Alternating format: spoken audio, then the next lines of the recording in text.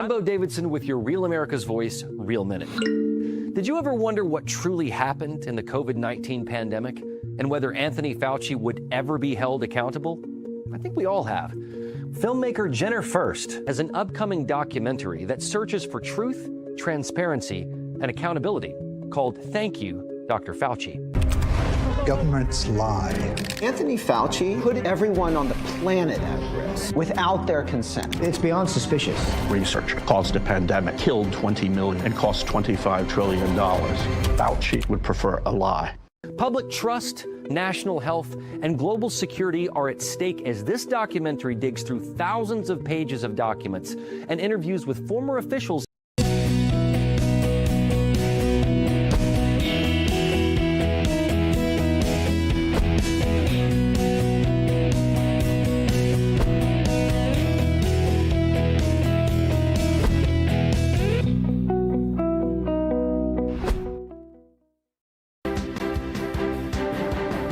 This is American Sunrise Early Editions, the headlines that matter. First, I'm Brian Glenn. A lot unfolding right now. Here's what's driving the day. In Minnesota, a shift at the border. ICE back inside the jails. Local authorities now cooperating. Criminal illegals are taken into custody, not released back in the community. Now, Border Czar Tom Homan announcing a federal drawdown, calling it, quote, unprecedented cooperation. Why this changes the game and why it matters far beyond Minnesota, that's coming up. Meanwhile, the Las Vegas biolab case taking a much darker turn. Investigators now focusing on who controlled the operation, how it stayed active across state lines. A Chinese virologist joins us with her warning. That's coming up next. And this, a moment of honor. President Trump calling the family of a fallen American hero, Staff Sergeant Michael Olis, telling them their son will receive the Medal of Honor, a story of sacrifice, a president who never forgets those who served. That moment straight ahead. All of this on American Sunrise Early Edition that starts right now. Welcome to American Sunrise Early Edition. The show where faith, freedom, and the values that built this nation take center stage. You people and others like you built this country. Join us as we break down the stories that matter. FAFO. If you don't know, now you know. American Sunrise Early Edition on Real America's Voice starts now.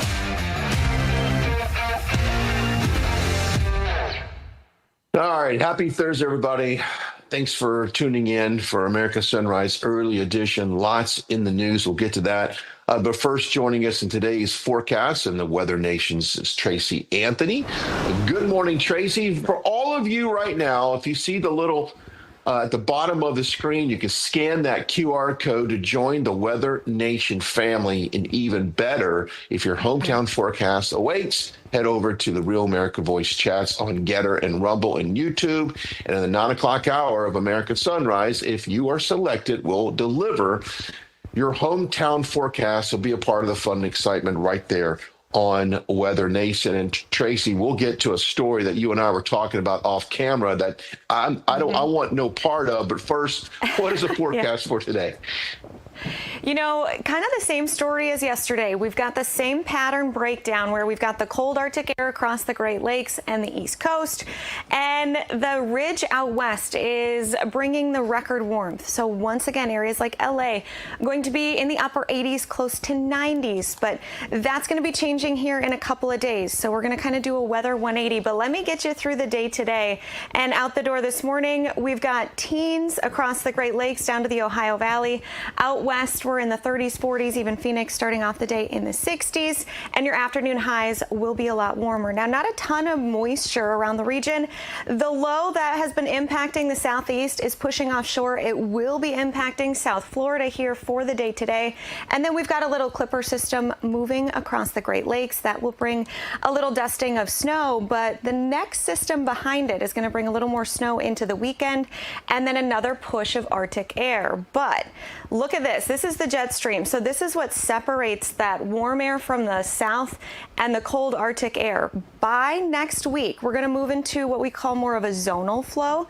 So we're not going to have the big ridges and dips. So we're going to finally feel some warmer temperatures here across the lower 48. So I think this is what everybody's been waiting for. This is the outlook for next week, expected to be trending above average almost across the entire lower 48. So Brian, there's that light at the end of the tunnel as we battled the cold. But speaking of cold, as you mentioned, it's that ice surfing we were chatting about. Yeah, this stuff is crazy. Take a look at this. Ice surfing. Now, I've heard of surfers up in the Great Lakes where they occasionally will get an extended period of a north wind, which would generate a wind swell. But take a look at this. Can you imagine paddling out, which looks like a slushy from 7-Eleven? Water temperatures.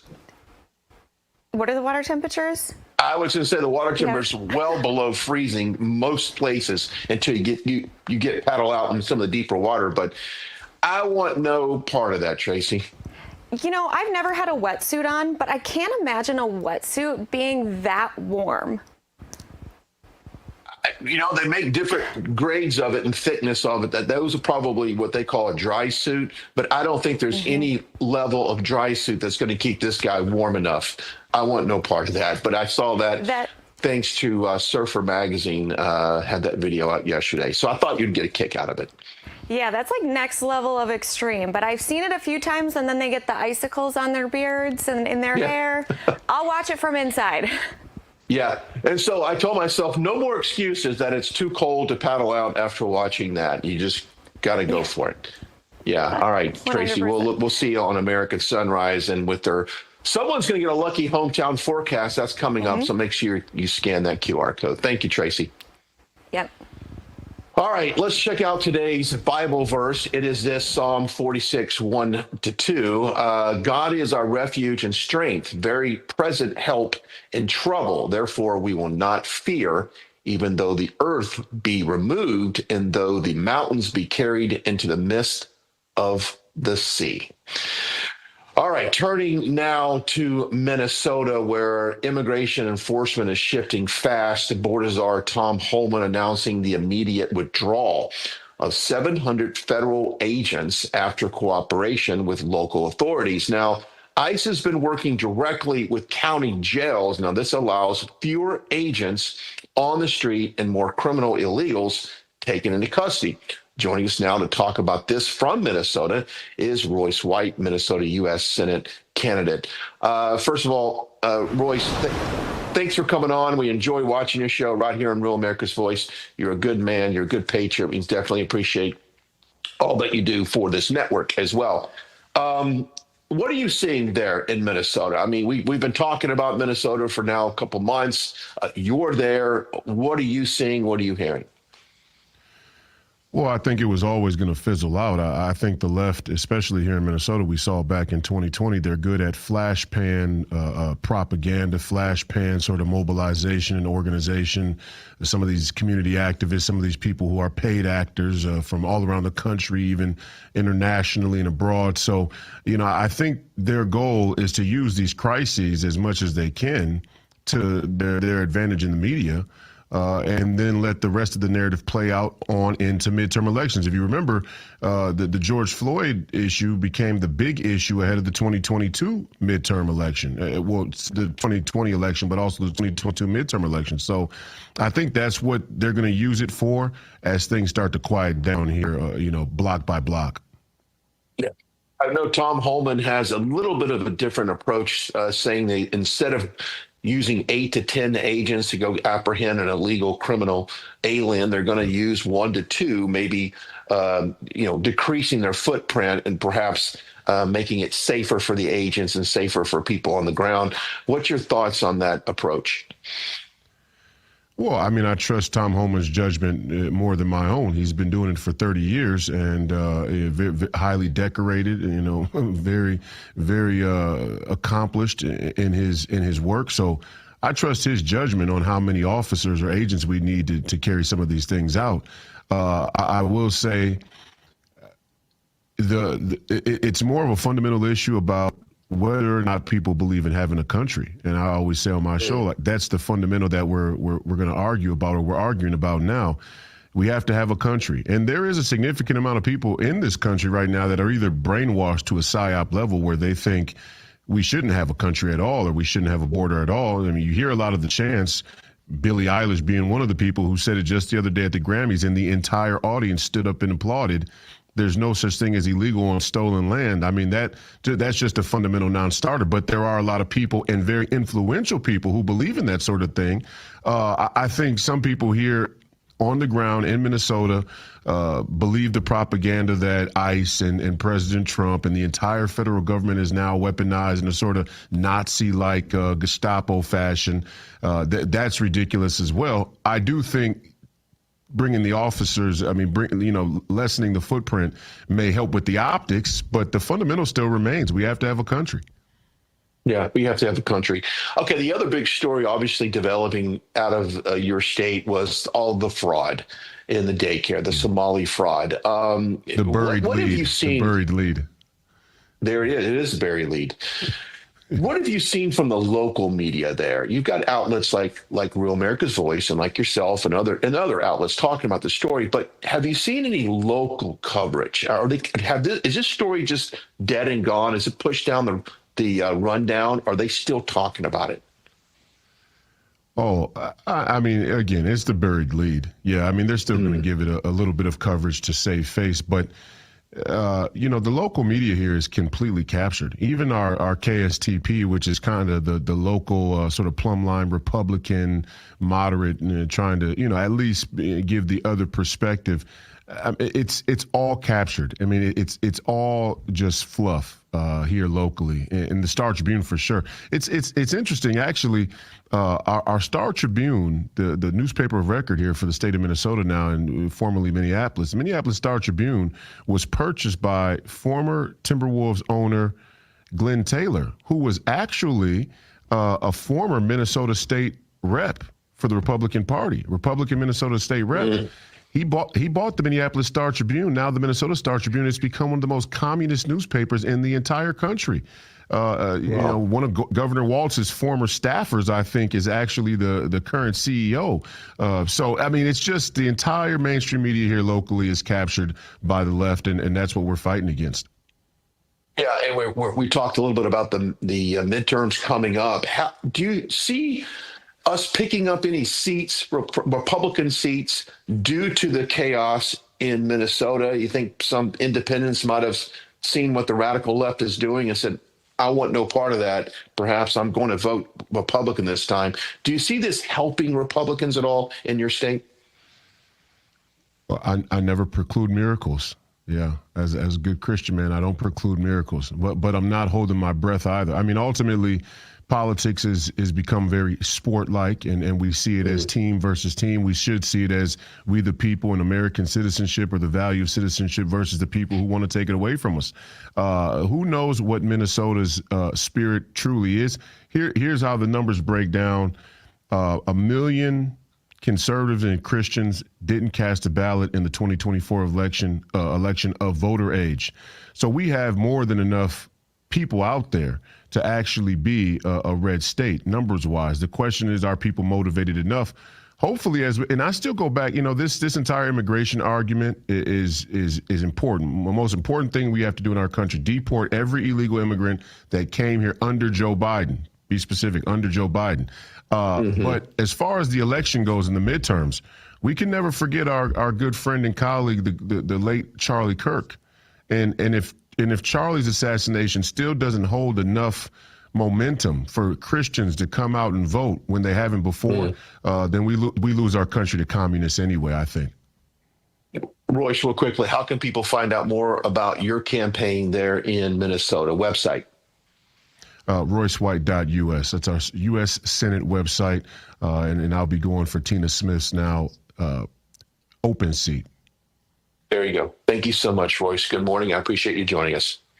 God bless you, brother. Godspeed. God bless you. All right, still ahead, important developments in Iran, changing the calculus And new information in the Las Vegas biolab case, moving this investigation in a different direction. The very latest coming up next. Stick around.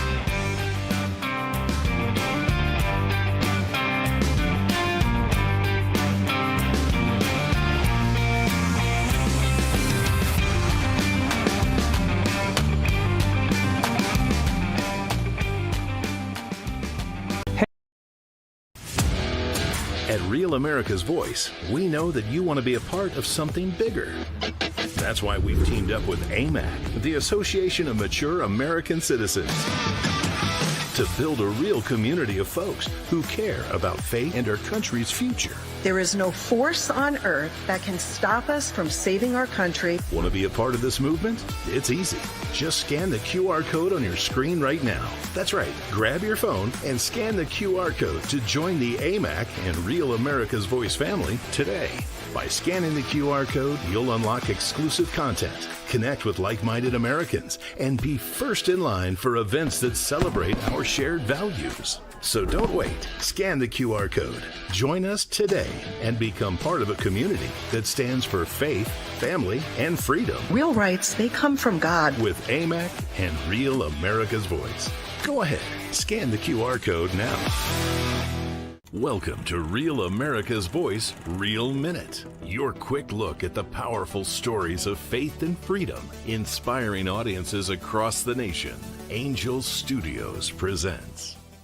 I'm Bo Davidson with your Real America's Voice, Real Minute. Did you ever wonder what truly happened in the COVID-19 pandemic and whether Anthony Fauci would ever be held accountable? I think we all have. Filmmaker Jenner First has an upcoming documentary that searches for truth, transparency, and accountability called Thank You, Dr. Fauci.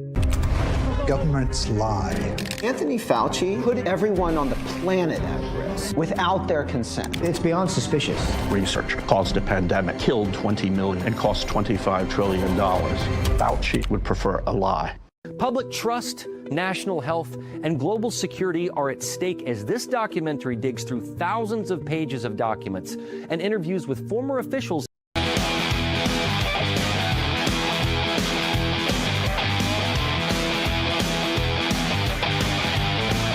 All right, welcome back. America's Sunrise, early edition. I am Brian Glenn, a live look at Seaside, New Jersey. I would imagine those waves aren't as cold as the ones we showed you earlier, so perhaps put on the wetsuit, paddle out, take a walk on the beach. All right, good morning. Lots going on today. Let's get to some of the headlines.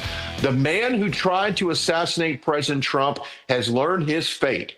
Ryan Ruth, convicted of lying in wait with a rifle at Trump's Florida golf course, sentenced to life in prison. The judge rejecting any leniency, prosecutors saying Ruth showed no remorse for trying to kill the president. Now, the courtroom erupted as a verdict was read and justice finally delivered. A moment of honor from the commander-in-chief, President Trump calling the parents of fallen Army Staff Sergeant Michael Olis to share a life-changing news. Their son gave his life saving a Polish soldier in Afghanistan and will be awarded with the Medal of Honor. Take a listen. Your son is going to get the highest honor that you can have. There's no higher honor than the Congressional Medal of Honor. He's smart to get it, and Michael is going to be, he's looking down at you right now, and he's saying, well, my mom and dad are handling this pretty well. I hope so. Thank you so much, President, Mr. President. You have no idea the happiness we have. Army Staff Sergeant Michael Olis, America salutes you. And President Trump directly speaking with the Chinese President Xi Jinping in a lengthy call yesterday, the two leaders discussing energy and trade, Russia and Ukraine, Iran and Taiwan. Trump calling the relationship, quote, extremely good, high-stakes diplomacy at a moment when timing could shape what comes next. All right, back out here now to the biolab case in Las Vegas. We reported that the facts now comes to full picture. What's emerging? They're here to kill Americans, and they're doing it with pathogens. In the lab in Reedley, California, that was discovered in December 2022, there were at least 20 pathogens, some of them for deadly diseases, including Ebola. I mention Ebola because Ebola is being studied at the Wuhan Institute of Virology, which means they're trying to make it either more lethal or more transmissible. Ebola, by the way, has a 50% fatality rate. What this new discovery tells us is that there is a network of Chinese biological weapons labs. So the question that Americans need to ask are there only 2 of them here? And what is the FBI and federal authorities doing to shut down this network? Because this is the #1 threat to the United States. So, Dr. Yan, based upon what Gordon just said, you think this looks like a coordinated operation? Of course, more than that. And based on my exclusive research back to 2023, this Las Vegas biolab and also the California Reedley biolab, actually they are owned by the same person, Jesse Ju, who's in jail now, but he is also a CCP agent. And also, worthwhile, his network back in China is reached to the top level of the medical field, including his family members, and they also draw into this business ring. And this is not business, this is not biolab. I can tell people, according to all the information, this is more about the bioterrorism arsenal than the biolab. And all the things, not only Ebola, but also HIV, or also the influenza and other COVID, this kind of, and TB, this kind of passages, many of them, they found in the California warehouse already, the bioweapon level pathogen. And now we don't know what they're doing in Las Vegas. And those labs, what we found are all close to the military bases. Very, very concerning. It is concerning. Now, Gordon, how does this biolab case fit into the broader strategy towards the United States? China has a doctrine of unrestricted warfare. And in 1999, 2 Chinese Air Force colonels wrote a book of that title, which advocated the use of any tactics to take down the United States. And they mentioned terrorism as an important element. So what we have here is China basically operationalizing its plans. And it's not just biological weapons they have here. They've got networks of agents, operatives, and soldiers. They're studying our patterns, looking for our vulnerabilities. So this is part of a comprehensive attack on the United States. And I believe that we need to have our political leadership talk to the American people about the risk that we face, because the Chinese always talk about going to war, but we're a society that thinks we're at peace, and we need the President of the United States to tell us, look, we've got to get prepared for the worst. That is a great point there, Gordon, that I don't think we're hearing that from the administration now. Dr. Yan, what can you tell us about Jesse, is it Zhu, and other individuals tied to this operation? So basically, according to my research, Jesse Ju and his wife and his mom is over 100 years old, and also his brother, they are all involved in this business based in China, and that is transnational. And like back to California, that so-called biolab, and they have shipped these biomaterials, over tens of tons of unknown biomaterials, which are somehow destroyed after it was discovered. No federal officials do this kind of serious scrutiny of this content, but these people, they bring the things from China, and Jesse also owned the immigration company in China. That means openly they told people they work with China's Ministry of Public Security, means the police, the immigration department, all this. And because Jesse's father is a top-tier medical expert and United Front work activist in China.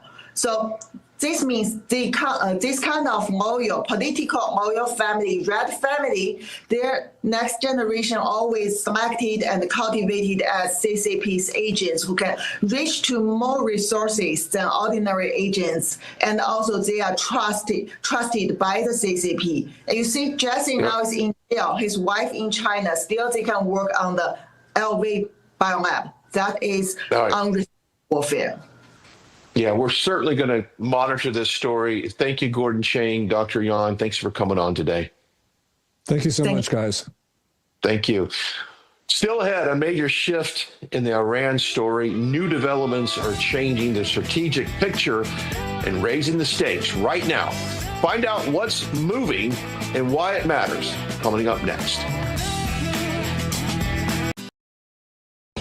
There are a few things more aggravating than seeing your tax dollars wasted by the government. All too often, when big government tries to save the day, the funds sent around the world to help people in need are diverted by corrupt leaders to line their own pockets, enrich their cronies, or further an agenda that has nothing to do with helping their countrymen. You can do a better job at promoting freedom than any government can. Scan the QR code now or visit atlasnetwork.org/RAV today to join the worldwide freedom movement. With your gift of just $19 a month, we'll send you an Atlas Network exclusive hat. Plus, we'll send the print edition of our Freedom's Champion magazine to your door. We identify, train up, and celebrate local leaders as they work to make freedom a reality across the world. Our partners often risk everything: their reputations, their livelihoods, even their lives to fight for freedom in places where authoritarianism reigns. Visit atlasnetwork.org/RAV or scan the QR code to join our mission to help pro-freedom organizations around the world. Donate $19 a month to receive your exclusive Atlas Network hat.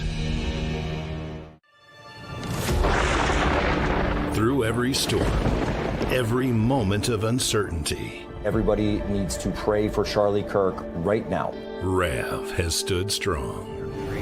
We're not going to tolerate this stuff anymore. Turn that anger into motivation to save this nation. When we move together, there is power. The cries of this widow will echo like a battle cry. This is more than news. It's a movement. This revolution of people taking their countries back. A turning point. A chance to be part of something greater than yourself. Scan the QR code and stand with RAV. The story isn't over, and neither is your part in it. Step in. Be counted. Be heard. Together, we are RAV. We will achieve American greatness. And we are just getting.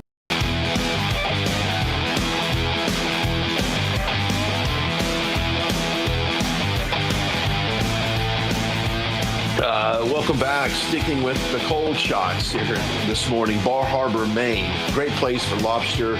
You might want to bring a jacket. Beautiful scene there. Thanks, guys in the studio, for keeping with the theme of ice surfing. All right, the stakes with Iran just went up again. President Trump issuing a blunt warning to Iran's supreme leader, telling NBC News, quote, they should be very worried. This is nuclear talks and are set to begin tomorrow morning in Oman. Joining us once again is Brandon Reichert, the author of The Shadow War, Iran's Quest for Supremacy. Brandon, good morning. You and I just met a few days ago. Here we are again. What can we expect tomorrow in Oman on these talks, which I believe Kushner and Wyckoff will be attending? Well, right now, I would not hold my breath, and thanks for having me as always. I wouldn't hold my breath because the fact of the matter is neither the Israelis nor the Iranians can afford to let the nuclear issue be resolved. Netanyahu's group wants to always be able to say, hey, we took out the Iranian threat, whereas the Iranians, they can't trust the Israelis or the Americans won't attack them if they get rid of their nuclear weapons. So this whole thing is sort of, I think, just a feint. I think this is to buy time for the Americans to move more assets into the region. I think this is to buy time for the Israelis to continue to build up their air defenses for the inevitable Iranian missile barrage that will hit them. And I think this is the Iranians are trying to play for time too. You'll see that yesterday or a couple of days ago, they flew over the aircraft carrier, the Iranians did, with a drone, and they were very flagrant. So I don't see any de-escalation here. Not really. The only ones who really want this are the Arabs, and it doesn't seem like anybody's really listening to them. Yeah. So what you're telling me is this is, if a timeout has been thrown on the field in a way, we're going to extend the amount of time that both sides, if you will, get to prepare for what would inevitably be some type of direct conflict. Is that Basically, what we're saying here. That's correct. That's correct. This is all positioning. I think the Trump administration has decided they want to go. I think the Israelis definitely think it's now or never. There are some risks, which is why you're seeing this sort of pause. The Iranians are always just trying to buy time because, this is the end of the regime. Ultimately, though, it's going to be very costly for us and the Israelis in ways we don't even realize. But I don't think for a second these are real negotiations. Okay. Do you think that the average American watching us right now, they see this standoff, they see this potential conflict? Do they care? Do they want our resources right now focusing on that, or perhaps focusing on fighting the biolabs, the Chinese biolabs that apparently we have across this country? I mean, where does this rank in the priorities? I don't think Americans care. I don't think Americans care, and I think this is a mistake for the Trump administration to be so fixated on this. I think Americans care about what's happening at home, like you said. I think Americans care about affordability. I think Americans care about, how are they going to put food on the table without going broke? And I think going into the midterm elections, the president of the United States should be focused on we at home, not the Israeli interests, not the Arab interests. It's not in our interest to bomb Iran into democracy any more than it was to bomb Iraq into a democracy. And we know how that ends. And so I think the American people, and if it goes badly, by the way, the American people will remember that it was Trump who did this. So I would hope that if he's listening, just stay your hand, sir, because this is not what the American people want. Yeah, I think Brandon, you bring up an excellent point, because if you look at the priorities going into 2026, now granted, Trump will go down, and in my opinion, as a peacemaker, he has done a lot of peace deals around the world, but we don't want to get into a new escalation with or start another foreign war or get involved through a war, a proxy war. Like, for instance, with the Ukraine, we were so involved with the Ukraine-Russia conflict that we're basically in a war with Russia through Ukraine. Yep. We don't want another one of those situations. And I kind of feel like that's what we would be led into if this was to escalate on behalf of Israel. I agree. And we have to remember, not only is Iran a partner of Russia militarily, but also 15% of Iran's oil goes to China, and China's very energy hungry right now. And I know for a fact the president had a very long talk with Xi Jinping yesterday, and I have a feeling that he was putting out feelers with Xi to find out how the Chinese would react if and when we did bomb Iran. And I bet you anything the Chinese were probably saying, don't you dare do it, because we need that oil, and if you cut us off, we're going to go hit you in another way that you don't expect. And so we are very much at the brink of World War III here, and this Iran thing could be the trigger for it. Yeah, I agree. I will keep our eyes on the meeting tomorrow. Perhaps we'll have you back the next day or so to discuss. Yeah, Brandon, I appreciate. Have a great day now. Thank you, sir. Bye-bye. Yes, sir. All right, before we go to break, a quick word from our sponsor, Artillery Tea Company, the only American first veteran-owned tea brand. Their mission, to maximize flavor with whole leaf blends and chemical-free tea bags. No junk, just real tea. And here's the tactical advantage. Each bag brews twice. Just go to artillerytco.com and use the code RAV for 10% off your first order. That's artillerytco.com. Premium tea, mission-driven, brewed for the brave. All right, coming up, we'll get you caught up with the top headlines when America's Sunrise Early Edition returns. After the break, keep it right here.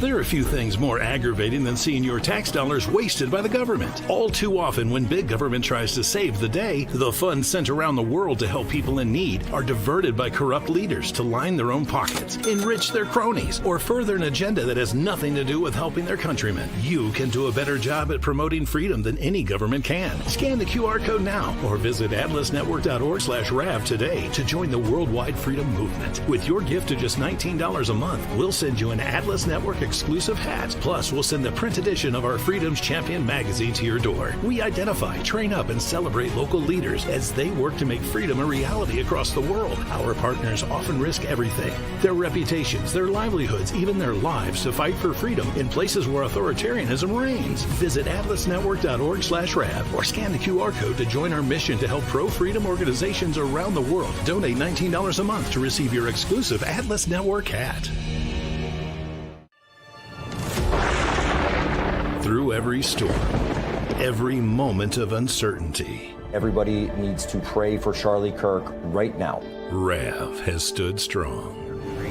We're not going to tolerate this stuff anymore. Turn that anger into motivation to save this nation. When we move together, there is power. The cries of this widow will echo like a battle cry.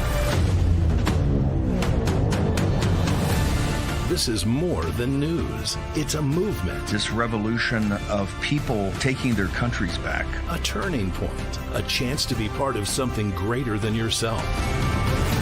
Scan the QR code and stand with RAV. The story isn't over, and neither is your part in it. Step in. Be counted. Be heard. Together, we are RAV. We will achieve American greatness. And we are just getting. Welcome to American Sunrise Early Edition. The show where faith, freedom, and the values that built this nation take center stage.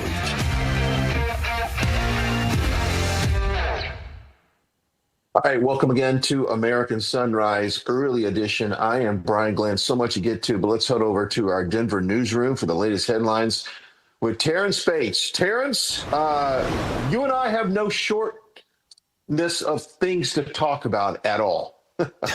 Oh, absolutely. So look, Brian, I suspect Sunday, I know what you'll be doing about 4:30 my time. I suspect you know what I'll be doing. That's the time the Super Bowl is playing. So I will be perched on my recliner watching the big game. President Trump, though, will not be at the Super Bowl this year. However, his NBC interview with Tom Yamas, well, it's going to be televised on the championship game's pre-show coverage. In case you missed it, here's a clip from what you'll hear on Sunday. Should the supreme leader in Iran be worried right now? I would say he should be very worried, yeah, he should be. As you know, they're negotiating with us. All right, so I know you've been talking about that already, Iran. President Trump also laying out in that interview that he thinks that J.D. Vance and Marco Rubio are going to be a formidable ticket in the upcoming election, that obviously the presidential election. It wasn't necessarily an endorsement, but the fact that he mentioned their names together, I think a lot of people are going to take it as such, Brian. Months ago, when he would just allude to who he might think would pick up the MAGA torch and continue, it became big news. So I think even something like that, being very specific with the order of, Vance, Rubio, was interesting. Yeah, and he also said that one, and I'm paraphrasing, but one may be a little bit more conservative, one may be a little bit more forceful than the other. Yeah. So which one he didn't give names, he didn't say which one, but since you work in the White House, you've dealt with both. What are your thoughts? Who's a little bit more forceful? Who's a little bit more reserved between the two, between the Vice President and the Secretary of State? Your thoughts? That's a great question. I love they both are great communicators, which I think is very important, especially with all that's going on right now. I would probably say J.D. Vance has a zero tolerance for BS. So, but Marco Rubio, they're very similar as well. I mean, Marco Rubio has done an amazing job as Secretary of State. He's also has worn other hats.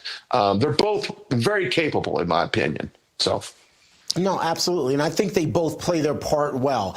When it's called for them to be a bit more forceful or for them to play the bad cop, the proverbial bad cop, they're willing to do so kind of in conjunction with President Trump. They definitely all complement each other. I think the president, the vice president, and the secretary of state all complement each other. Brian, another story that I'm keeping my eye on, and it's a story I think the entire country is watching, President Trump making a key announcement on Truth Social as it relates to his support for finding Today Show host Savannah Guthrie's missing 84-year-old mother. He writes in part, and this is a quote, Brian, "I'm directing all federal law enforcement to be at this family's and the local law enforcement's complete disposal immediately. We are deploying all resources to get her mother home safely." This is kind of unusual, Brian, that a president would delve into a personal situation. Obviously, we all want Savannah Guthrie's mom to be returned home safely. The last part is, I think, the most critical. We want her home safely. But that a president would put all of those resources behind the search for one person, particularly a person that's not necessarily a government official, that seems unique to me. It is. But I do think that shows his commitment and his heart to help someone that's in need right now. I think he can relate to a lot of people's pain of missing a loved one and maybe experiencing a little bit of a brush of death, if you will. I think we all should pray right now. I think that's what their whole entire family needs. But it's nice to know that our president is ultimately offering all resources of our federal government. No, absolutely. And we, again, hope that Nancy Guthrie returns home quickly and safely and in full health. One of the challenges right now is that she's got medicine that it said if she doesn't take this medicine, her life could be threatened. And that medicine was left at home, it appears. So hopefully whoever has her, if someone in fact has her, they've been able to supplement that and will be able to keep her alive. And more importantly, Brian, hopefully investigators find those folks quickly. Speaking of investigators finding someone quickly, I think we were actually on the air around the time this happened. The man who was convicted of trying to assassinate President Trump while the commander-in-chief played golf there in Florida is set to spend the rest of his life in prison. The 59-year-old would-be assassin was found guilty on all charges back in September, and you probably remember this. He unsuccessfully tried to stab himself after the verdict was returned. Doofus. Yeah. He was sentenced to life in prison on Wednesday, along with a consecutive 7-year sentence for one of his gun convictions. Again, this is a big story that MAGA is watching closely. It's just crazy to believe that there wasn't just this attempt on President Trump's life, but of course the Pennsylvania attempt on President Trump's life as well. And then we also have heard reports that actors like Iran had a kill list with President Trump on it and some others. It's just unbelievable that in this day and age, there's still these assassination attempts against the sitting president. I'm not going to lie, Brian. You and I have covered it. We've been on the air when some of these things have happened. And I just still can't wrap my brain around it. It's such a foreign idea, even though it's very real. Yeah, it is very real. I remember the very moment that I was sitting on a couch. I got Marjorie got a text message from someone that said someone attempted assassination on a golf course. I couldn't believe it. And of course, we turned the news on and it wasn't but an hour later and we started to see things. So very disturbing. But this does send a message, Terrance, that there's zero tolerance for things like this. I wish all trials went as quickly as this one did. I will say that. Some of them take far too long to play out. Agreed. All right, Terrance. Utah. Well, let's just point out Utah. Yeah, I won't say more. exactly. Utah. I'm with you on that. All right, we'll see you in about 17 minutes on the other side of the hour. Thank you, Terrance. Thanks. All right, now we pivot to a very special segment for you today. If you're struggling with thinning hair, pay close attention to what I'm about to tell you right now, because this may be very helpful. We're joined by a special guest, Dr. Mandy Beechner. She is a board-certified triologist, and she's here to share a simple, natural, ritual way women can promote the appearance of thicker, fuller hair. And I would imagine, Doctor, that men can do it too, because I told you in the break that got some thinning going on back there. But I understand that you partnered with a company called Terrance, which specializes in natural health hair care. What can you tell us about them? Yeah, that's right. So what I love about Terrance is that they use natural and organic ingredients in their products. Ingredients backed by science and actually proven to work. They don't use harsh chemicals like you find in normal skincare and shampoo. There's no parabens, no silicones, no sodium lauryl sulfate. So this makes Terrance a great option with mature and sensitive skin. Also, I understand they have a groundbreaking solution for thinning hair. Can you tell us a little bit more about that?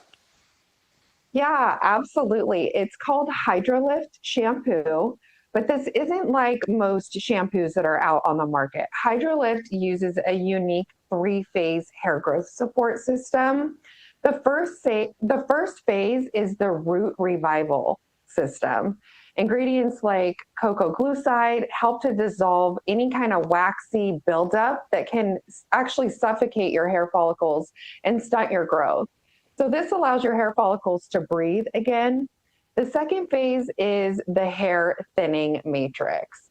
Ingredients like hydrolyzed wheat protein, they go in and attach to weak spots on your hair follicles. And then they create a molecular scaffold that actually strengthens your strands from within. This is how your hair can look fuller and thicker over time. And then the third phase is the protective essence shield.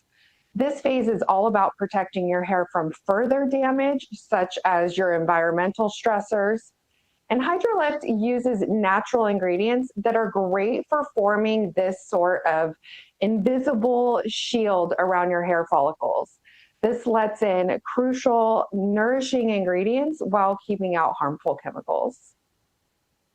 So this sounds amazingly easy to use. Now, is this something that you need to use like every day, once a week? Do you use it in conjunction with other shampoos that you're using? Like how's that work?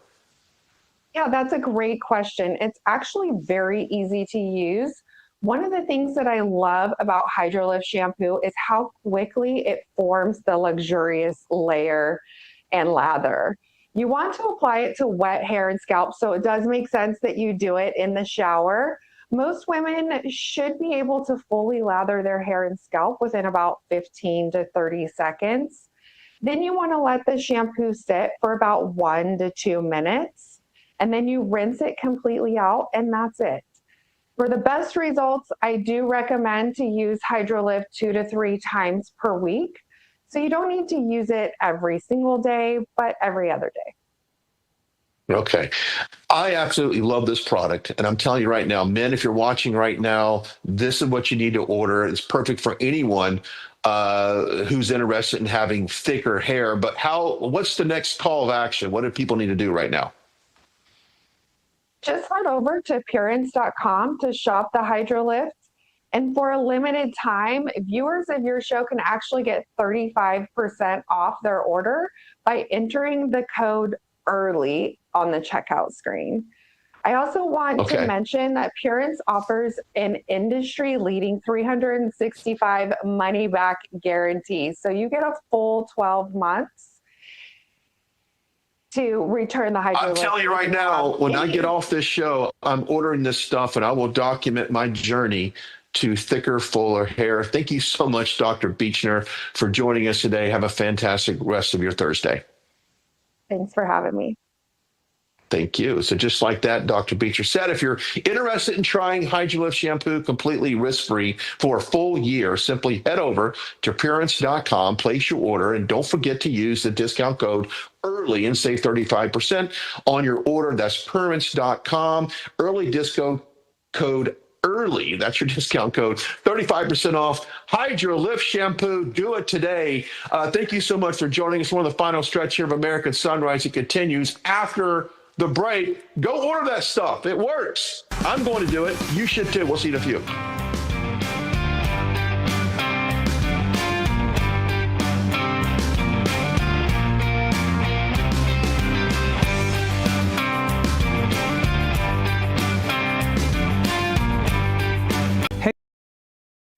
There are few things more aggravating than seeing your tax dollars wasted by the government. All too often, when big government tries to save the day, the funds sent around the world to help people in need are diverted by corrupt leaders to line their own pockets, enrich their cronies, or further an agenda that has nothing to do with helping their countrymen. You can do a better job at promoting freedom than any government can. Scan the QR code now or visit atlasnetwork.org/RAV today to join the worldwide freedom movement. With your gift of just $19 a month, we'll send you an Atlas Network exclusive hat. Plus, we'll send the print edition of our Freedom's Champion magazine to your door. We identify, train up, and celebrate local leaders as they work to make freedom a reality across the world. Our partners often risk everything: their reputations, their livelihoods, even their lives to fight for freedom in places where authoritarianism reigns. Visit atlasnetwork.org/RAV or scan the QR code to join our mission to help pro-freedom organizations around the world. Donate $19 a month to receive your exclusive Atlas Network hat.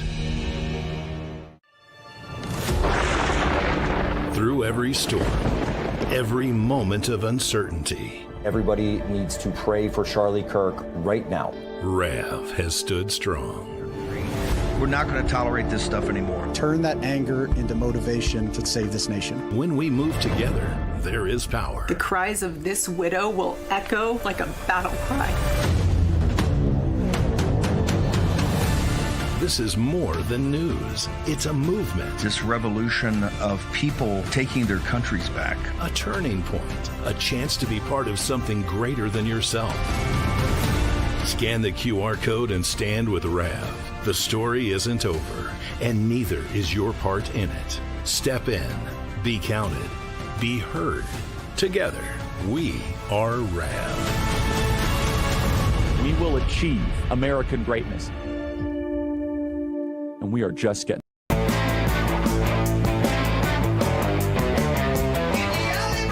All right, live look at Jupiter, Florida. That's where I want to go. I want to jump on an airplane, go down to South Florida, see my friends in Jupiter.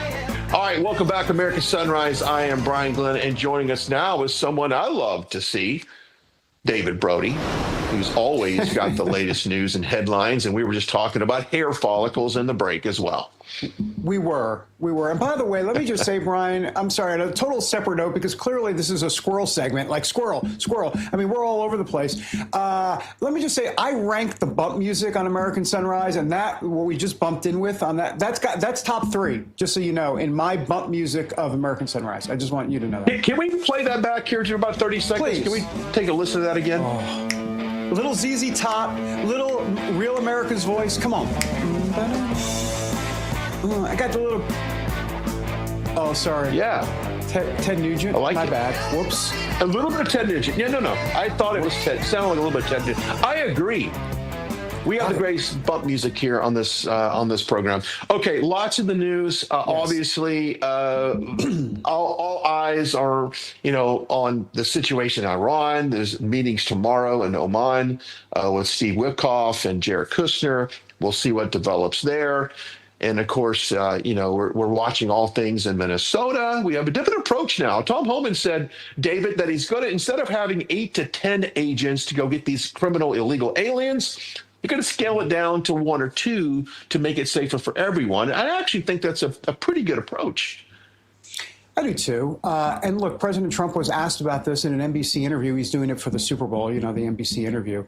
And when he was asked about it, he said, we're going a little softer is what he said. It's kind of weird to hear that word come out of President Trump's mouth, softer. That's not typically a word you hear him utter. As a matter of fact, I don't think I've ever heard him utter that word in the 17 years that I've been covering him, 15 years, since 2011. So, but they're taking a bit of a softer approach. Now, having said that, what does that mean? I mean, bottom line is this, and I've said this time and time again, but I think it bears repeating. Tom Homan has always said, he's been very consistent. He said, we're going after the worst of the worst. That hasn't changed. President Trump campaigned on the fact that we're going after the worst of the worst. Eventually, we'll get to, mass illegal immigration and all of that in terms of the next level. But before you get to that level, you've got to get the worst of the worst out. So I'm all for what they're doing. I think that's what it should have been all along. And because you've got to first get the illegal criminals out because, let's be honest, beyond the fact that it's a public safety issue, from a PR political standpoint, it's the right thing to do from a polling standpoint. I mean, the American people are with you on that. Then it gets a little bit dicier when you get into that next level, and that's when you better have a PR machine ready to go and try to figure out how you're going to convince Americans that you're going to this next level. But first, get first things first and right, and that is get those criminals out of here pronto. 100% agree with you. 100%. Real quickly, shifting over to the big story that came out of Las Vegas, these Chinese biolabs that we could find out that they're all over this country. Thoughts on that? Well, I mean, it just doesn't surprise me, and sadly, that's pretty sad that I have to say it doesn't surprise me, because I mean, just look at also the Confucius Institutes that are around in colleges. You got the biolabs, you got the buying up land around farmland around military institutions. We are, let's be honest, call it a soft war, but we're at war with China. There's no doubt about that, Brian. Yeah. All right. There's no doubt about it. In about 5 minutes and 27 seconds, you'll get to see more David Brody on the other side of the 8 o'clock hour. Wow. David, thanks for joining us. I can't wait. I can't wait for that. Neither can I. I'm going to be watching. Actually, I'll see you in the 9 o'clock hour. All right. All right. All right. As always, tune in tomorrow, same time, same channel. And by the way, we're on Prime Video as well. You can check us out there. Until next time, goodbye. God bless. We'll see you back in the 9 o'clock hour for more me. We'll see you. Have a great day. American Sunrise is a great way to start your morning. Join us Monday through Friday from 8 to 10 a.m. Eastern Time. We've got the news of the day and some compelling interviews that you don't want to miss. Here's what you missed from yesterday. The government is back open right now. Agencies are fully funded. The Department of Homeland Security, though, is the outlier. It's got a dark cloud over it as it is under a 2-week continuing resolution. But funding is in place for it to continue its mission. During a budget signing ceremony at the White House on Tuesday, House Speaker Mike Johnson taking a bit of a victory lap.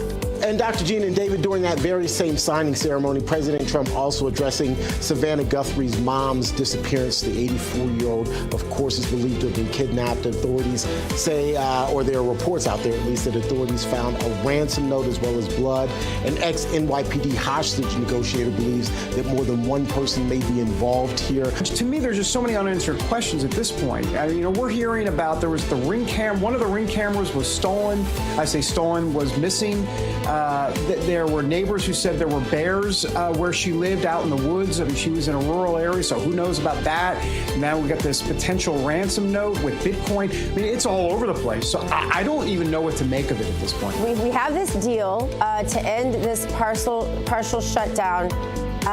Feels a bit of a Pyrrhic victory to me. I don't know. What are you feeling? Well, I'll tell you, as the speaker said, we are getting back to the path of regular order. You know, we passed 12 appropriation bills in committee. We finally got 12 appropriation bills across the House floor. Now, the Senate didn't do that. You know, they sent one back as a continuing resolution. And honestly, as a 2-week CR right now, it gives ICE a little bit more money, $114 million more than the actual appropriation would have. We've got to go to the talking filibuster, and we have to pass the Save America Act. If that's the only thing we do this year, we've got to pass that. It's Bill and Hillary's excellent adventure, so to speak. They caved. They are now going to testify, apparently, in this Epstein probe. These depositions are set for February 26th and 27th. They're not a big fan of contempt of Congress charges. What do you think is going to happen? Do you think they will show up? Apparently, these are closed-door, transcribed interviews, and apparently the interviews will be filmed. You know, what I don't want to see from the Clintons is a bunch of I can't remember, I can't recall. You know, if we get a lot of that, then I hope Jamie Comer brings them back, all right, and we actually do have a vote on the House floor to hold them in contempt, because it's inexcusable. You know, the Democrats wanted this in pushing the release of everything in the Epstein files, and we on the Republican side of the House said, hey, we are going to investigate and we are going to issue subpoenas.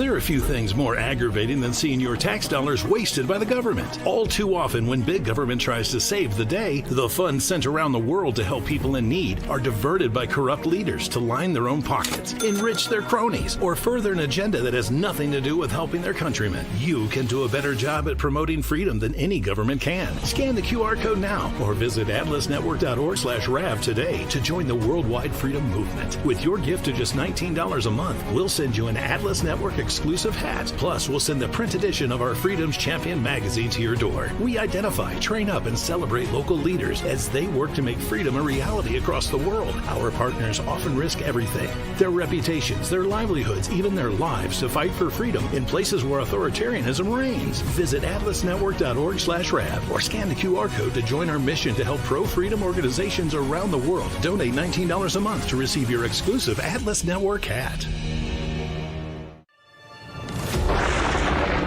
Through every storm, every moment of uncertainty, everybody needs to pray for Charlie Kirk right now. RAV has stood strong. We're not going to tolerate this stuff anymore. Turn that anger into motivation to save this nation. When we move together, there is power. The cries of this widow will echo like a battle cry.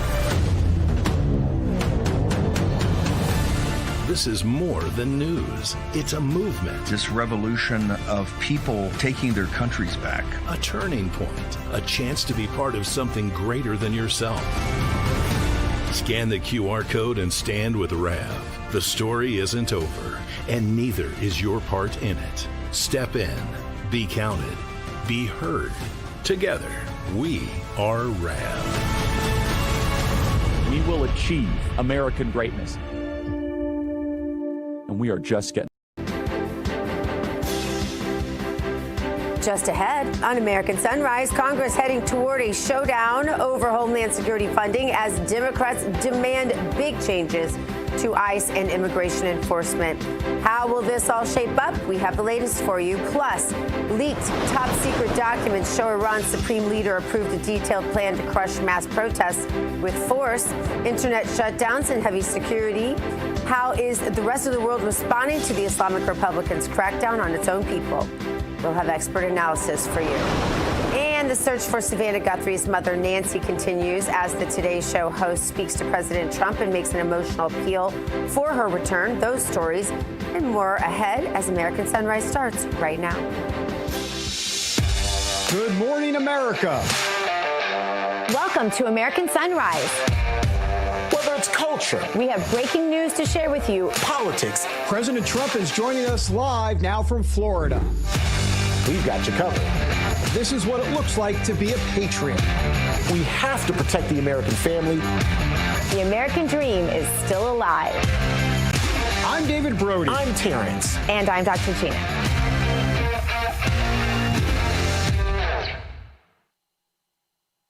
Good morning. I'm Dr. Gina. We are live with you from the Palm Beaches. Let's bring in David Brody in Washington, D.C. And Terrance Bates is in our Denver newsroom. Good morning, gentlemen. Good morning, T. Bates. Gina, what are you doing? Are you filming me? Wait, I thought the cameras were off. No, I'm sorry, guys. I'm logging into Prime Video to see if I look just as good on Prime Video as I do on our app. Oh, very good. How do I look? Because we are up on, that's a not so subtle way for Terrance to tell you, we are up on Prime Video. So there you go. Now streaming 20 hours of programming we have. And wow, we're growing, guys. We keep growing. And you know how I know is because I no longer can go to the grocery store with my hair in a ponytail and no makeup without somebody saying, Are you that girl? You look better on TV. I'm like, yeah. Oh gosh, well, I'm always hilarious. So I'll keep going with that. By the way, the Prime Video, I went to the app last night. So if you have the app, you have the Prime Video app, you just go into the app and where it says Live TV at the top, you click that, and then under Live TV, there we are. Move over CNN, we're right there. That's right. Absolutely. This is great expansion for RAV, and it's a great opportunity for you to even take us on the go. Obviously, you can have our app, and there are other outlets where you can find RAV, but this is just another one. It's another opportunity for us to connect with Real America's Voice and the Real America's Voice family. So super excited about that. But guys, there's another story that a lot of folks are talking about, and this, of course, is Savannah Guthrie's mother having been kidnapped, Nancy Guthrie. She's 84 years old. It's also on President Trump's radar. He posted on Truth Social that all government resources are going to be mobilized to help in the search for Nancy Guthrie. He also spoke with the family, offering them some words of solace. The Guthrie family, though, in the meantime, is out with a plea to the alleged kidnappers here. We, too, have heard the reports about a ransom letter in the media. As a family, we are doing everything that we can. We are ready to talk. However, we live in a world where voices and images are easily manipulated. We need to know, without a doubt, that she is alive and that you have her. We want to hear from you, and we are ready to listen. Dr. Gina and David, my prayer this morning is that Nancy Guthrie be returned quickly, safely, and in full health. That is my prayer, Dr. Gina. Well, 100%. And there's nobody watching this that can't empathize because, you know, some people in the world don't have children. Everybody at some point in their life had a mother. And it just is heartbreaking to watch. And I think especially just to see the family so broken and obviously feeling the weight of all of this so heavily. What do we know, David? Well, we'll know a lot more at 1 o'clock Eastern today. That is when that press conference will happen out there in Arizona. So we're waiting. Excuse me, I said 1 o'clock. It'll be 2 p.m. Eastern. And we'll wait to see and get more details. This has turned into a whodunit. I mean, we don't know what in the world's going on. I'm not going to say it reminds me exactly of the Jean-Benet Ramsey situation back in 1996. I was in Colorado back in the day for local news covering that. But it has a lot of that same kind of what in the world's going on. It has the ransom note. It has, a lot of unanswered questions, a lot of potential suspects out there. This is turning into more than just a major national story. This is something that we're watching develop in real time that so many Americans want to know what's going on, and we're on top of it. For sure. And by the way, let me just say one last thing. For all the liberals out there who say President Trump isn't compassionate, he's sending the full weight of the United States government and federal agencies to help Savannah Guthrie, who has not been very kind to him in past interviews, who has said some harsh stuff about Donald Trump. And here he is helping her and her family out. So register that in your bank for a moment. Mm-hmm.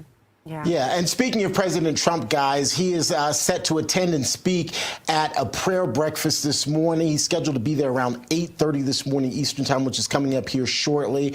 So we'll be watching that, and we, of course, will take you there live. In the meantime, though, Dr. Gina, would you give us our Bible verse? I think that was a pretty solid transition.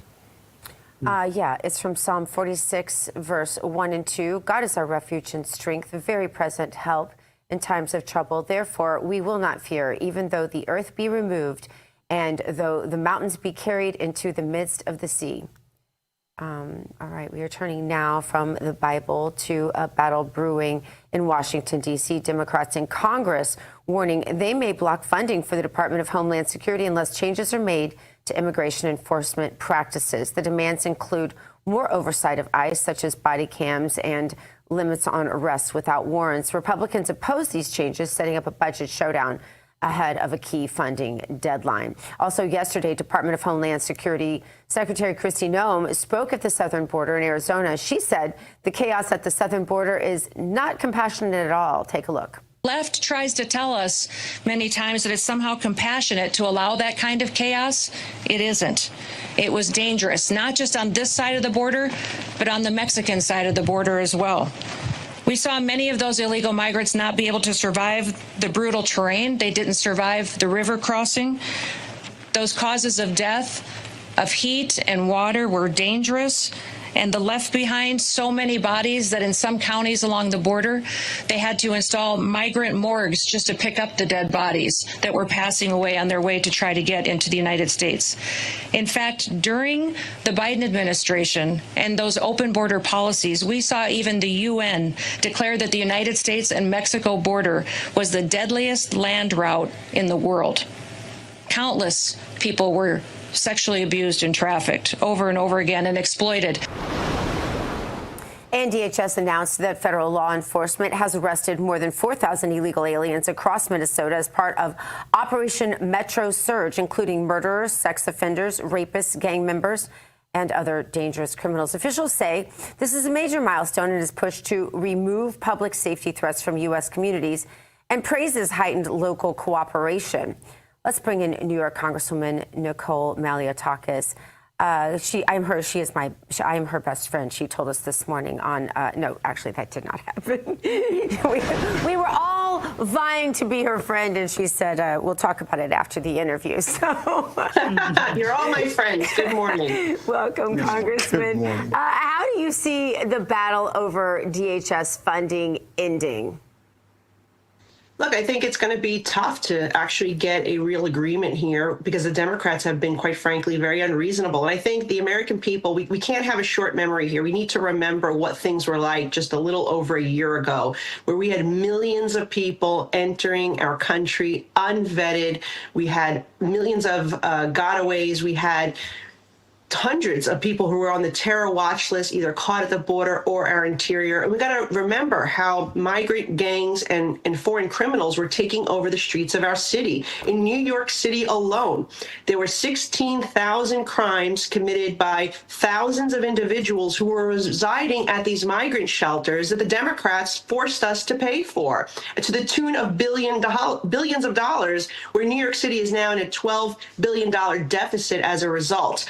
So we can't forget what the Democrats did in terms of this open border chaos. We're trying to put things back in the box. We're trying to fix it. President Trump has secured the border. We do not see people being released into our interior unvetted anymore. He has deported criminals. We are seeing those migrant shelters close. And it's important that we prioritize public safety and national security. So we can be compassionate and provide pathways for legal immigration. Work authorizations need to be renewed in a timely fashion. These are policies that are common sense, that fit our economic needs and give people the chance to the American dream. But we cannot tolerate illegal immigrants who are criminals and terrorists and drug traffickers running all over our streets, and the Democrats keep releasing them over and over again. That's the bottom line. They've released people, including murderers, rapists, sex offenders, and people with dozens of criminal convictions back onto our streets. And that is why ICE has to go into the communities and find them, because there's zero cooperation from these local municipalities. Yeah, Congresswoman, let's talk about your own backyard, New York. Obviously, you represent Staten Island, also a portion of southern Brooklyn. This headline talking about anti-Semitic incidents in New York City nearly tripling, despite other crimes reaching record lows. 182% rise in January since Mayor Mamdani has taken over. 31 anti-Jewish crimes reported in January alone, compared to 11 a year ago.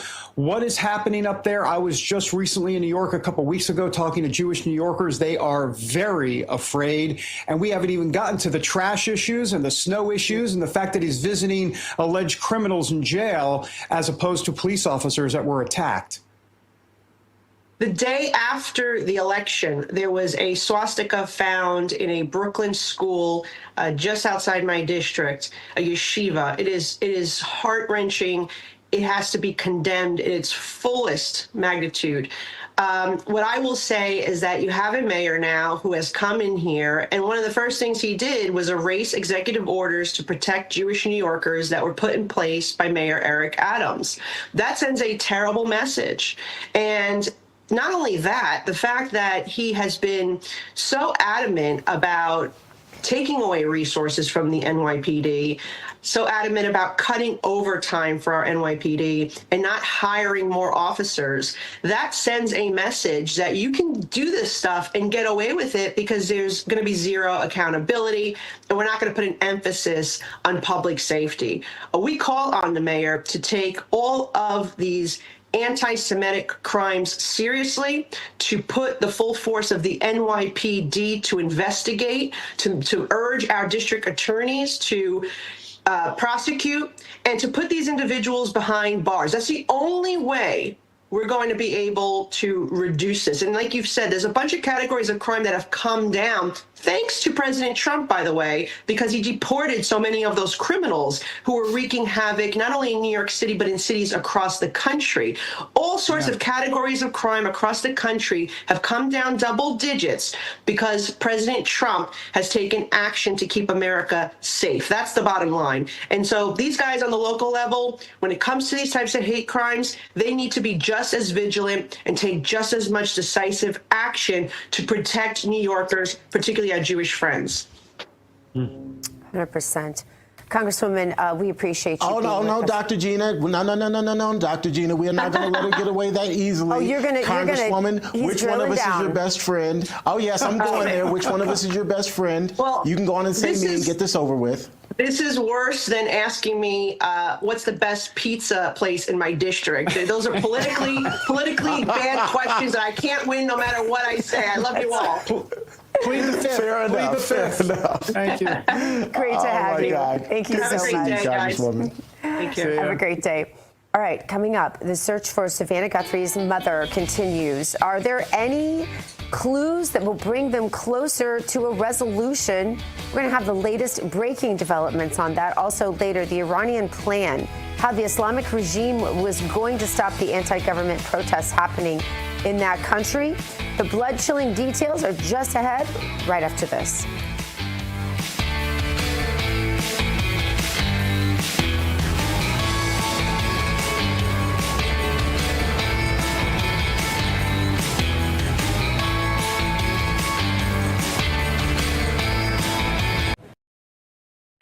There are few things more aggravating than seeing your tax dollars wasted by the government. All too often, when big government tries to save the day, the funds sent around the world to help people in need are diverted by corrupt leaders to line their own pockets, enrich their cronies, or further an agenda that has nothing to do with helping their countrymen. You can do a better job at promoting freedom than any government can. Scan the QR code now or visit atlasnetwork.org/RAV today to join the worldwide freedom movement. With your gift of just $19 a month, we'll send you an Atlas Network exclusive hat. Plus, we'll send the print edition of our Freedom's Champion magazine to your door. We identify, train up, and celebrate local leaders as they work to make freedom a reality across the world. Our partners often risk everything: their reputations, their livelihoods, even their lives to fight for freedom in places where authoritarianism reigns. Visit atlasnetwork.org/RAV or scan the QR code to join our mission to help pro-freedom organizations around the world. Donate $19 a month to receive your exclusive Atlas Network hat. Through every storm, every moment of uncertainty, everybody needs to pray for Charlie Kirk right now. RAV has stood strong. We're not going to tolerate this stuff anymore. Turn that anger into motivation to save this nation. When we move together, there is power. The cries of this widow will echo like a battle cry. This is more than news. It's a movement. This revolution of people taking their countries back. A turning point. A chance to be part of something greater than yourself. Scan the QR code and stand with RAV. The story isn't over, and neither is your part in it. Step in. Be counted. Be heard. Together, we are RAV. We will achieve American greatness. And we are just getting. This news break is brought to you by AMAC, Association of Mature American Citizens.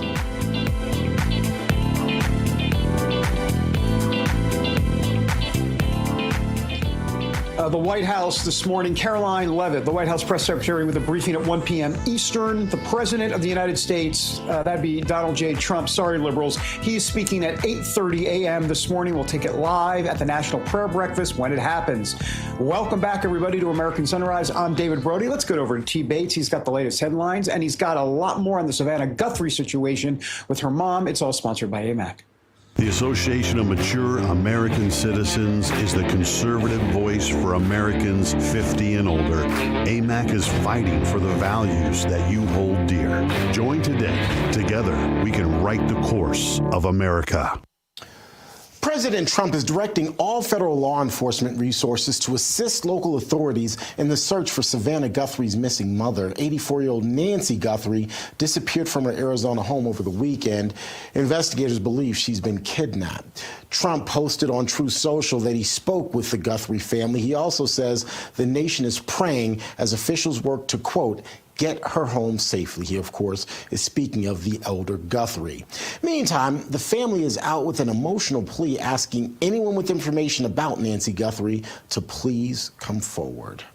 Let's bring in board-certified clinical psychologist Jeffrey Gardier right now for further discussion of this. Jeffrey, welcome to the show. Thank you for having me. So look, I'm going to ask you a question that's been raised probably around the country. It may seem very surface, it may seem shallow, but it's simply, what kind of person takes an 84-year-old woman? So I pose you that question. Yeah, so we really don't know. Is this someone who is in it just for the money, taking advantage of a situation of an older person, an 84-year-old woman who has heart issues and other chronic issues? Or could this be someone who is mentally unstable, or persons who are mentally unstable, who are trying to make give some sort of a message, or in some sort of a delusional system, trying to prove something? So at this point, I'm sure authorities have a better beat on this, but of course, they're not going to share a lot of that information because they probably don't want to scare off or tip off whomever they think may be involved in this, if they have someone or persons. Is the emotional and psychological toll from the abduction of an elderly person, an 84-year-old person, similar to the abduction or the kidnapping of a child, say 13, 14, 15? I would imagine that toll has got to be very similar. Yes, absolutely it is. Of course, if we're comparing this, it's not apples to oranges, of course. You know, when it comes to our children, they are at the forefront of our thoughts. But this is a parent. And so this is someone who may not be able to take care of themselves as well as perhaps they were when they were younger. So they are just as vulnerable in many ways as a much younger person. And therefore, this family, the Guthrie family, are in abject pain, emotional pain, and worry, of course. And they're so concerned about her welfare because she may not have the medication or the pacemaker or whatever it is that she needs in order to survive, number one. And number two, of course, that she is in a lot of physical pain, according to her family. To use a clinical term, I would imagine that adds to the trauma of this situation for the family. The health aspect, obviously, the kidnapping, the abduction is one thing, but then realizing that it's critical because of health concerns, that's got to add to the trauma for the family. Well, absolutely. As we know, and sad to say, as the days go by, survival rates become lower for these individuals. But now, add on to this absolutely awful, horrific situation, you have someone who has chronic health issues. And according to the family, if she does not get her medication, that might cause her to not only be in pain, but perhaps to not survive. So all of that added in to her just absolutely missing, perhaps being taken by abductors, which is what is believed, makes the situation 100 times worse for the family and for the community. Dr. Gardier, we appreciate your time. The copay is on the way. I don't know about anybody else, but I needed some counseling with you as well. So thanks so much for being here. Appreciate your time. We will talk. All right. He says we will talk. I can tell this guy needs to talk. Thanks so much, Doc. So, if you know anything about the disappearance of Nancy Guthrie, please scan the QR code that we have there on your screen. You can, of course, also call 911. Do so immediately if you have any information that can help bring Nancy Guthrie home. Up next, Russia, Ukraine, and the United States are back at the bargaining table in Abu Dhabi for a new round of peace talks aimed at ending the 4-year-long war between Russia and Ukraine. The U.S. brokered talks come as fighting continues on the ground and key issues like territorial demands remain unresolved. The big question this morning, could we see some progress? We're on the story for you.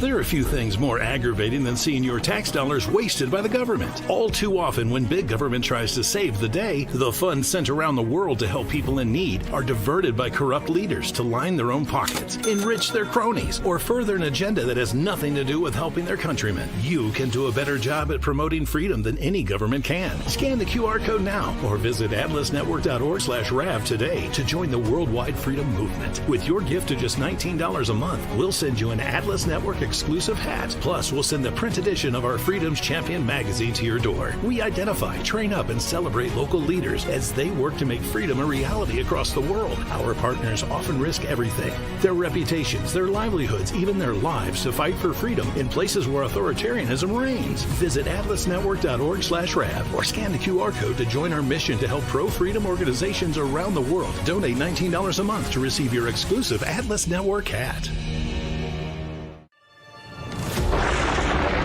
Through every storm, every moment of uncertainty, everybody needs to pray for Charlie Kirk right now. RAV has stood strong. We're not going to tolerate this stuff anymore. Turn that anger into motivation to save this nation. When we move together, there is power. The cries of this widow will echo like a battle cry. This is more than news. It's a movement. This revolution of people taking their countries back. A turning point. A chance to be part of something greater than yourself.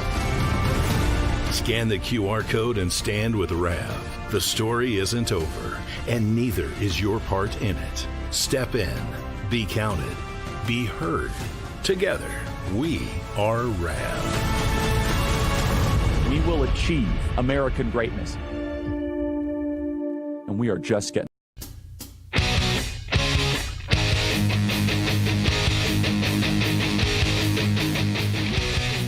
That is President Bukele of El Salvador. I probably didn't say it very well. You know, I need to have a little Bukele. I don't know what that was like Italian. What am I doing? Anyhow, there he is at the National Prayer Breakfast. President Trump about to come to the podium at some point. He's supposed to speak at 8:30. It's 8:25. So we are monitoring. And when President Trump steps to the podium, guess what? We'll be there live because we're Real America's Voice. We're everywhere. Welcome back, everybody, to American Sunrise. All right, U.S. brokered peace talks between Russia and Ukraine resume in Abu Dhabi today as envoys meet for a new round of negotiations aimed at ending the nearly 4-year war. U.S. envoys include Steve Witkoff and Jared Kushner. They have joined the delegations for round 2 of the talks, or I should say day 2 of the talks. These are described as substantive and productive, but of course, major issues remain unresolved. The meetings come as Russia continues military attacks, including a deadly cluster munitions strike on a Ukrainian market.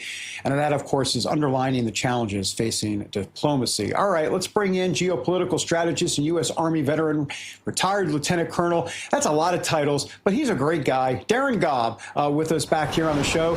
Darren, thanks for being here. So Ukraine, Russia, broken record, insert same old copy that we did a year ago. What's happening here? And is there going to be any sort of breakthrough? And how does that happen exactly? Good morning.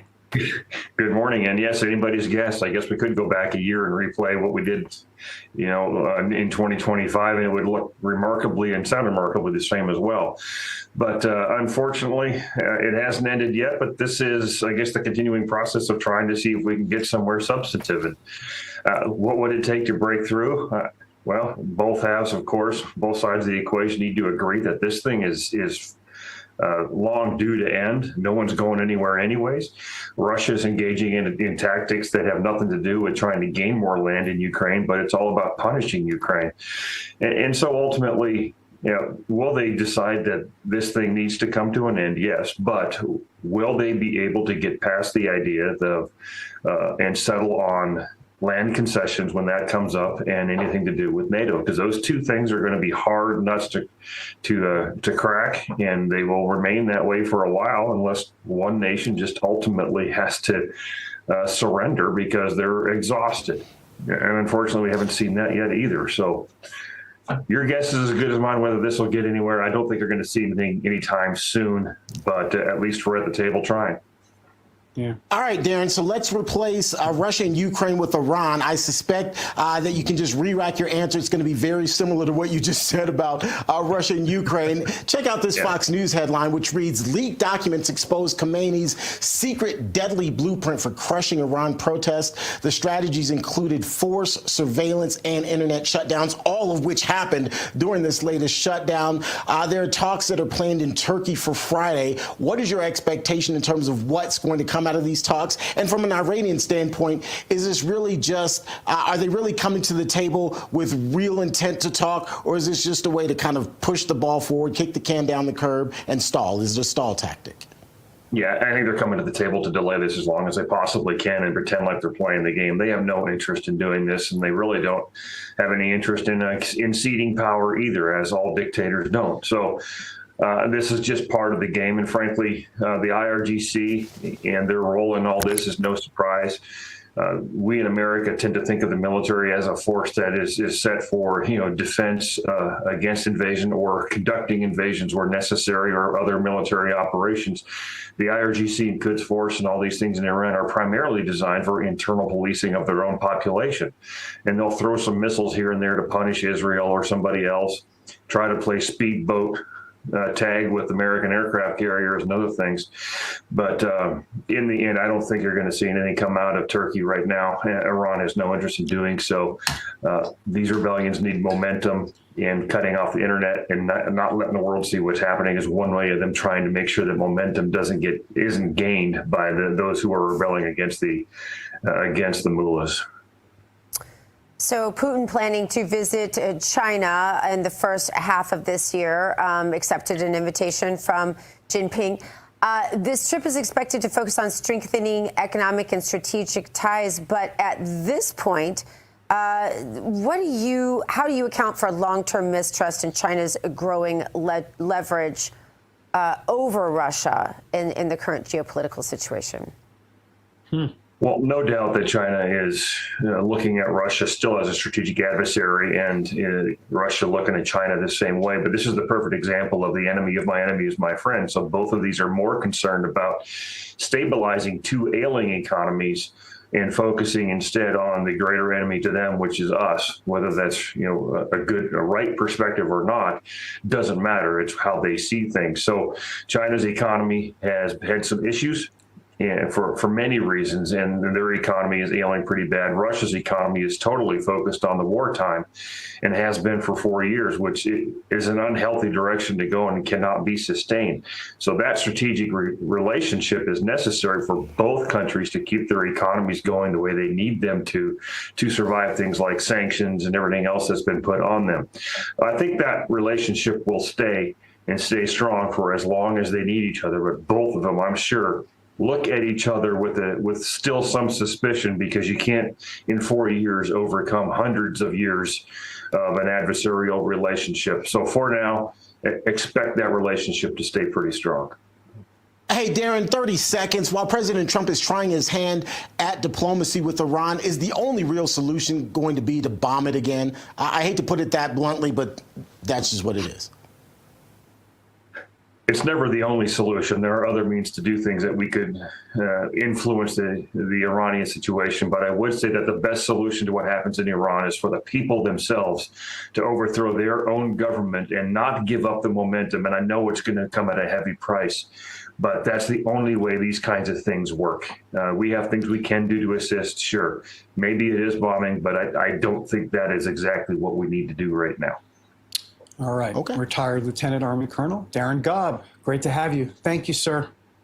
You too. Thanks everybody. Thanks. All right.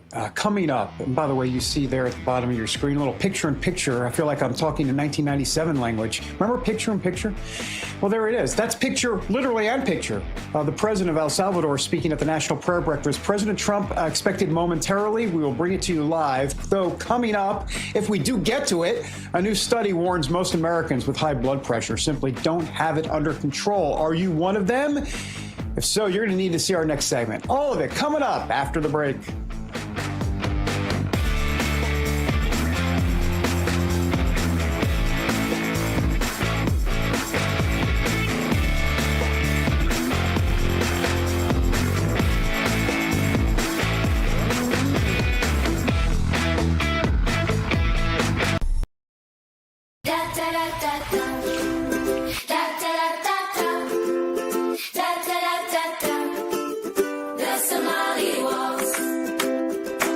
Minnesota's headlines are getting wild. Tim Walz and Ilhan Omar are being accused of massive fraud, and it's so bad, all you can do is laugh at this point. So from Real America's Music, the label that brought you the #1 hit, Anthem of the Free, comes a brand new song from singer-songwriter Natasha Owens, The Somali Waltz. Let's make the music industry mad and run this to #1. Scan the QR code or search The Somali Waltz on iTunes and buy it right now. The Somali Waltz, available everywhere.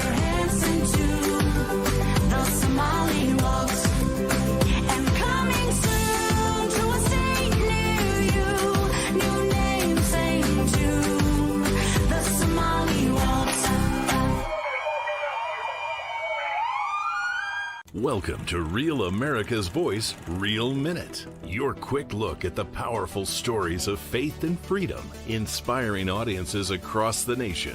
Angel Studios presents. I'm Bo Davidson with this Real America's Voice, Real Minute. Most people know the biblical story of David, the shepherd boy who fought Goliath and became king. Well, Angel Studios has created a new animated film called David that tells the story of Israel's greatest king. Followed when I'm looking for the way, when I'm searching for the answer, in the moments I'm afraid. There's a whisper in the wind and a story in the sky, when I'm looking for a lantern to illuminate the night. If you want the secret of freedom and feeling alive, you gotta follow the light.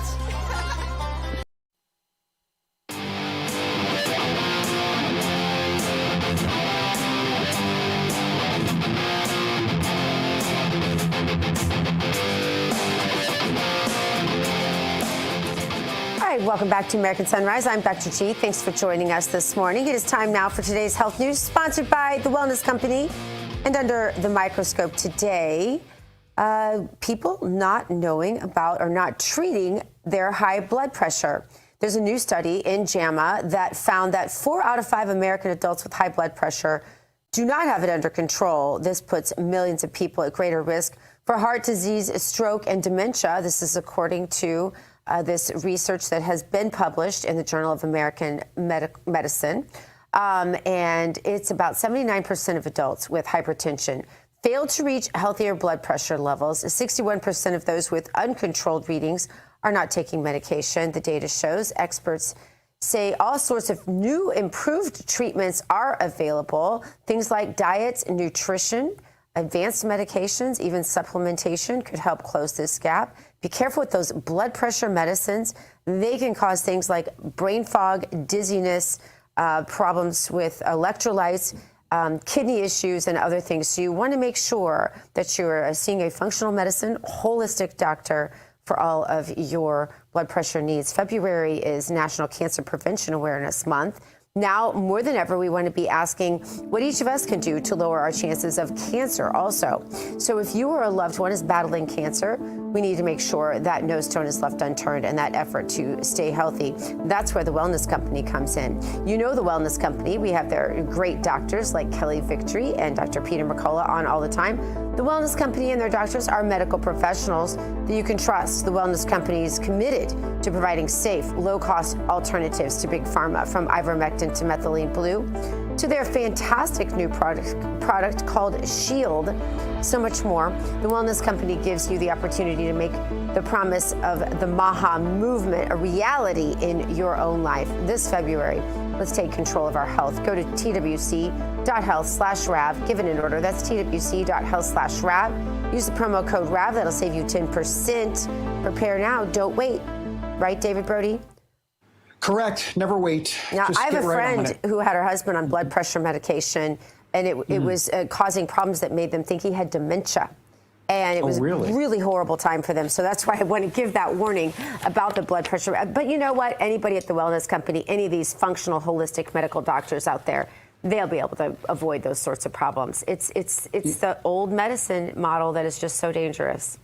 Yeah, and when we say life-saving treatment, we literally mean life-saving treatment. All right, so Vice President J.D. Vance slammed New York Congressman Jerry Nadler on X after Nadler suggested some people could be justified, in shooting a federal agent if they believe they were being kidnapped by masked hoodlums. Vance called Nadler's remarks despicable, saying a House Democrat was openly calling for people to shoot federal law enforcement. Here are Nadler's comments, by the way. Take a look. But what is really the major problem in this country today is the fascism in our streets. The attacks on American citizens by masked hoodlums. If you were attacked by a masked person, you might think you were being kidnapped. You'd be justified in shooting the person to protect yourself.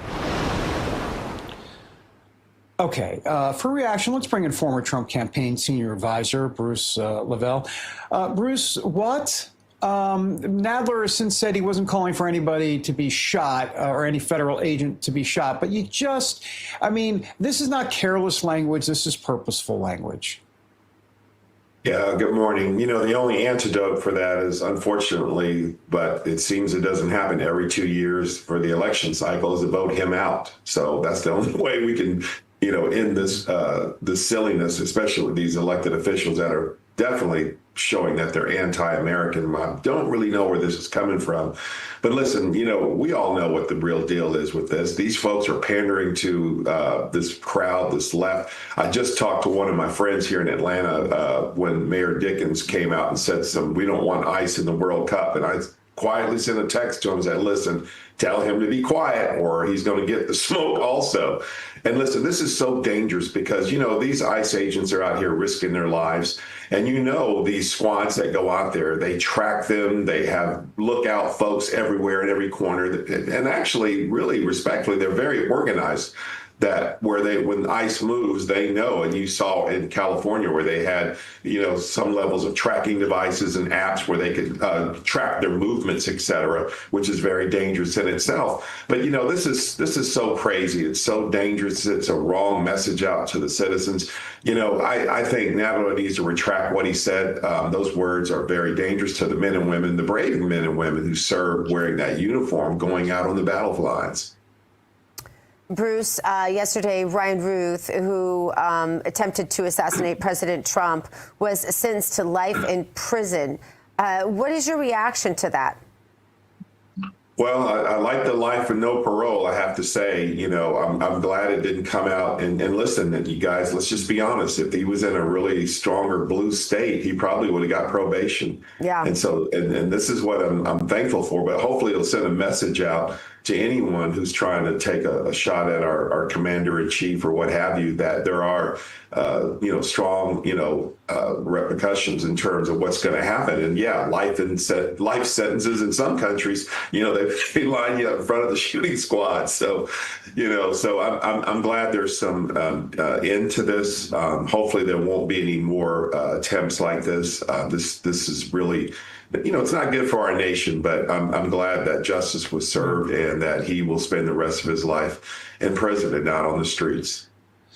Bruce, we're waiting for the president to speak at the National Prayer Breakfast, so excuse us if we have to interrupt the interview. But in the meantime, President Trump did do this interview with NBC. It's going to air around the Super Bowl time on Sunday. He had this to say about the situation in Minnesota. Take a look. Mr. President, speaking of Minneapolis, what did you learn? I learned that maybe we can use a little bit of a softer touch, but you still have to be tough. These are criminals. We're dealing with really hard criminals.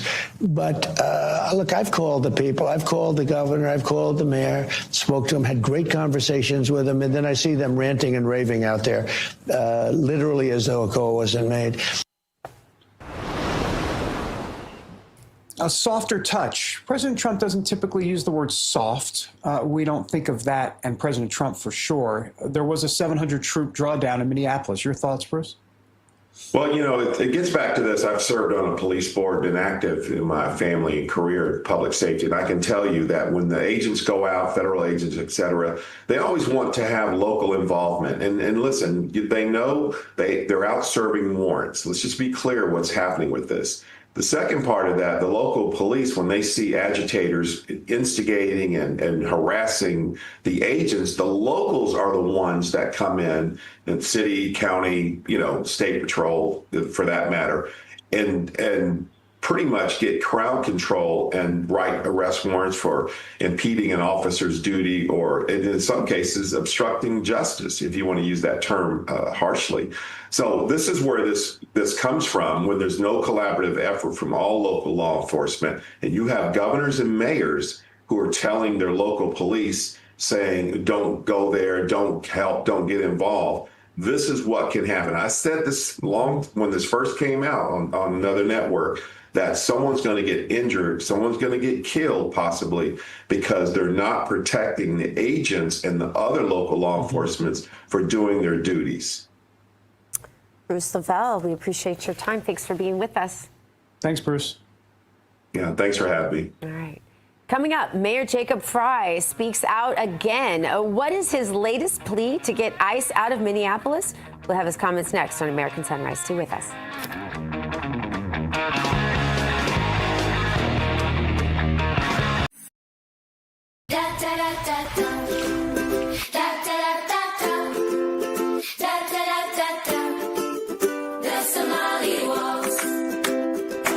Minnesota's headlines are getting wild. Tim Walz and Ilhan Omar are being accused of massive fraud, and it's so bad, all you can do is laugh at this point. So from Real America's Music, the label that brought you the #1 hit, Anthem of the Free, comes a brand new song from singer-songwriter Natasha Owens, The Somali Waltz. Let's make the music industry mad and run this to #1. Scan the QR code or search The Somali Waltz on iTunes and buy it right now. The Somali Waltz, available everywhere.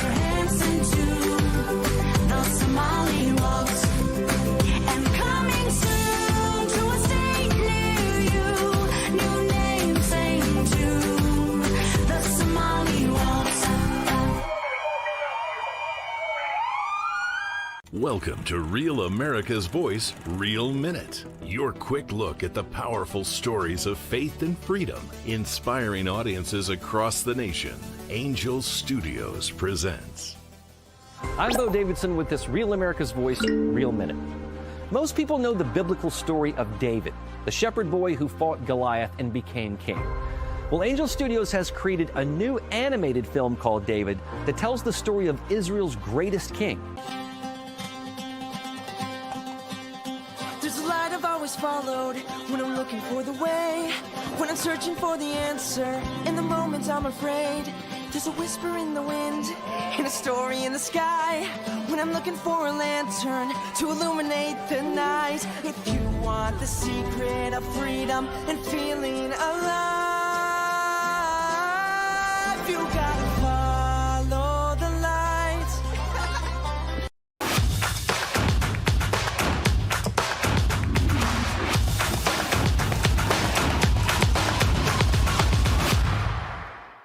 Welcome back to American Sunrise. It's time to stay awake, not woke. And who is woke today? Minneapolis Mayor Jacob Frey. Frey says federal law enforcement is wrecking his city's economy, claiming ICE's Operation Metro Surge has hurt local businesses and cost millions in lost revenue. Frey says small Latino-owned and Somali-owned businesses have seen drastic declines in customers and even hotel losses due to heightened ICE activity. He urges that removing federal enforcers is the way to restore economic growth in the city. Here's part of his comments. Take a look. There's a massive impact on our small and local businesses. Small local businesses collectively are losing between $10 and $20 million every single week. Businesses along cultural corridors are down at least 50%, and the Latino-owned businesses and Somali-owned businesses are drastically below that. Hotels have lost about $4.4 million because of cancellations. And so for those that claim that they care about our economy and care about businesses, there is a very quick and straightforward antidote to bring these businesses back, which is to have Operation Metro Surge end and to have ICE leave our city. Let's bring the economy back. Let's help these businesses out. Let's make sure that our city can return to this great comeback that we were seeing, and let's get ICE to leave. Let's now bring in Terrance, Dr. Gina, and David. Terrance, want to get your take first on this. Seems like he's focused on the wrong problems.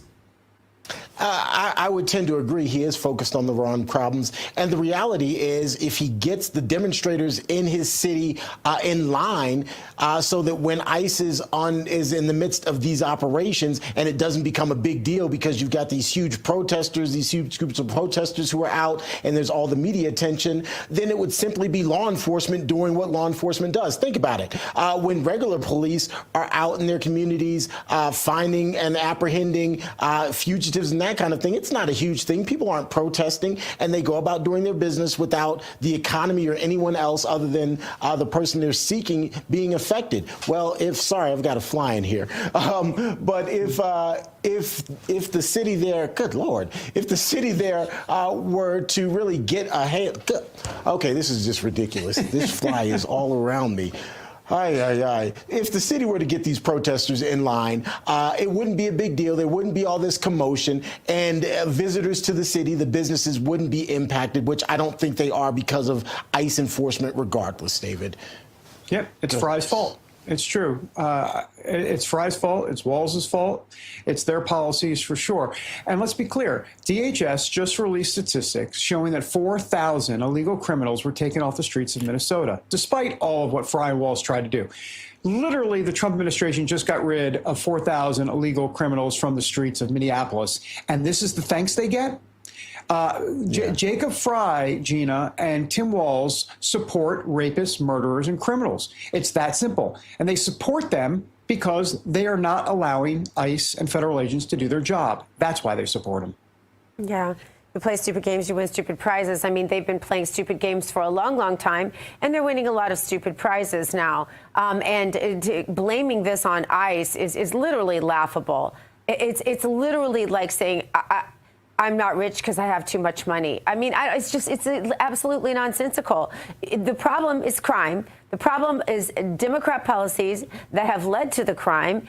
And nothing's going to change, Emily. Nothing's going to change with these people. But they complain and they keep everyone in a victim mentality, and that's what they use to be reelected. And so, as long as people are going to be useful idiots, this will continue to happen. Yeah. Hey, and by the way, before we go to break, I just want to point out what you're seeing in the middle there. That's Paula White, who heads up the White House faith-based office in Washington. And so my sense of it is, because this is at the National Prayer Breakfast, that President Trump should be coming out next. I would suspect that she's probably going to intro him, but we'll see.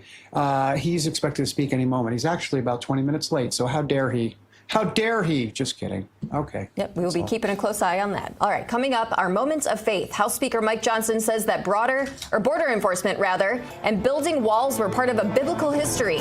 Do faith leaders agree? Find out next. But first, a quick programming note. Real America's Voice has launched a new must-see show this week at 11 p.m. Eastern called After Hours with Alex Stein. You don't want to miss it. Here's a preview. When the lights go down, the truth comes out. This is built like a chicken McNugget, but... This is After Hours with Alex Stein. No filter. You're a globalist. You don't care about America. No apologies. You're a pro-abortion when you should have been aborted. The the undisputed king of trolling. I was recently sexually assaulted within the metaverse. I want to vaccinate your mom. They tried to cancel us. Deplatforming works. She wants to kill babies, but she's still beautiful. Look at that booty on AOC. That's my favorite big booty Latina. Politics, culture, hypocrisy. They want them to have their penises cut off. Uncensored and uncontrolled. Cut your penis off, Max. That's what I'm saying. They admit they want to cut people's penises off. Late night just got dangerous. After Hours with Alex Stein. Coming soon to Real America's Voice.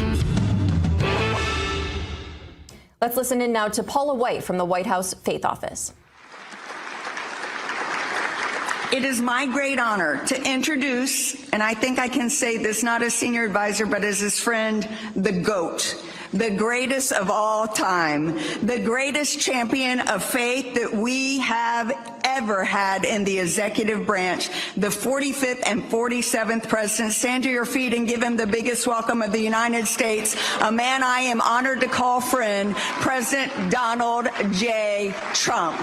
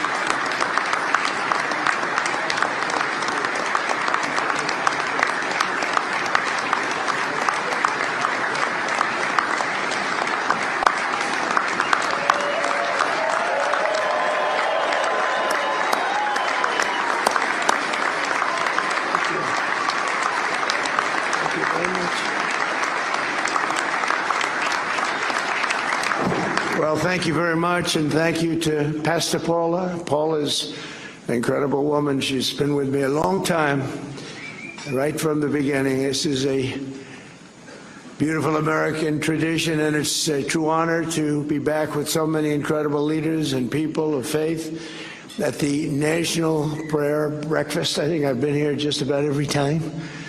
It's hard to turn it down. I don't have the courage to turn it down. Sometimes I want to. Come back from a horrendous trip fighting people that can't stand us, keeping us out of wars, and seeing things that nobody would believe that anybody would see.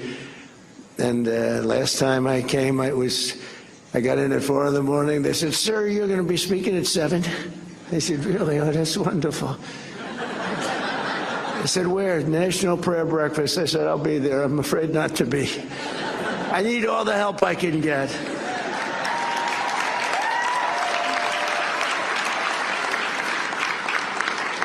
And, you know, I never get a fair break from the fake news, which is back there. That's a lot of fake news. Because last time I was having a lot of fun. We had a big crowd. We had 60,000 people, and I'm talking about the fact that I will never make it to heaven. I will never, ever. And I was being funny. I was trying to be, you know, you can't be sarcastic with them because they write your words, and they don't. The people who are reading the words are much different than. But I said, I'm never going to make it to heaven. I just don't think I qualify. I don't think there's a thing I can do, but all of these good things I'm doing, including for religion, you know, religion's back now hotter than ever before. I mean, I have to tell you. But I said, even though I did that and so many other things, I named things, I said, I won't qualify. I'm not going to make it to heaven. And the New York Times did a front page story that Donald Trump is questioning his life and the meaning of his life. No, I was just having fun. I really think I probably should make it. I mean, I'm not a perfect candidate, but I did a hell of a lot of good for perfect people. That's for sure. Right, Mr. Speaker? But I want to thank the dozens of members of Congress here this morning, including a man of immense faith and immense talent. He's a very talented man. He's a small minority. It's just really because we go back and forth between minority and majority, and half the time we're minority, and we still win. How do we win with a minority? You know, we have a couple of people that I consider to be negative, but we're 1 up, 2 up. Sometimes we're 3 up. In fact, we'll have 2 more victories very soon. We'll be 3 up, and we consider that having a massive majority. Okay, right, Mike? That's considered. We're not spoiled. Can you imagine if we ever picked up like 20 or 30 seats? Wouldn't that be pretty? That'd be too easy. I think it would be too easy. It wouldn't be fun. I get these calls from Mike. Sir, could you speak to so-and-so 3 o'clock in the morning? You know, we have 2 types.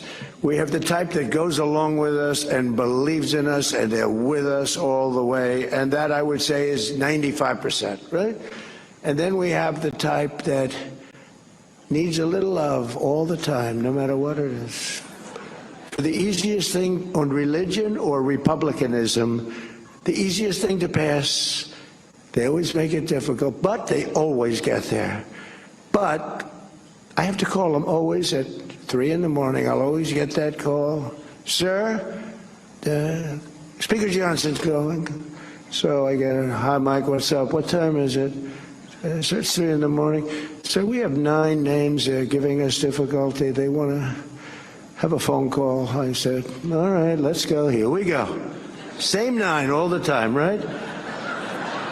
You know? So I call up. I say, Chip, how you doing, Chip?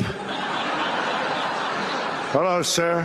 Sir, I can't quite get there. I just don't know. Could I come over for breakfast? You know, we have a 9 o'clock vote, right? I said, really? Is it not? Sir, you got to get me there, sir. Let's have breakfast, Chip. Great. Then I get others. Pretty much the same 9. I don't want to name too many, but I would. And they always get there. We have one that doesn't get there. We have one guy. He's an automatic no. No matter what. If we did welfare reform, if we did the greatest thing in history for religion, no matter what we did, no matter how good it is, greatest tax cuts, and we just did the greatest tax cuts in history, he voted against. He voted. Now, no matter what we do, this moron, no matter what it is, we could put them all together. I think, Mike, what would you say the top 5 things? Name them. We'll put them in one bill, and we'll put them before we get 100% vote, except for this guy named Thomas Massey. There's something wrong with him. We call him Rand Paul Jr. You know, it's like they just vote no. They love voting no. They think it's good politically. The guy's polling at about 9%. It's not good, but we have great support, and we have great support for religion. You know, I've done more for religion than any other president. When Paula was saying that, it was so nice. I was proud of it, and I said, that's true. I told the people backstage, what she said is true. Who else would say that, right? But it is true. But then I said, but that's not saying much, because not too many presidents have done too much for religion. I want to tell you that. Certainly modern day presidents, they bailed out on you. They bailed out. They want to be neutral. They want to be neutral or against. You know, the Democrats are against. I don't know how a person of faith can vote for a Democrat. I really don't. And I know we have some here today, and I don't know why they're here, because they certainly don't give us their vote. I certainly know that we're not going to be convincing them to vote for a little thing called voter ID. It polls at 97%. And even the Democrat, the people, the voters, are at 82% for voter ID, but the leaders don't want to approve it. They said they will strike, they will not allow it to happen. It's polling at over 90%. It's called voter identification. When you go to the polls, you show, yes, my name is so-and-so, and I live in the country. I'm here, I can vote. They say, that's not allowed. And no, everyone's trying to figure it out. And they do something to win. You know what it is? They cheat. But let's get on to another subject. No, at that, they're the finest, probably anywhere in the world, I would say. But we're trying to pass voter ID and other things having to do with your religion. And getting the Democrats to vote is very, very tough. But we're grateful to the co-chairs of the breakfast, Representatives Ben Klein and Jonathan Jackson and Governor Bill Lee of Tennessee. Thank you very much. Thank you very much. Thank you very much.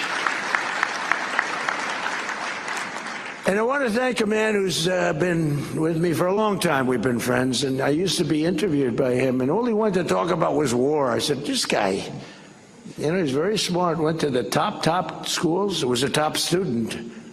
He's like me. I was a very good student, too, but nobody would think so, you know, and nobody thinks Pete was a good student. I don't know. They think him as a tough cookie, a flamethrower, which I like, actually, in the position of Secretary of War. But he has done some job. Pete Hegseth.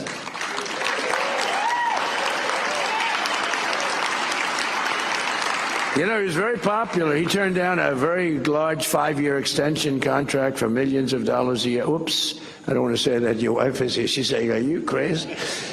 He's got the greatest wife. But it's true that Pete has just been incredible. And I used to go and be interviewed at Fox and Friends. You remember those beautiful days? And I'd say, what do you want to talk about? So I want to talk about releasing about 25 prisoners. They have arrested American soldiers because they taught them how to fight, and they fought really well, and they won every battle. And now they put them in jail because they said they were too tough. I said, so how many are there? 22. And some of these guys were on they were fairly tough, wouldn't you say, Pete?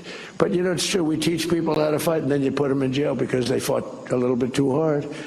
And we took care of a lot of business, but that's all. We didn't talk about the normal things that a interviewer would be talking about, right? But I saw that, and I saw his love for the military. That was obvious. He was always looking to protect soldiers. And I said, you know, this is a really smart guy. If I ever get this thing, I got to get it. It wasn't easy, you know. They rigged the second election. I had to win it. Had to win it. I needed it for my own ego. I would have had a bad ego for the rest of my life. Now I really have a big ego. Beating these lunatics was incredible, right? What a great feeling. Winning every swing state, winning the popular vote. The first time, you know, they said I didn't win the popular vote. I did. But they said. So they'd always say, they'd always start, they'd introduce me. While Donald Trump did not win the popular vote, you know, I'm sitting up being introduced by a Democrat or somebody. And he said, why Donald Trump did not win the popular vote. He won the presidency. Here he is. I said, that was terrible. I said, and we won the popular vote by a lot. We didn't want to play any games. This has been a much different. We had a great first term. We had the greatest economy in history, but this one's going to blow it away. Already it's blowing everything away. We have $18 trillion coming into our country, blowing everything away. But we had a great first term. We rebuilt the military. You know, Biden gave a little chunk of it to Afghanistan brilliantly. He left tanks and planes and, you know, little things. I said, why didn't you fly the planes out? He said, well, nobody thought of it. You could have flown. He said, it's very hard to remove the equipment. Really? You couldn't fly an airplane? They buy $150 million brand new airplane. Sir, I think it's better to leave it. Why? It's more cost effective. So we leave them a brand new jet. I said, these people are crazy. But we have it under control now like you've never seen, and our military has never been stronger. And you saw that with the B-2 bombers in Iran,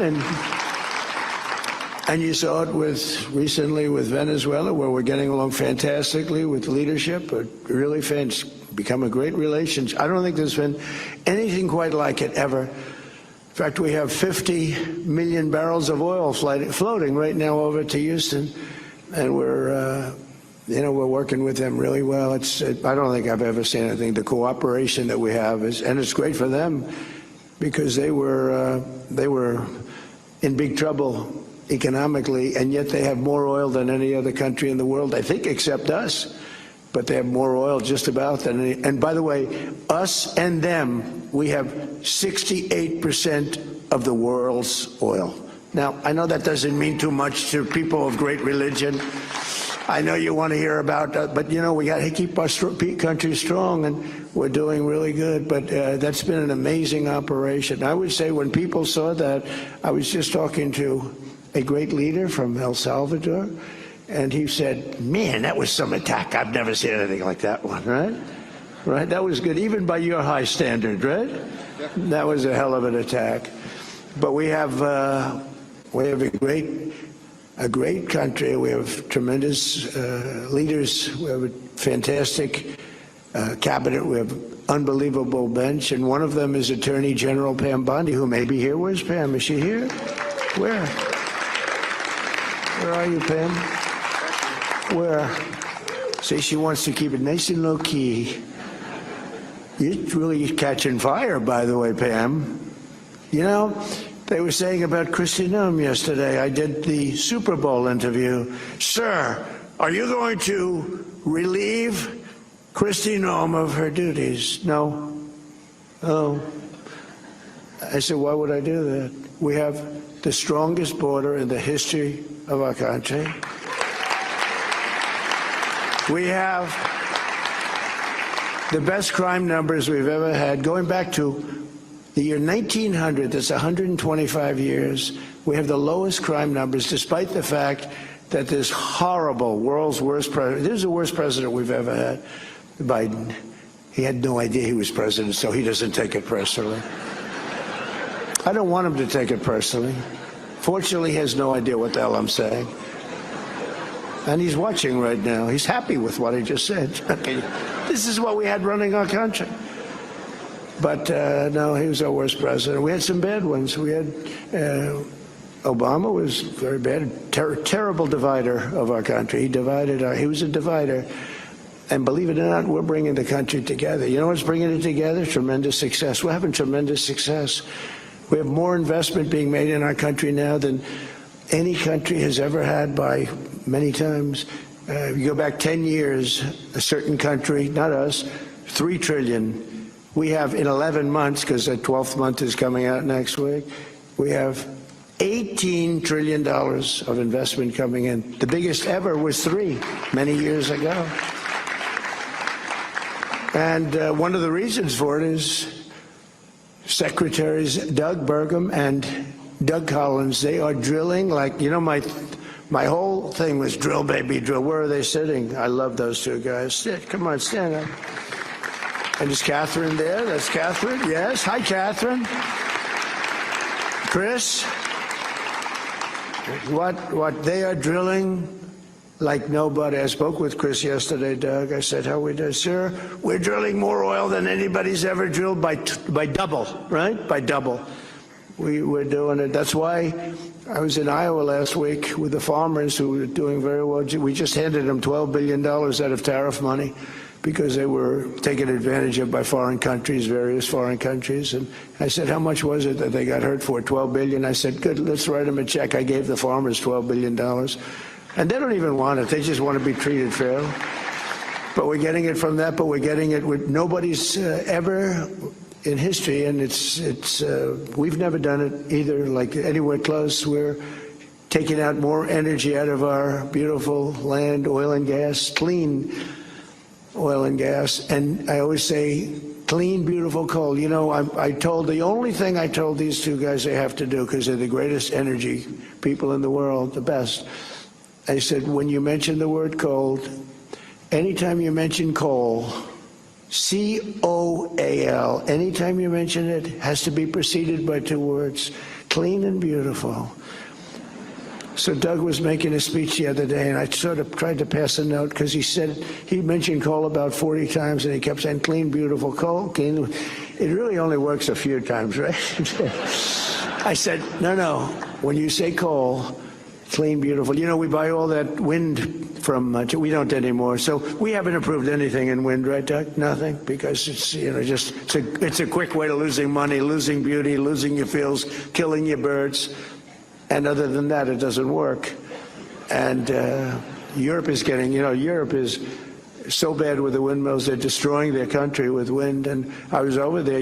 It's not even recognizable what they've done. They've got a big problem on their hands. Between immigration and energy, Europe is destroying itself, and they better get smart. And I love them all. I'm friends with everyone of every country over there. It helped them a lot. Got the GDP up from 2% to 5%, which is, for spending, for military spending. Nobody thought that was possible. Nobody thought 2% was possible. Got them to 5%. but it's not recognizable, Europe. If you go through the different cities, it's a very sad thing. And I tell it, I went over to Davos, they invited me, and when I left, they said that may have been the stupidest invitation we ever gave to somebody, Switzerland. But they have to, I just say it like it is, they're destroying their country. Their energy is ridiculous, what they've done, and the immigration is, I'm telling you, it's a place where many of these countries are not recognizable, and I'd like to see them straighten it out. Very soon, it's going to be impossible for them to straighten it out. We have our director of national and international intelligence, Tulsi Gabbard, who's doing a great job. Where's Tulsi? She took a lot of heat 2 days ago because she went in at Pam's insistence. She went in and she looked at votes that want to be checked out from Georgia. They say, why is she doing it, right, Pam? Why is she doing it? Because Pam wanted her to do it. And you know why? Because she's smart. And they said, well, this has to do, her position has to do, it's really not so, but her position has to do with international. I say, well, the same people that said that, they've been saying Russia, Russia, Russia has been screwing our elections, okay? So let's assume Russia had something to do with it. They say, no, no, Russia didn't have. So now they're saying Russia had nothing to do with it. Because if I say Russia, that it's perfectly fine. But you could add China and about 5 other countries to it. But she's done a great job, and Pam has done a fantastic job, and we appreciate it both. I haven't seen you in a couple of times. And I have one of the greatest negotiators. I'm so proud of him. He's a great negotiator. He's smart and respected by everybody. Jameson Greer, U.S. Trade. Where is Jameson? He's around here someplace. Thank you, Jameson. Boy, he's good. We have a great team. We have a great economic team, a great military team. We have Raisin Cain helps Pete. Raisin Cain. General Cain, he wiped out ISIS in 3 weeks. I was told by General Mattis and General Milley, sir, it will take 5 years. I said, what? Sir, it'll take 5 years. I said, you mean we have the best equipment in the world, and we're finding guys that use bad rifles, knives preferably. They're very good with a knife, but a knife shouldn't do it. And I said, why? And I flew over to Iraq, and I met a guy named Cain. I came out of the plane, and there's a handsome general standing there, had 3 generals. I went there to find out why the hell we couldn't win the war. Why aren't we winning the war against ISIS? They've been, playing games with us. So I wanted to see, and that's where I met Raisin Cain. I said, what's your first name, Raisin, sir? They call me Raisin. I said, what the hell kind of a name is that? Right? We've learned a lot about her. Now we get it. In this very quiet manner, he's brutal. Just ask Venezuela. Ask Iran. They're negotiating now. They don't want us to hit them. We have a big fleet going over to Iran. But so Raisin was there at the bottom of the plane. What's your name? Raisin. What's your last name? Cain. I said, so your name is, let's get this straight. Your name is Raisin Cain, right? Yes, sir, that's what they call me. You're the guy I'm looking for. And then he said, sir, if you'd like, you can go and sleep. It's a 20-hour trip. If you'd like, you can go and sleep. We have quarters prepared for you. I said, no, I don't have to sleep. I've been on a plane sleeping for 20, I'm sleeping the plane. I don't sleep on planes. I don't like sleeping on planes, I like looking out the window watching for missiles and enemies, actually. But he said, sir, we have a place prepared for you, and we can meet after you've rested. I said, no, let's go right now. So we did that. And I said to him, they tell me it's going to take 5 years to defeat ISIS. No, sir. I said, well, how long would it be, General Cain? Sir, we can do it in 4 weeks. I said, what? We can do it in 4 weeks, sir. And I should have maybe a couple of weeks left over. You can do it in less than 4 weeks? Yes, sir. I said, well, how come they tell me, our television generals, as I call them, two very poor generals, I mean, these guys, they look nice, they were nice guys, they didn't have what it took, believe me. Yeah, some people have that. They don't have what it takes no matter what. I said, how come they tell me it's 4 to 5 years? And he said, well, I don't want to speak badly about anybody, so I'd rather not comment on that. I found that to be nice, okay? But I said, all right, tell me how you're going to do it. Well, sir, we use this one base here, and we're hundreds of miles away, and by the time the planes get to the target, they have to come back and refuel, and we're too far. I said, why do we do that? Because we don't want to offend any of the other countries. I said, we have a lot of portable airports, right, Pete? We have portable airports all over the Middle East, runways that are portable. You put them down, you take them up. We have equipment. Nobody has the stuff we have. We have airports that look better than Kennedy Airport. And they're built in sand. And it took us about 2 minutes to build them. No, the equipment is incredible. You can land any plane on them, right? Portable. And we've got many of them, sir. We have to use them. I said, why don't we? Because we didn't want to defend, offend another country. I said, let me ask you a question. You're in the middle of the desert. Would another country know if we're taking off from some strip in the desert? They would have no idea, sir. They don't have radar. They don't have anything. So he explained it. So we want to hit them, sir, from 17 different locations. And we want to hit them left. And we hit them, here we go. And we want to hit them right. Sure, and we want to hit them from the top. And we want to hit them from the bottom. East, west, north, south. Sir, they won't know what the hell hit, and we'll knock them out. We did it politically correct. 5 years, we'd call up the country head and we'd tell them, we'd like to attack ISIS today. As soon as the call was made, they'd call ISIS and tell them, you're going to be attacked, get the hell out of it. This is what we were doing for years, but not with Raising Cane and not with Pete Hegseth, right, Pete? We don't do that. And we have a little different method. So I went back to Washington and I said, this guy, he said, and then I checked up on him, and he was so respected. I said, he's really, respected. And I called him back. I said, General, go at it. Do good luck. God bless you. And he said, I say that to the people going out every time, and they say it when we give the okay for, the attack on Venezuela or the attack on Iran. He says, I say, we all say, we're all in a room together watching. We watch it. We watch these attacks. We always say, God bless you. Have a safe journey. It's a dangerous journey. These are dangerous journeys. Flying through the middle of Iran, they know you're coming, and you're in a B-2 bomber, the most incredible thing, and they weren't able to see it because it's stealth. So good, we ordered 20 more of them, brand new, updated version. I actually said, don't get the updated, just take the one you have. They said, no, sir, the new one's even better. We have a military. Nobody has a military like we do. I rebuilt it, by the way, during my first term. I mean, I think it's one of the best things I did. I rebuilt the military during the first term, and now we're really rebuilding the military, right? But the bottom line, I called him. I said, so you think you can do it, General? Yes, sir, I can do it. And it was over in 3 weeks. It was incredible. And I mean over. And then the election's rigged, and I wasn't there. And for 4 years, ISIS rebuilt.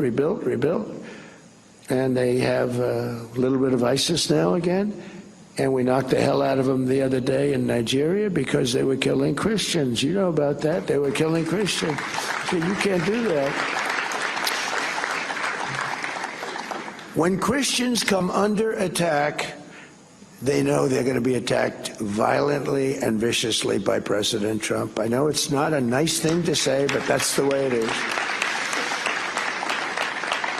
So we're also delighted to welcome visiting leaders and dignitaries from more than 110 countries. They're here, including one of my favorite people, President Bukele of El Salvador. He has been so incredible. He has been such a great ally of this country.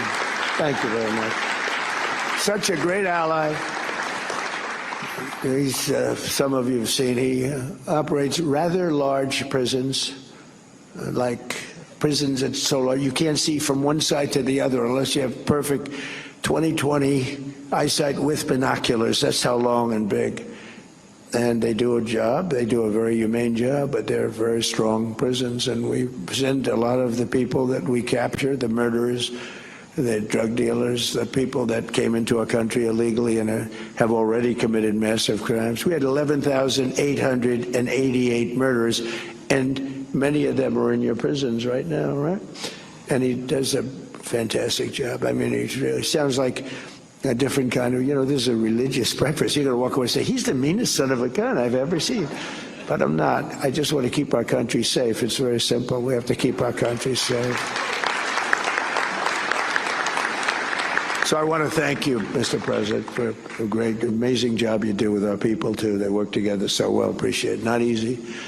This prayer breakfast comes at a special time for our country as we prepare to celebrate the 250th anniversary of American independence.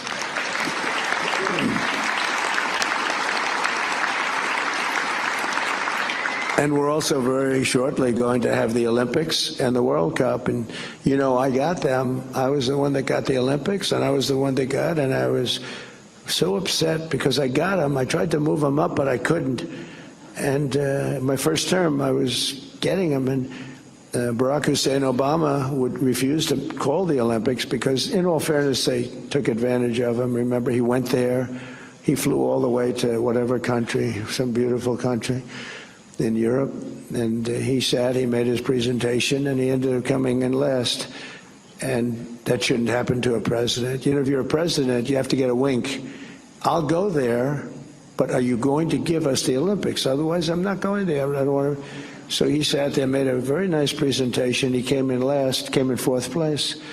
So he hated those people. He won't say that, I don't think, but I'll say it for him. And so he refused to be involved with the Olympics. I got a call from Democrats. The Democrat mayor of Los Angeles called me. So we have a problem. We have a president that refuses to call the Olympic Committee. And I just won the presidency. I was president-elect. And so I wasn't even in office. And I called this gentleman from, I think, Denmark. Can you believe? They own a large piece of ice that we're negotiating for.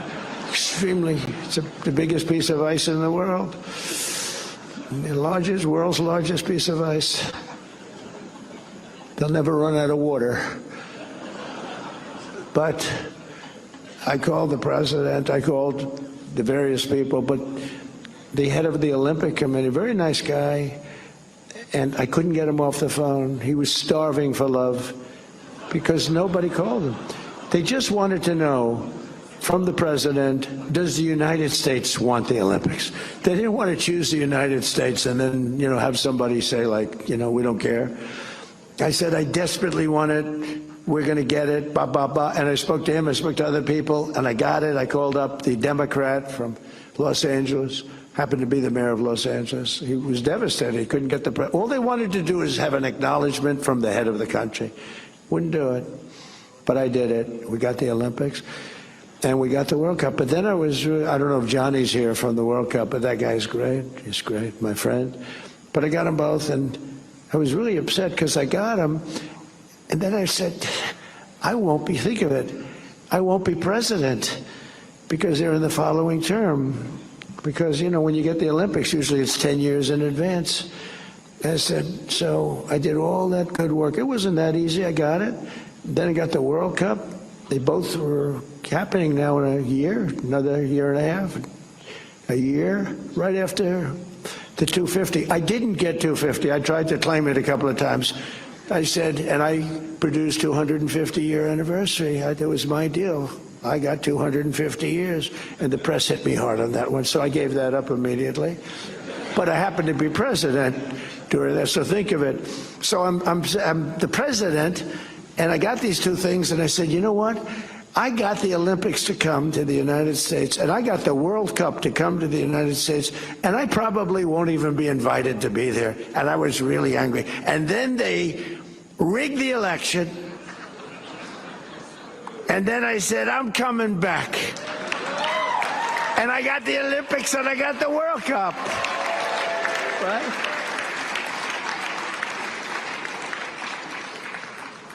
And at some point, I'm going to get right back onto the teleprompter, and you're going to say, that was a wonderful speech.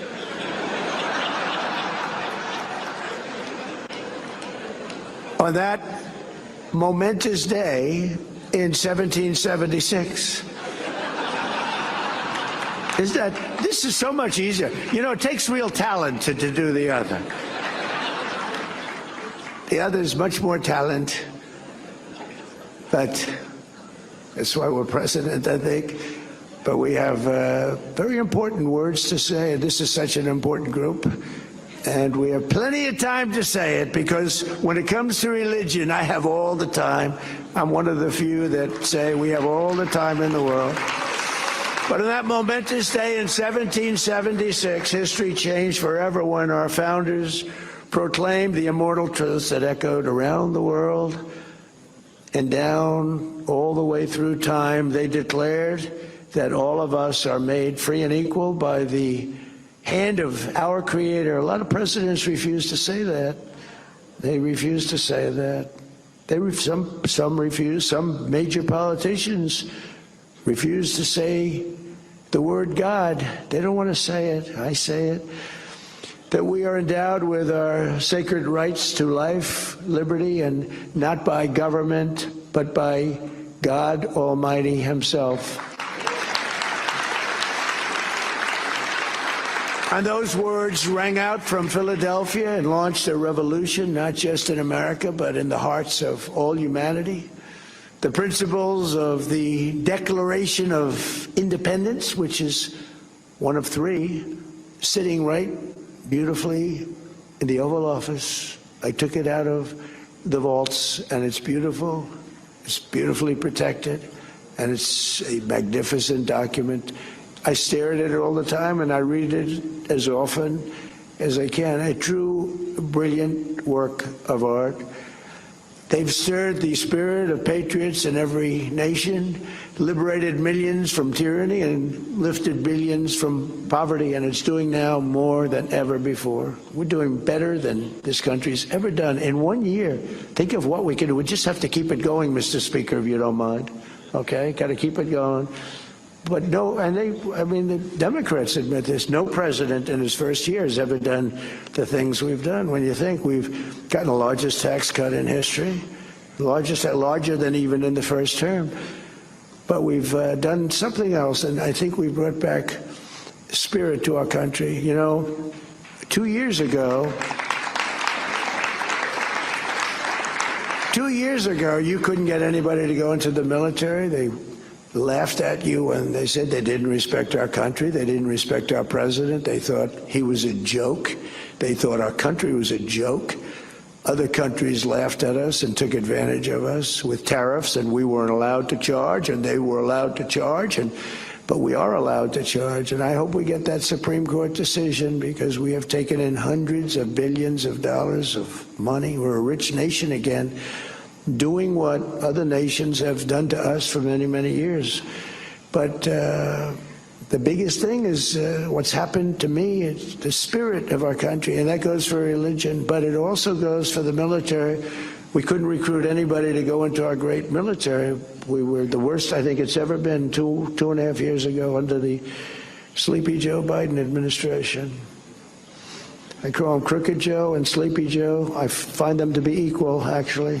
I do polls. Which is better, Crooked Joe or Sleepy Joe? And they poll about even. So I use both. But we have now the greatest recruiting that we've ever had. Everybody wants to be in the military.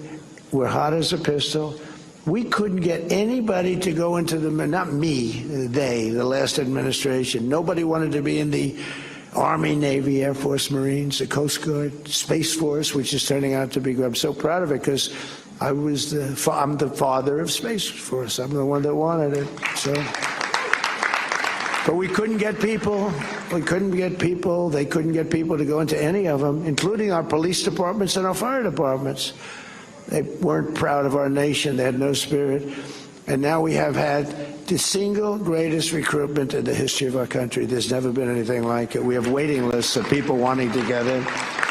In fact, if we want to expand the military, Mr. Speaker, this would be a very good time to do it. We have so many people want to get into the military that,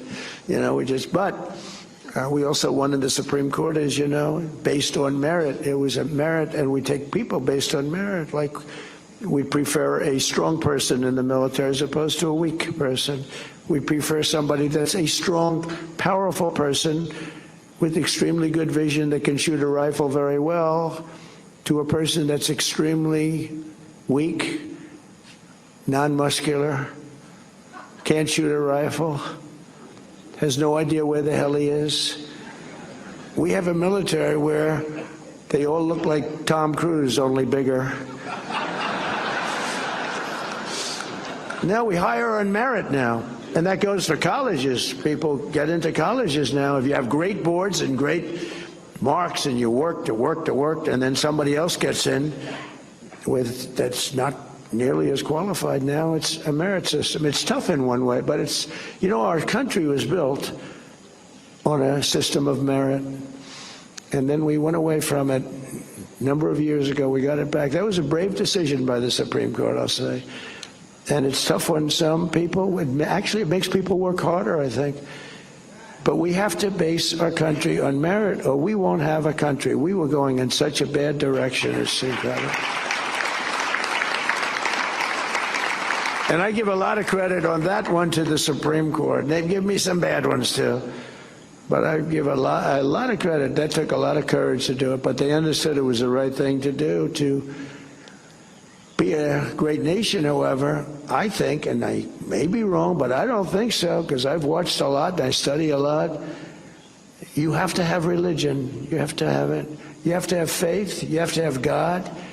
And thankfully, as we gather today, there are many signs that religion is coming back, and now it's no longer signs. It's just coming back. It's coming back so strong. Your churches are filling up. You didn't have that 2 years ago. It was hurt by COVID, but and they treated you terribly. The Democrats treated you terribly. Sorry, Mr. Congressman, but the truth is, they had pastors holding services outside. The people were standing 15 feet away from each other, and everybody was arrested. It was like they ran it. They always like to say, Trump is a dictator. They love that. I'm not a dictator. But they were like dictators. They were like the Gestapo. They were arresting people for going to church, and they were arresting people and treating people like horribly. And I made a lot of amends to those people. Those people were treated very badly for wanting to go to church. It had a huge impact, negative impact on churches, but the churches are now coming back stronger than ever. Nobody's ever seen anything like it, actually. So you're all hot, okay? It's like the king of Saudi Arabia. He said, and you probably heard me say it, I love it, I was with him, and he said a year and a half ago, he said, a year and a half ago, he said, we thought your country was dead. And now you have the hottest country anywhere in the world. We're the hottest country anywhere in the world right now. Nobody even close. I think you can say that, Mr. El Salvador is very hot, but I think we can say that, right?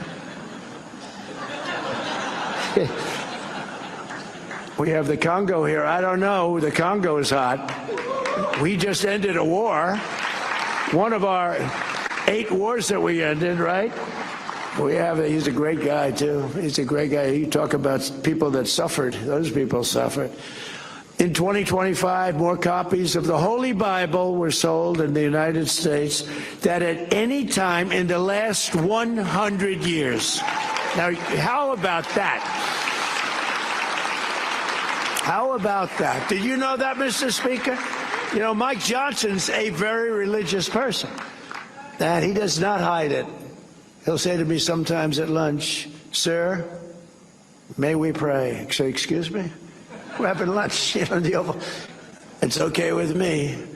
But he's a very religious person, and he is popular, and he's doing an unbelievable job. So I think God is watching over you. God is watching over him. I don't know about me. So I hang around with him because I feel I'm protected a little bit. In the last 12 months, young Americans attended church at nearly twice the rate as they did 4 years ago.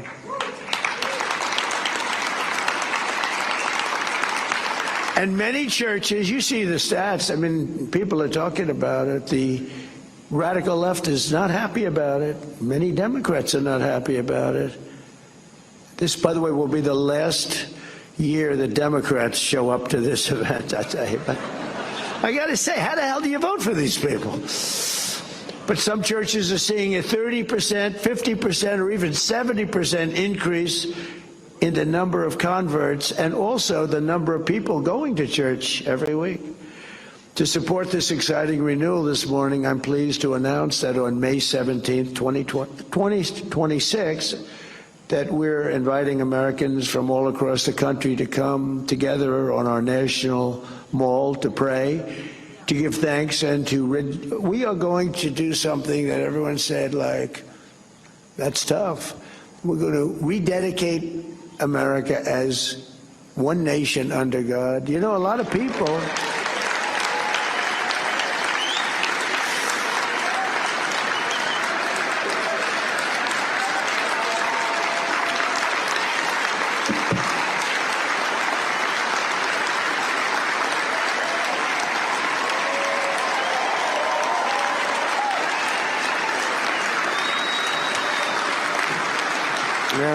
Thank you very much.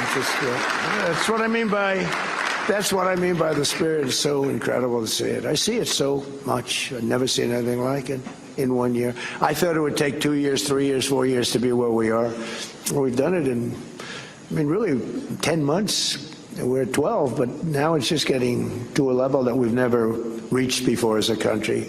But that includes religion. And maybe that's part of the reason that we're doing so well. There's such great spirit. It's all spirit, and it includes religion. I've always said, you just can't have a great country if you don't have religion. You have to believe in something. You have to believe that what we're doing, there's a reason for it.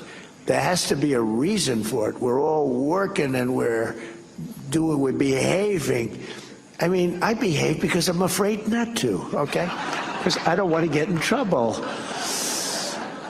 No, it's such a positive thing, and people are starting to see it, and they're going to church, and they're meeting people, and families are developing. It's really, the things are happening in our country right now. And we have to get the bad ones out. We have to do it. We can't let that happen. And we're being very tough in law and order and crime. And I hate to say it because it doesn't seem to go hand in hand. But you can't have people going to churches and coming out and have criminals taking advantage and doing things that nobody wants to even describe. And that's not happening anymore. You know, Washington, D.C. is a very safe city now. When I took over, Washington, D.C. was a death trap. Many people were being killed, 2, 3 a week.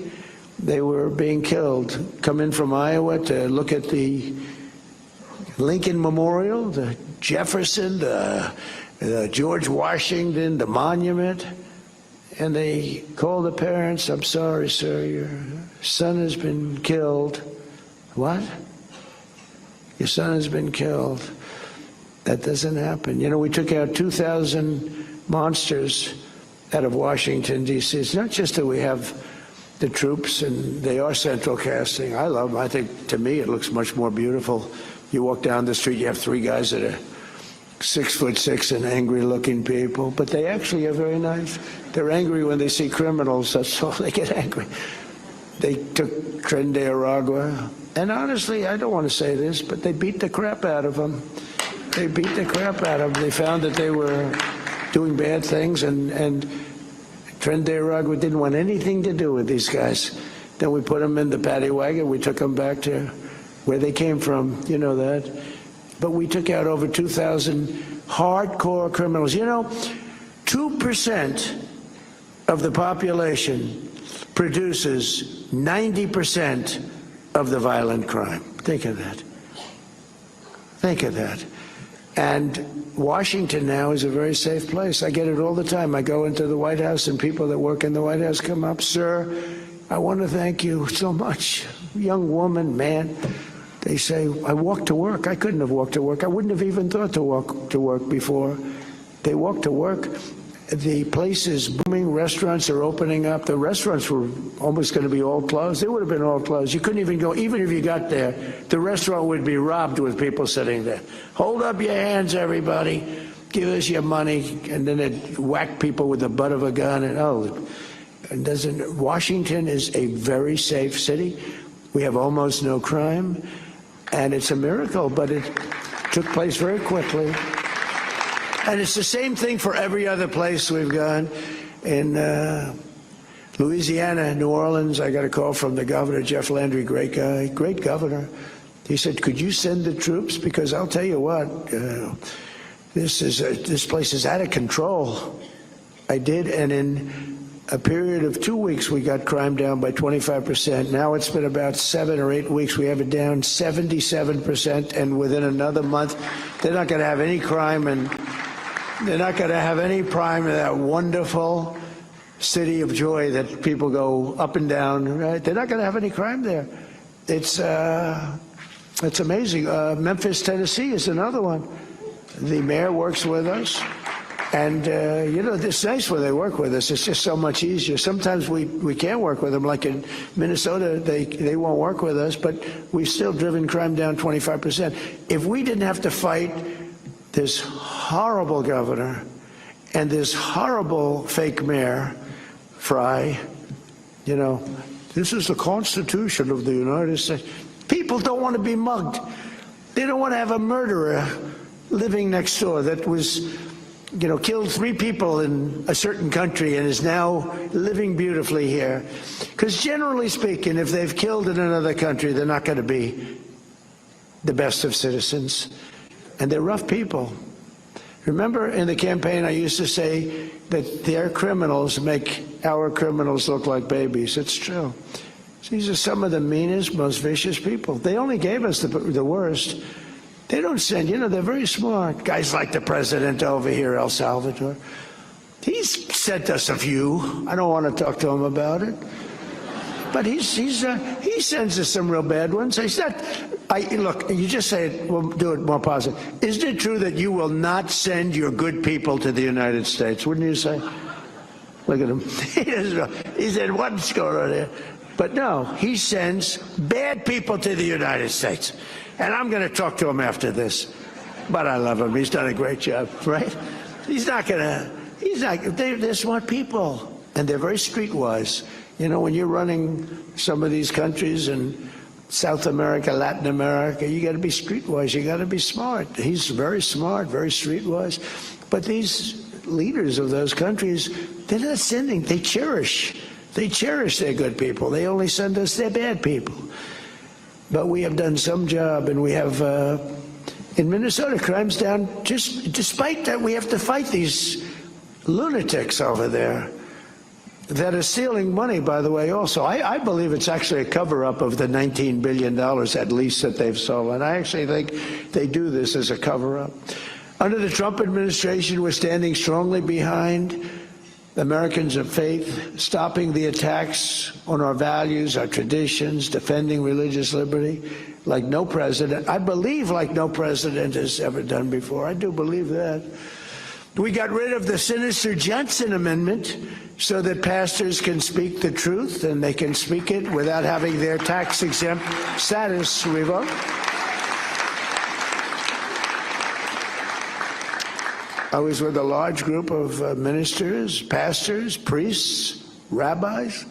We had a group of people that were a great group. And I asked them for help. Paula White was there, remember, Trump Tower at the top of the building, beautiful building. And they were so enthusiastic for the first election. They were so enthusiastic. And I didn't want to be pushy because I'm not a pushy individual. But I didn't want to be overly aggressive, so I figured I'll ask them in the second meeting. So the second meeting came, the similar group of ministers. We had Muslim leaders there. We had everybody there. But there were about 55 of them.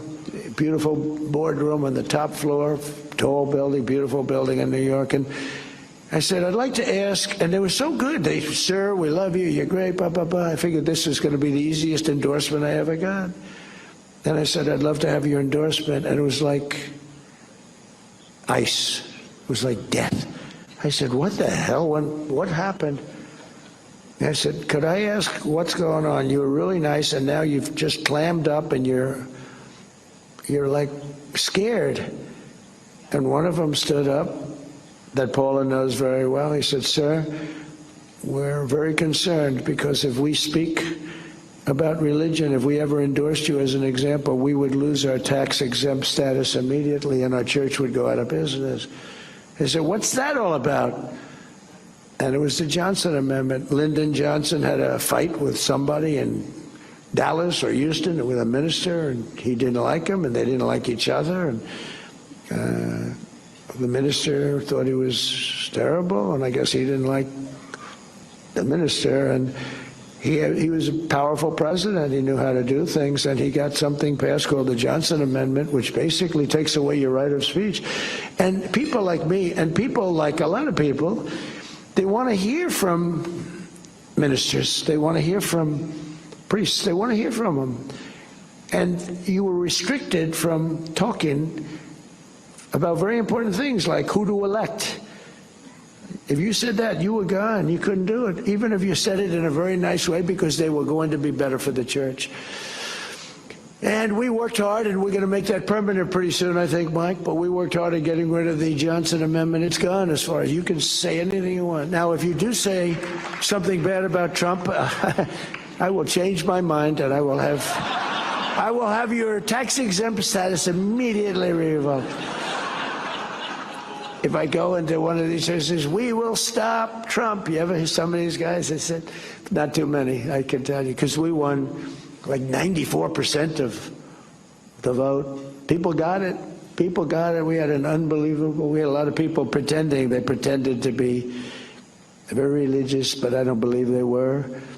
But the people ultimately got it. You know, you have a Robert Jeffress. I don't know if he's here. Is he here, Robert?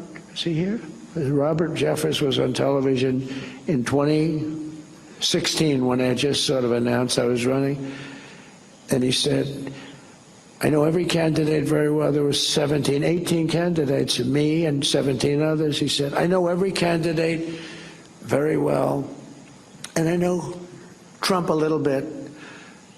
But he may not be as good with the Bible as some of them. He may not have read the Bible as much as some of them. In fact, he may not have ever read the Bible, but he will be a much stronger messenger for us, and he will get things done that no other man has the ability to get done. And I endorse him fully. And I said, you know, that guy, I didn't want to admit anything, but that was very interesting. And I think we've gotten more done, Paula, than anybody could have ever gotten done. What we've done, nobody else would have been able to do. We reinstated also service members who were thrown out of our military over religious objections. That was a big deal. They thrown out over religious objections to vaccine mandates and all of the other things. They used any excuse they could. We restored those patriots to their former ranks with full pay. We've given them full pay. They were taking advantage of it. And I really think it was over religion. I actually think that they used the vaccines as a way of really punishing people over religion. I don't know how you can vote for these people. I really don't. I don't know how you can. We passed the largest ever expansion of school choice so that every parent has a chance to send their child to a school that shares their values. And today I'm also pleased to announce that the Department of Education is officially issuing its new guidance to protect the right to prayer in our public schools. That's a big deal.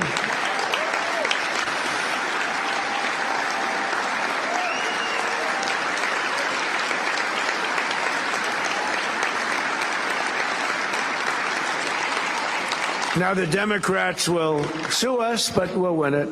We'll win it. They'll sue us. They sue us for everything. I'm the most sued human being in history. They've sued me for everything. I got impeached twice over nothing, but the Republicans were great. Just wiped them right out. But I got impeached. I got indicted. Wiped them out. There's never been, there's never been, to the best of our knowledge, any politician that's ever been indicted who won an election. Very popular politicians got indicted, they lost. I got indicted so much, I got tired of calling my wife. I'd say, darling, I was just indicted again. She said, oh, darling. What? Oh, what does that mean? You know, she's very elegant. You saw that from the movie. She's not into the world of indictments. It's not Melania. No, she doesn't know what an indictment, you know, it's not her deal. Her movie, by the way, big success. That movie is a big success. Yeah, I called up so many times, I'd say, you know, honey, I just got indicted again. Don't worry about it. But think of it many times. And then they say, Donald Trump is using the Justice Department to get even. And I don't. But wouldn't I have a right to? Think of it. There's never been in history a president treated like I got treated. But they say I use it. And it's amazing. I did that interview yesterday, and they said that. They said the question, are you using the Justice Department for your own personal gain? I said, they indicted me 87 times. It's the most incredible thing. But we don't do that, Pam, do we? Huh? We do what's right. We do what's right. And Pam does it. We have great people. We have great people working there. But we do what's right. We expanded the Mexico City policy to stop taxpayer dollars from being used to promote radical gender ideology all around the world. No other president would do that. No other president would do it. And my administration also rejoined the Geneva Consensus Declaration to affirm the right to sovereign nations to protect life, defend the family, and to be faithful to God. Nobody ever did that. I signed an executive order to slash federal funding for any public school that pushes transgender insanity. This is crazy. On our youth. Who would think about that? Who would think if you go back 15 years, you're talking about, and I stopped the mutilation of children. The mutilation, the word is mutilation. They mutilate, you know, the mutilation of children. I stopped it. Who would think if you said that 15 years ago, they'd say, what the hell is he talking? Is he crazy? It's levels you've never seen. We're still fighting it, but, you know, transgender for everybody. They want transgender for everybody. We stopped it. And we also, very importantly, we got men out of women's sports. You know, it's enough of that nonsense.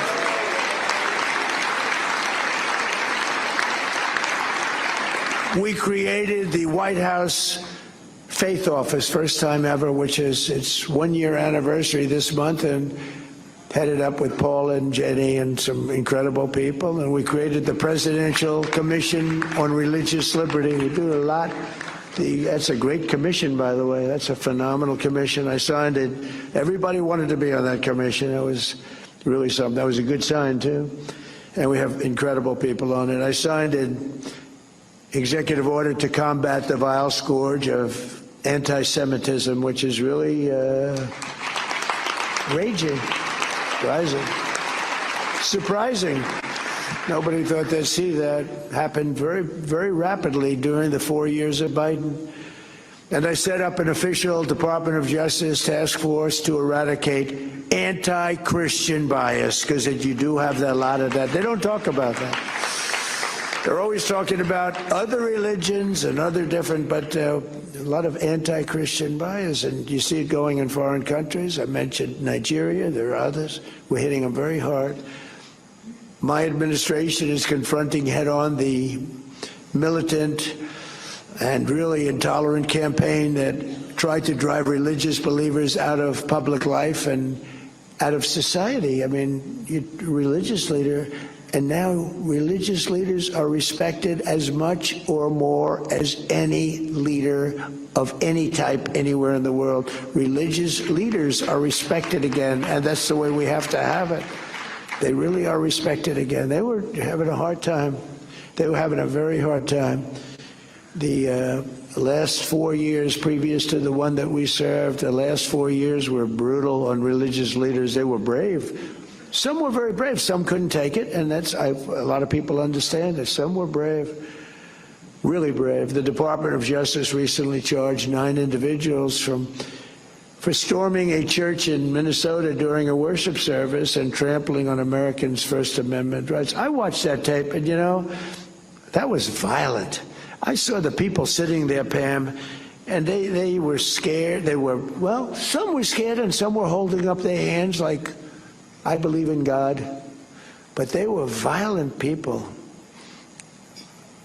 Screaming, your parents are Nazis. Your parents are Nazis. The people are sitting away.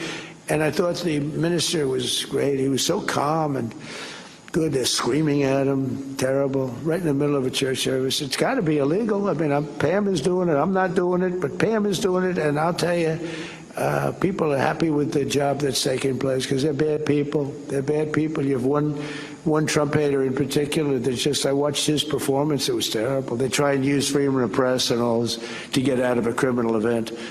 But that was a horrible thing to witness. And if we allowed that to go on, you wouldn't be able to have a church. No, everybody would be afraid to go to church. And that we are not going to allow, are we, huh?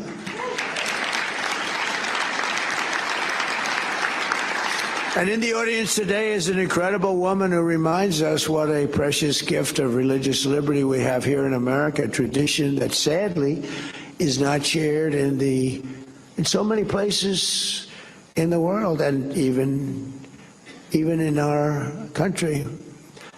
And our media is so bad. If we had a good media, it would be so much easier. But think of it, we're doing this all with a really corrupt and bad media. Miriam Ibrahim is a Christian from Sudan, and I'm working hard to end that war. We're very close to getting it done. That'll be number 9.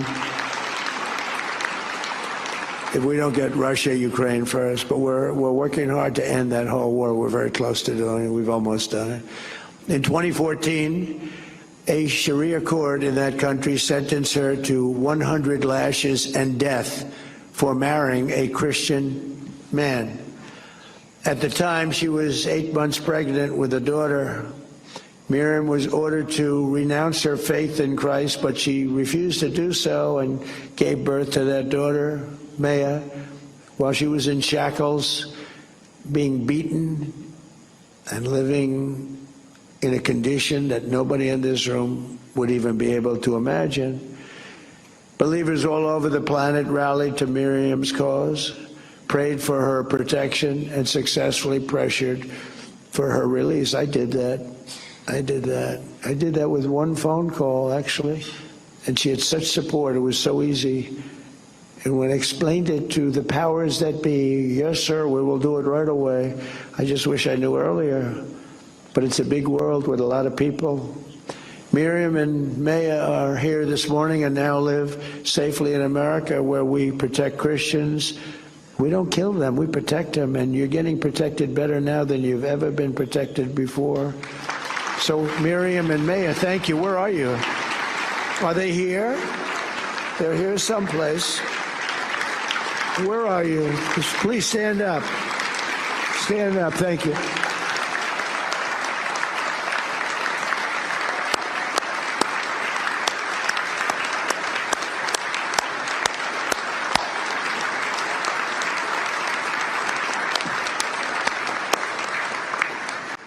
That's great. A lot of bravery. No administration in modern history has done more to confront the plight of persecuted Christians around the world than we have. With us, it's a mission. It's actually a mission. On Christmas Day, in close coordination with the government of Nigeria, we worked with them, but they got to get tougher.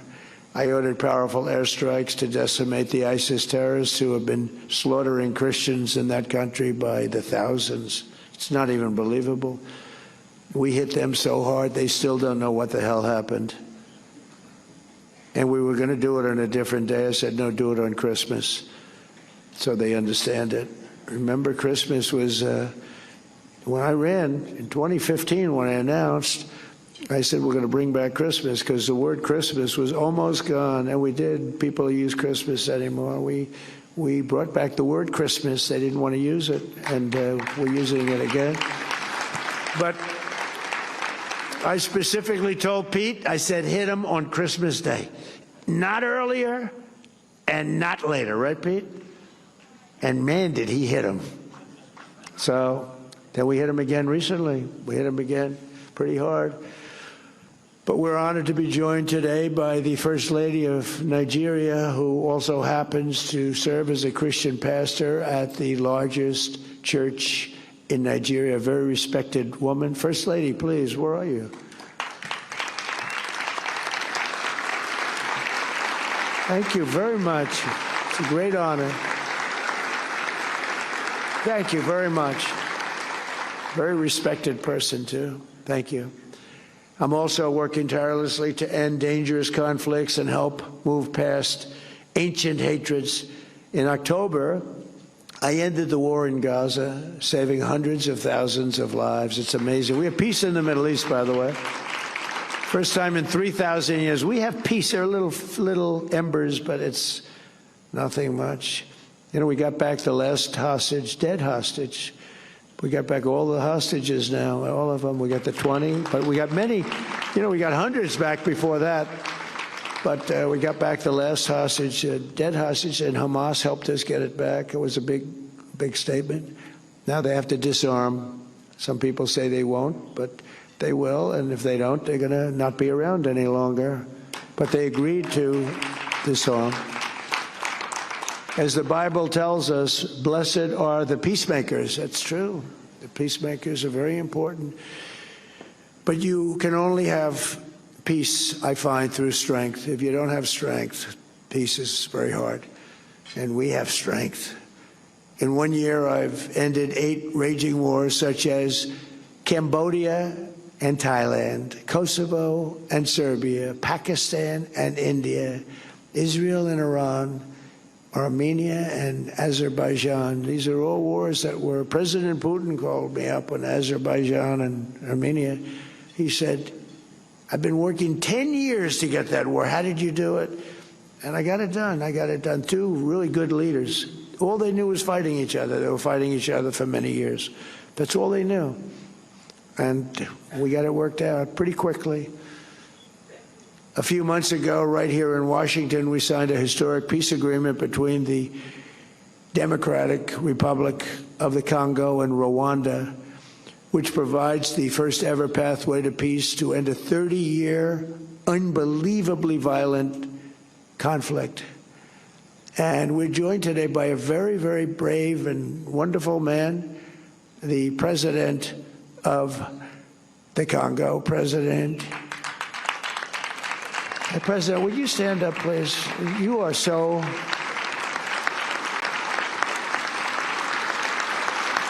President, thank you.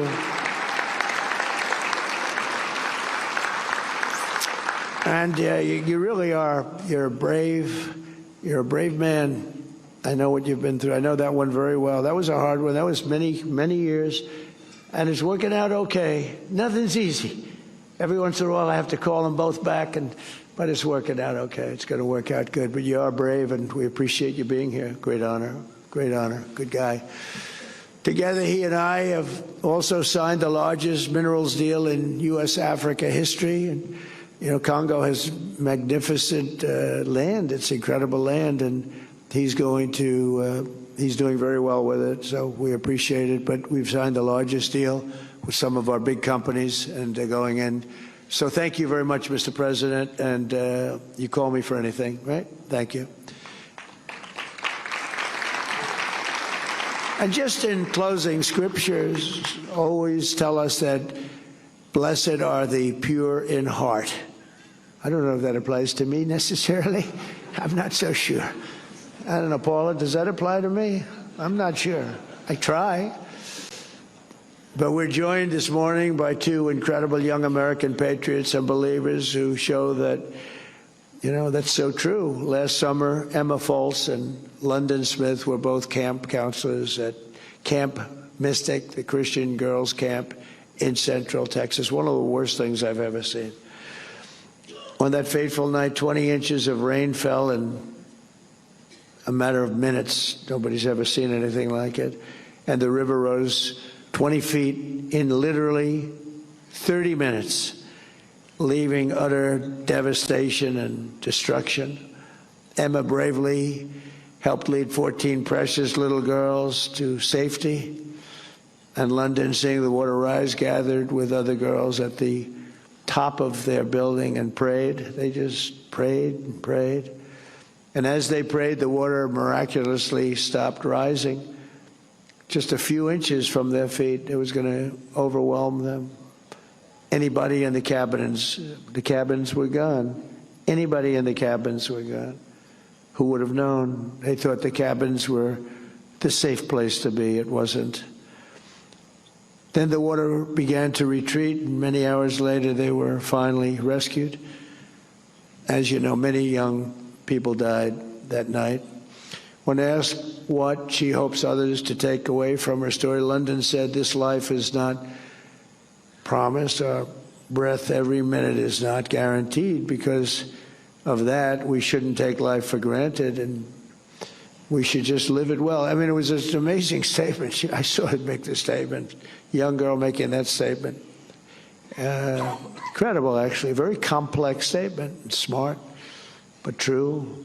London, I know exactly what you mean, and I want to thank you both for being here and your remarkable, incredible courage. It's been really amazing. And if you could at least stand, you know, I said, "Would you like to speak?" And they said, "Well, we're a little shy, but you know what? You may be shy, but you're very brave. Would you please stand?"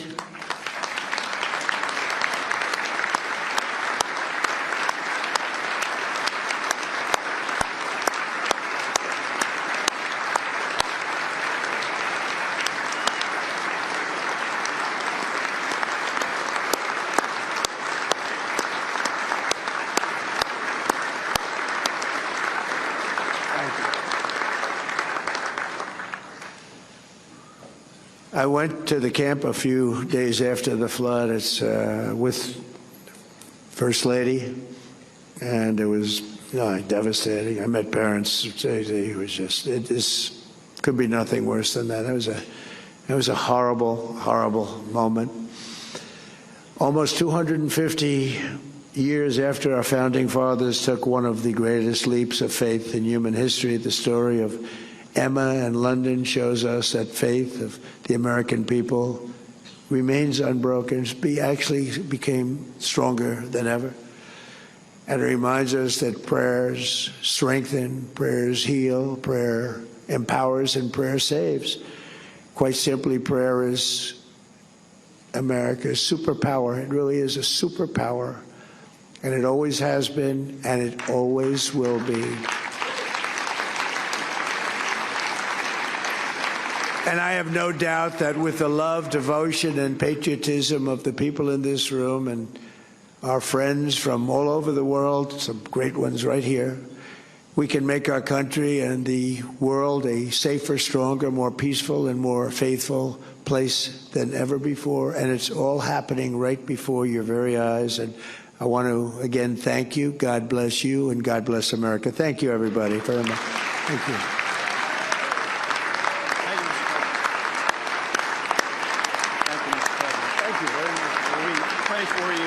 Shortly? Okay, good. Let's do that now. Yep.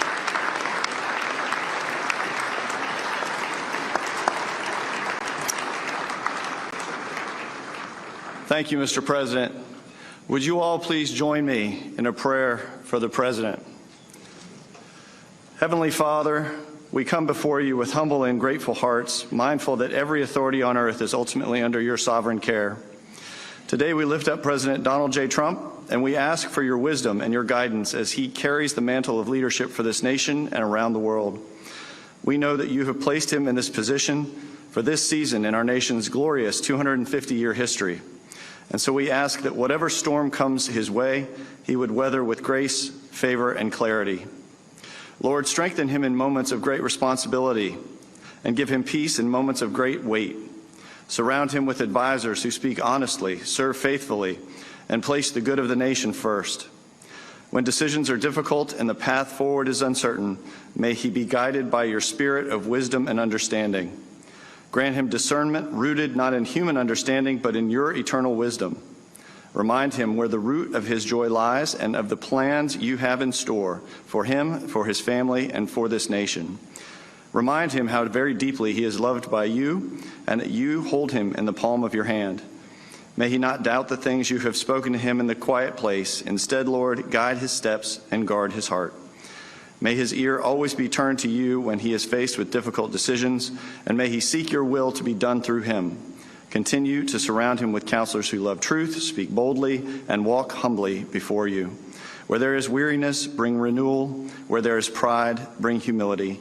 Where there is uncertainty, bring clarity through your Spirit. Father, we ask for your divine protection over the President and his family. Draw him closer to you, and may his leadership reflect the fruits of your Spirit. We bring these things to you in your precious and holy name. Amen. Thank you.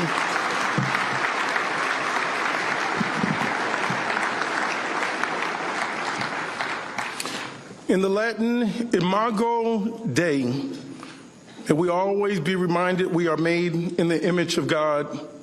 In the Latin, Verbum Dei, that we also be reminded that we ask for the word of God. Our good and gracious God, we pray for the health and deliberations of the President of the United States.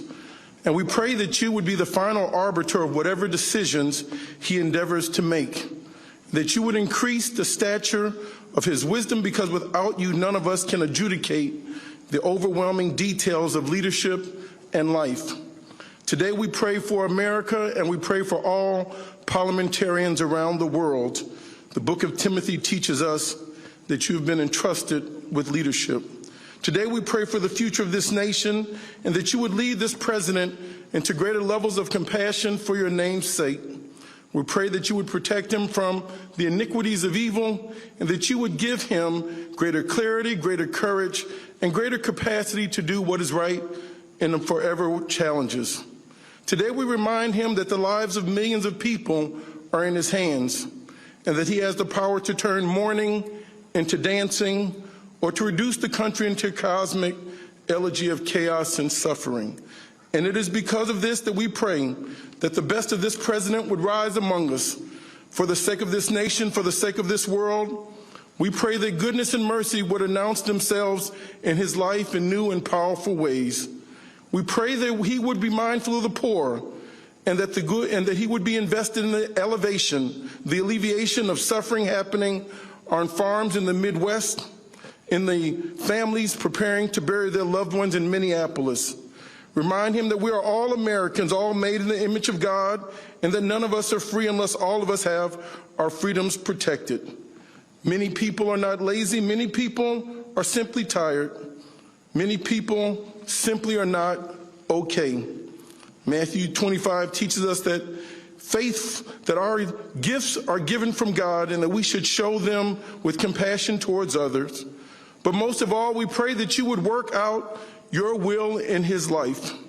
May we all do more for the greater glory of God, because when it's all said and done, we pray as Jesus taught us to pray. We ask that we surrender our all to Jesus. To all hope I give him freely. I will ever love and trust him, and in his life and presence live daily. Thy kingdom come, thy will be done on earth as it is in heaven. Amen.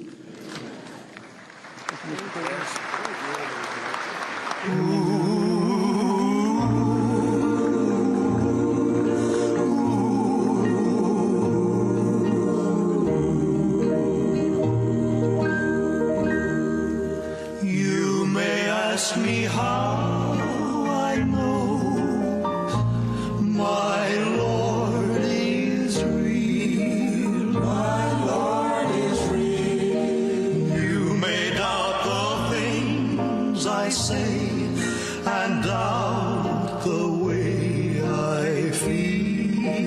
The way I feel. But I know he's real today. He'll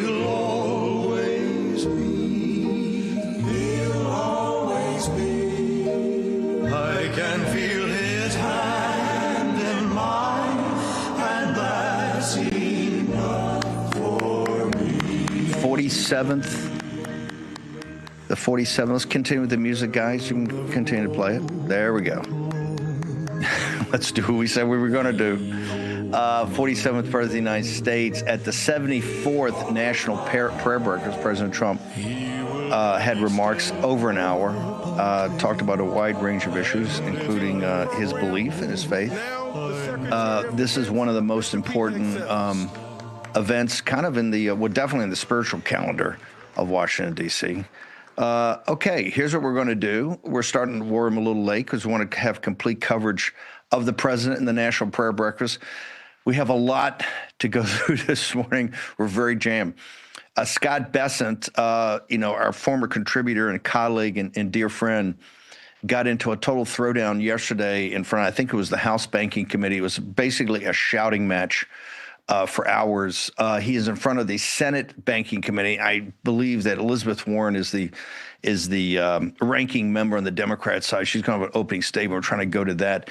The narco-terrorism conference, the hearing is also playing, so we're going to kind of juggle things this morning.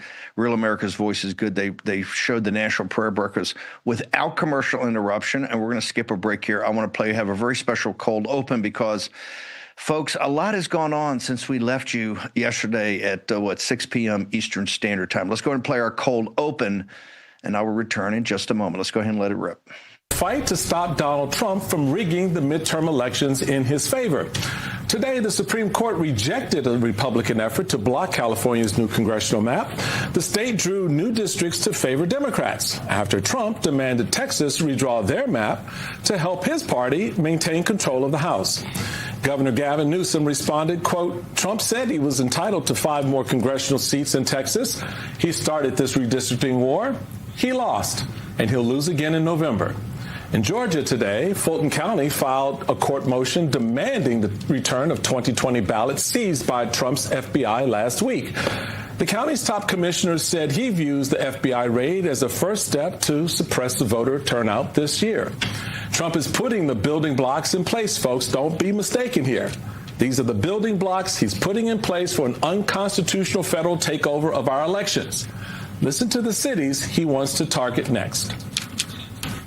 Take a look at Detroit. Take a look at Pennsylvania. Take a look at Philadelphia. You go take a look at Atlanta. Look at some of the places that horrible corruption on elections. And the federal government should not allow that. The federal government should get involved.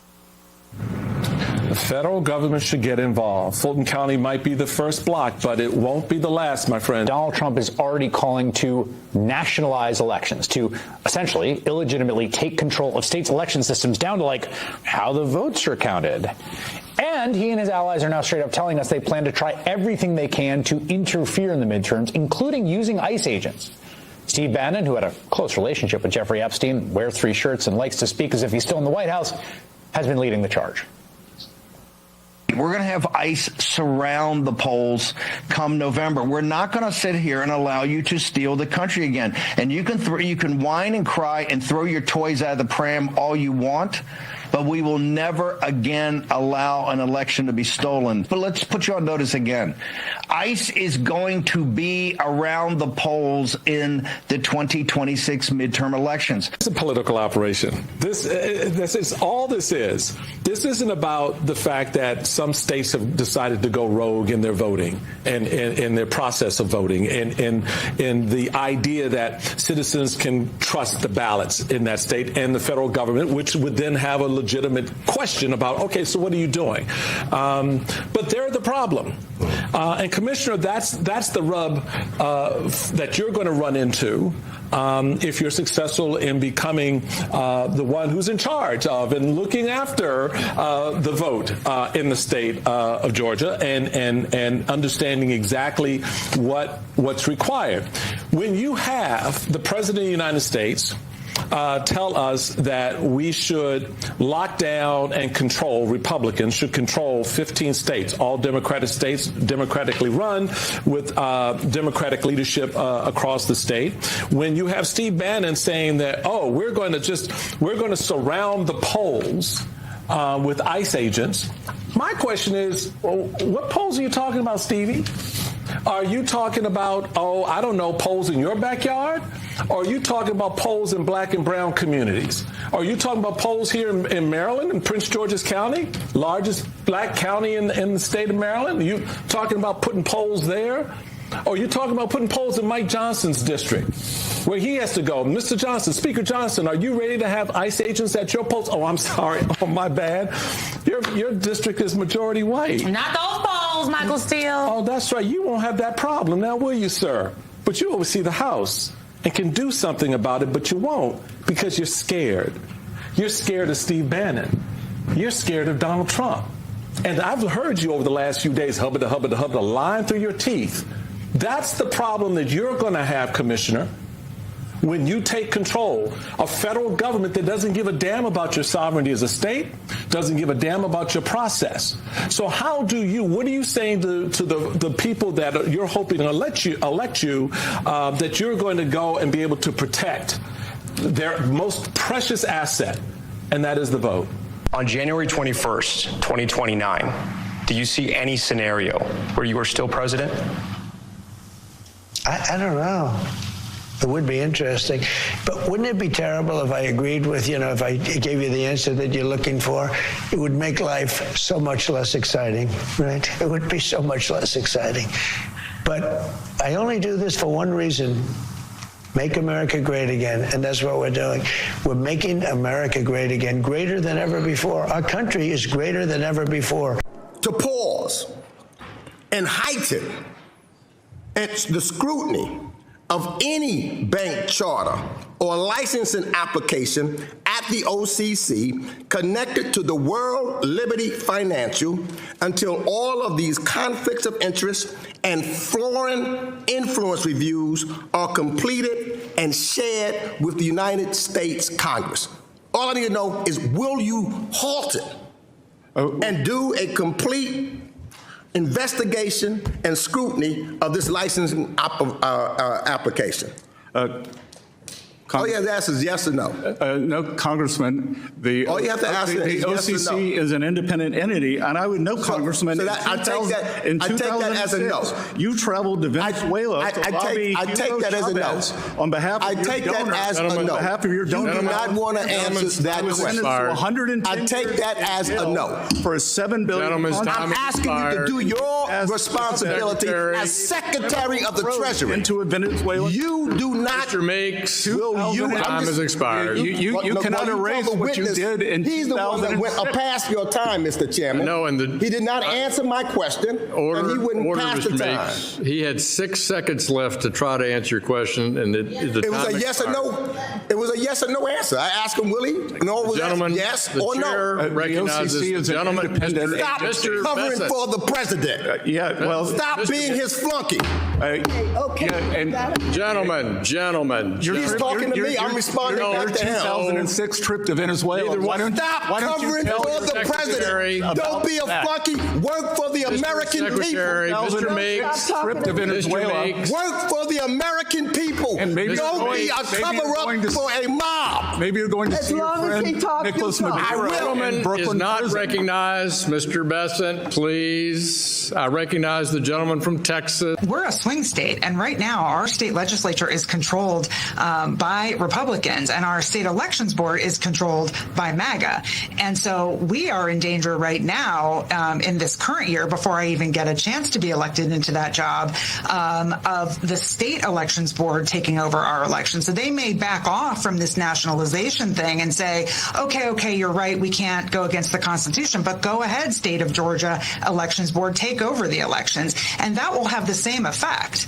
If the state elections board in Georgia takes over, then, there go the voters of Fulton County's votes, and there go the state of Georgia votes from all Democrats, and potentially there goes some of our major elections here. And, if that continues into 2028, there goes the presidential, right? So we have to have a Secretary of State who is defending our rights, not only as to allow a state takeover, but to allow the counties to run their elections the way they were intended to, and to not allow these changes to state law that are going to infringe on voters. And I'm sure there are similar things happening all across the country in states like ours.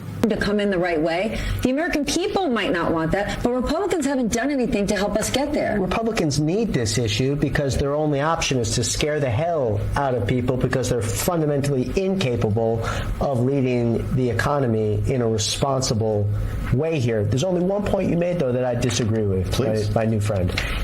And that is that they have a quota system. Mm-hmm. What they actually have is self-deportation goals. Mm-hmm. And so they will never want to do this quietly, even if they met these quotas. What they actually want to do is publicly scare the hell out of people with brutish, inhumane tactics that will up the number of people who just flee the country because they're so afraid. And that's the inherent immorality of this administration's policy and strategy. And that's why the mask is so important. They can't do that. Exactly what you're saying. They cannot do that if they're not wearing masks. Right. And I mean, it's extremely concerning because you look at how those sorts of voter roll checks are enforced, how the sort of driver license ID, even sort of simpler ID requirements are enforced. It's always disproportionately affects minority groups because you often have bluntly white poll workers being more suspicious of minority voters, and so that's always the effect here. I will say, it doesn't seem like there's a ton of momentum for the SAVE Act in Congress, but I am extremely concerned about this, potential ICE deployment that Steve Bannon is talking about. Now, obviously, Steve Bannon is a podcaster. He is trying to get attention so that he can get ad revenue. I always want to take that with a little bit of a grain of salt, but it does seem like this is still Steve Bannon. Yeah, he's still Steve Bannon. It does seem like that's what they are trying to build up towards, and I think it's really important for people that support democracy, Republicans or Democrats, to get ahead of this and make very clear. It's not just that ICE deployments are unconstitutional, violate the First Amendment, 14th Amendment.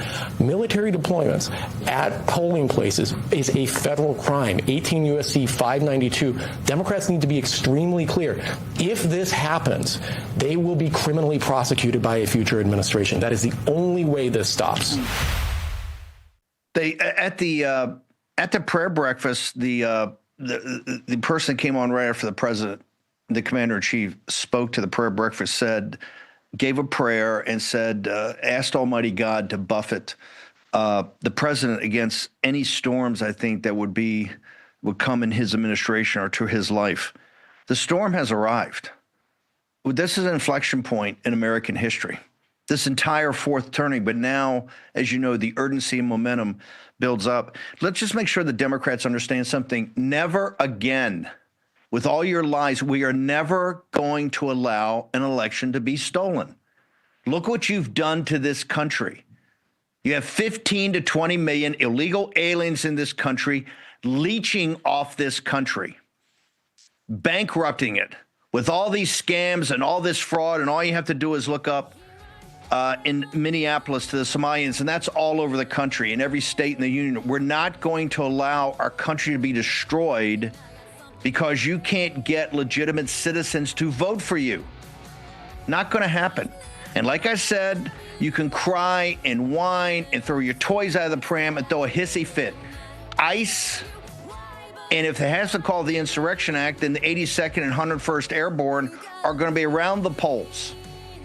And they should be around every poll, because we don't want any. I don't care about the district. We don't want any, and we will not allow any illegal aliens to vote. They have to have an ID. They have to be on a voter roll that must be purged.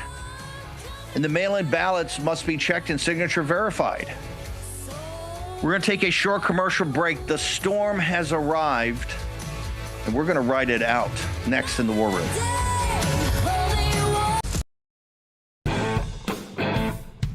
When the lights go down, the truth comes out. This is built like a chicken McNugget, but... This is After Hours with Alex Stein. No filter. You're a globalist. You don't care about America. No apologies. You're a pro-abortion when you should have been aborted. the undisputed king of trolling. I was recently sexually assaulted within the metaverse. I want to vaccinate your mom. They tried to cancel us. Deplatforming works. She wants to kill babies, but she's still beautiful. Look at that booty on AOC. That's my favorite big booty Latina. Politics, culture, hypocrisy. They want them to have their penises cut off. Uncensored and uncontrolled. Cut your penis off, That's what I'm saying. They admit they want to cut people's penises off. Late night just got dangerous. After Hours with Alex Stein. Coming soon to Real America's Voice.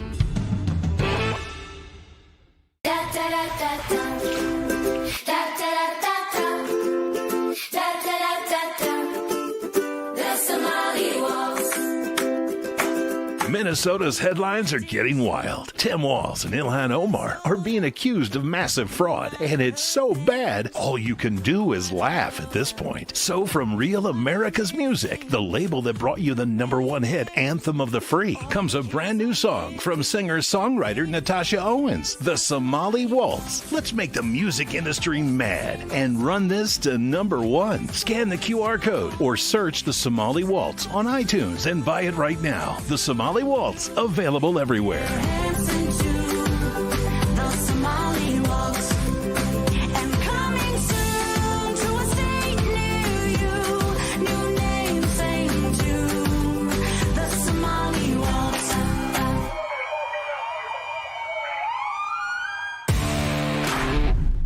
When the bacon wants real facts and figures, he goes to Rab.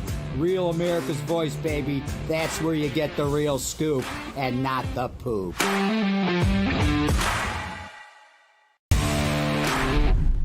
Hi, this is Chris from Colorful Colorado. I'm drawbridging the Getter Chat. I trust no one for my news except Real America's Voice. So if anyone asks, I was never here.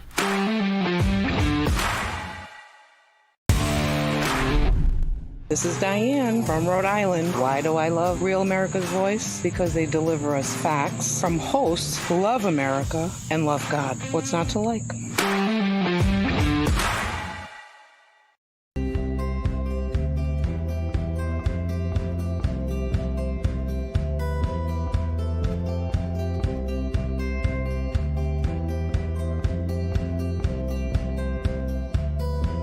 County absentee ballots. There were 74,000 absentee ballots that had come into Fulton County by the time the polls closed, the legal deadline by the time the polls closed on November the 3rd.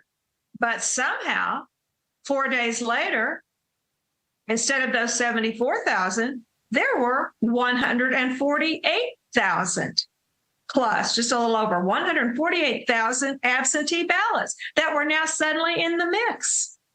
Now, where did those come from? Fulton County election officials ordered on October the 16th, over 1 million new absentee ballots. They were ordered without envelopes, even though in order to cast an absentee ballot in Georgia, you have to mail it. You have to put it in an envelope. It has to be sealed in an envelope. And we saw in one of our counts in our lawsuit, our election contest, that was never heard by a judge because no judge was appointed. But our volunteers saw all of these pristine ballots, no folds. Those cannot be absentee ballots. If Mo and Grace and Elizabeth, that's Cleta, can push it. I just want the PDF, and I need people to get into not just the summary, but to I think it's a 264-page report. Raffensperger came on the Today Show, because remember, go back, particularly those of you who have been with us for a while, we covered live, as we always do, the election. I think it was Raheem and myself, Bill McGinley, remember that? Jason Miller, I think, was at the White House, would come in and out. Raffensperger went on the Today Show the next morning, and this is Cleta's, the opening of that. There had been 4.7 million ballots, which I think was a record in Georgia. He says this. There were, Trump was up at that time, this is the morning after, by 103,000 ballots. We had Richard Barris and others coming on that had done precinct by precinct analysis, and they said It's only 100. Trump's up by 103, and there are only 94,000 ballots uncounted. And it is impossible, mathematically impossible, for Biden to win. And what happened? All of a sudden, miraculously, these mail-in ballots, and by the way, mail-in ballots had to be there by the close of the polls, I think it's 7 Eastern Standard Time on the 3rd, or they didn't count. And all of a sudden, miraculously, like the loaves and the fishes, these ballots start showing up, 300,000. It turns a total fiasco. Cleta Mitchell and a team walk through this thing in excruciating detail. In fact, one of the young men on the team was on Steve Stern's call yesterday.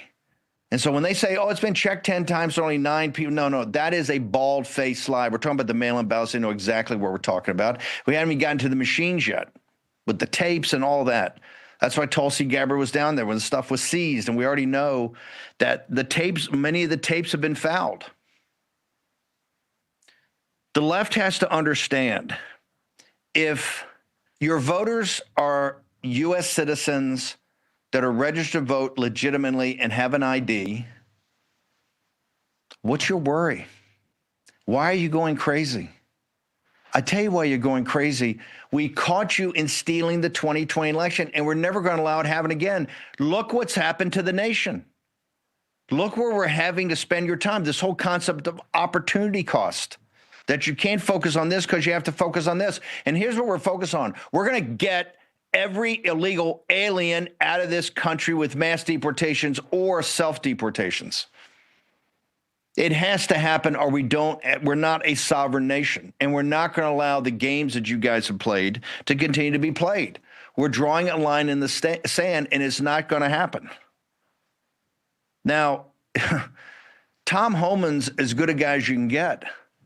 One of the best that we have, but his thing of unprecedented cooperation, just in the last 48 hours, Hochul in New York has signed a decree, I think an executive order. There will be no cooperation, none, between law enforcement at the city or state level with ICE agents. It's a sanctuary state, and she's throwing down hard. Spanberger, in her drive to be Newsom's VP, has done the same thing in the Commonwealth of Virginia. After she swore on the campaign trail she would not do that, she signed an executive order to do it. So the Democrat, and Fry and Waltz, I think you heard President Trump in the both at the prayer breakfast and I think in the NBC interview, have not been cooperative at all. Maybe a couple of sheriffs have taken Tom Homan's phone call. That's not unprecedented. Unprecedented cooperation sends a signal to the other side. And let me tell you where we are right now. We're in a jam. Senator Schmitt's going to be here to, I think, help us think through how we're going to do this. John Solomon, who's going to tee up the show with his great reporting over Just the News, of like how, we got the SAVE Act and the Save America Act, and the Make America Great Again Act, and they kind of all in combination get to the problem. But right now, I think, and I realize some people disagree with me, I think they've got the cards, because we walked into this trap that we carved out DHS, and you saw last night they came and gave us their demands. Their demands is essentially to shut down ICE. No mask, body cameras, right? Body cameras not to track people, these illegal aliens, but to show vulnerabilities of what the ICE agents are doing. Also, they don't have immunity. You need a federal warrant. You need a judicial warrant on every time. You got to get 15 million people. Will be 15 million years before we get them. None of that is negotiable. It's non-negotiable. Every item they sent, and they know that. Because now they say, well, good, shut down DHS. We don't care, because they don't care. They don't care about terrorists coming into the country. They're for mass immigration. They're for open borders. They're consistent. Because their business model is predicated upon it. Totally predicated upon it. Jesse Kelly said it. I think he's right. They probably got 20, 25% of the vote in this country. They can't win unless they cheat. Why do you think they're going crazy over we're saying, hey, we're just putting ICE agents around? There's going to be zero illegitimate foreigners in this country voting for the midterm elections that basically they want to do to shut President Trump down. This is not even a question, and they can get as They can throw the toys at the pram and throw a hissy fit and whine and bitch and moan every day. It's not going to happen. And we need the Republicans to take a tough stand. I know that's an oxymoron, but they're going to have to do it. I heard today at some of these meetings, they've got these Senate meetings going, House meetings, donors are back there. People are talking about these voucher programs. Hey, if a guy's been here for 5 years, we're going to no, you're not giving any vouchers. We're not doing that. Particularly the people that are involved in allowing the Somalians to come here and now sitting there going, know nothing about it. Tom Emmer, you started the Somalian caucus in the House of Representatives. You're just as guilty of doing this as a Democrat. Okay, and you may be the whip, and you may be a big guy, and you may be a hockey player, and you're going to high stick everybody. Hey, I don't care. You're part of the problem. And now it's been exposed of what a scam it is and what a crime against the nation, all of a sudden you're Mr. Oh, we got to get the Somalians out. Well, where the hell were you when it first happened? Everybody knew this was going to happen. This is not shocking news to anybody. So we're in it now, and the next couple of weeks are going to define. And anybody, if you put body cameras, you're just giving the opposition, so you're just taking a knee. They're going to look at anything as weakness.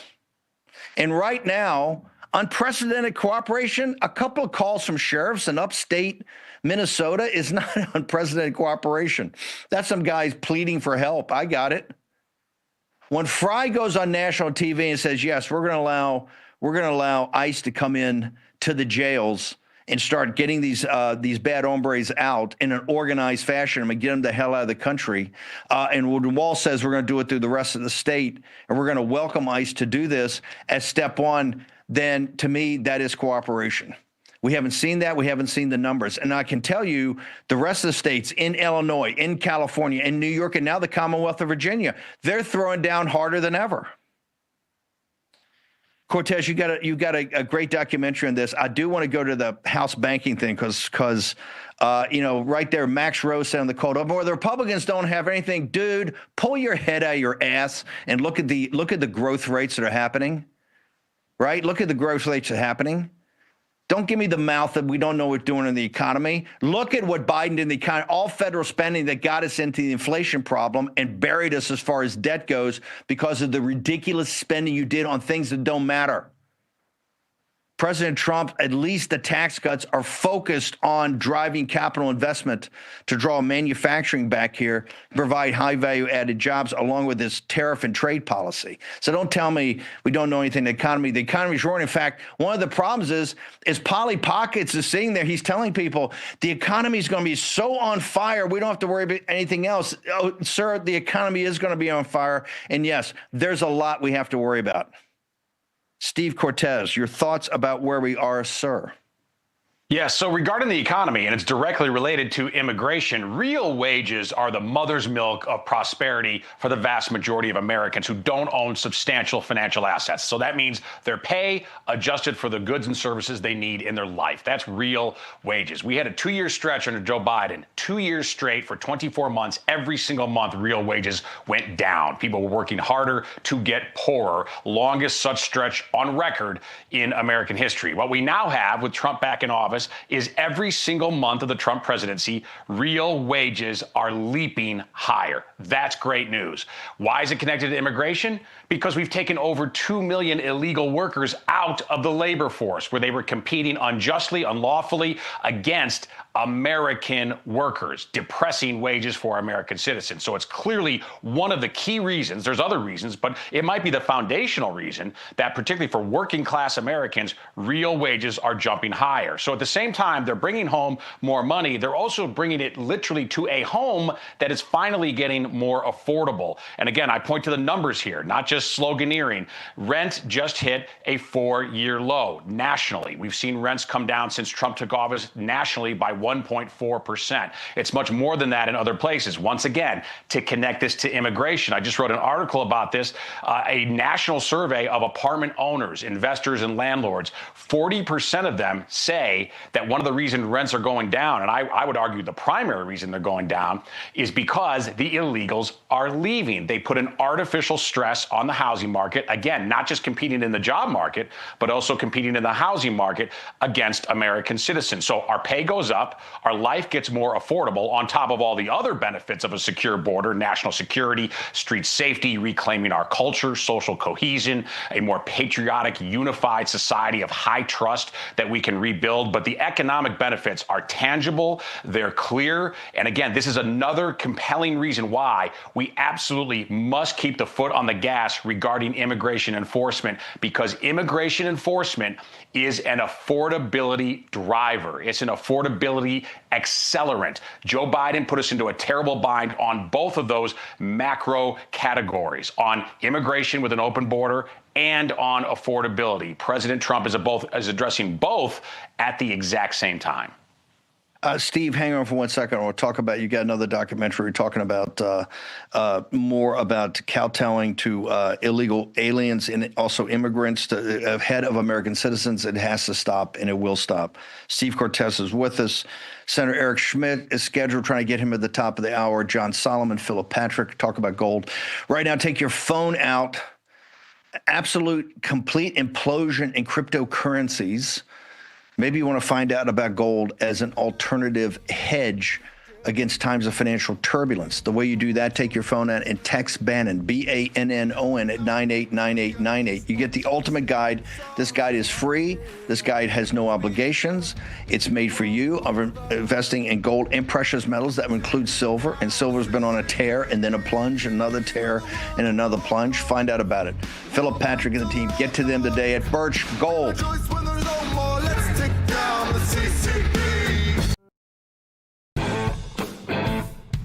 When the lights go down, the truth comes out. This is built like a chicken McNugget, but... This is After Hours with Alex Stein. No filter. You're a globalist. You don't care about America. No apologies. You're a pro-abortion when you should have been aborted. The undisputed king of trolling. I was recently sexually assaulted within the metaverse. I want you to vaccinate your mom. They tried to cancel us. Deplatforming works. She wants to kill babies, but she's still beautiful. Look at that booty on AOC. That's my favorite big booty Latina. Politics, culture, hypocrisy. They want them to have their penises cut off. Uncensored and uncontrolled. That's what I'm saying. They admit they want to cut people's penises off. Late night just got dangerous. After Hours with Alex Stein. Coming soon to Real America's Voice.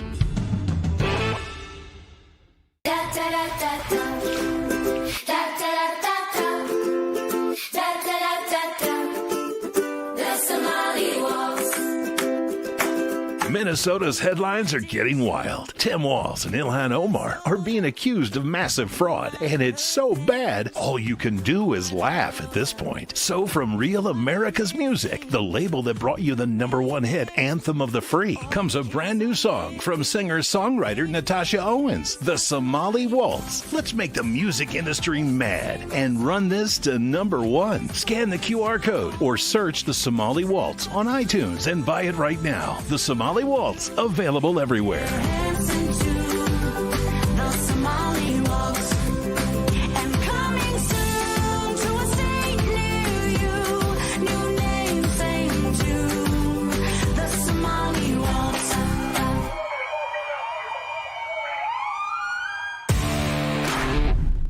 When the bacon wants real facts and figures, he goes to Rab. Real America's Voice, baby. That's where you get the real scoop and not the poop.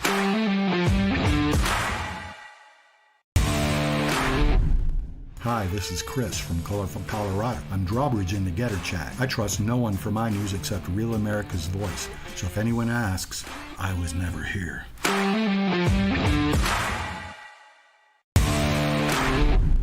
This is Diane from Rhode Island. Why do I love Real America's Voice? Because they deliver us facts from hosts who love America and love God. What's not to like?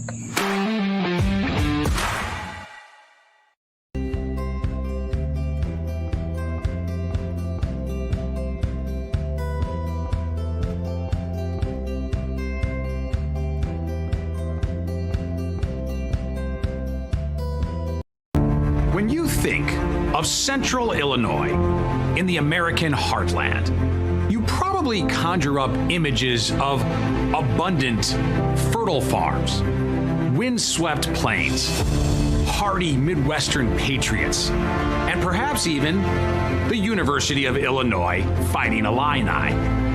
But unfortunately, you should also picture this.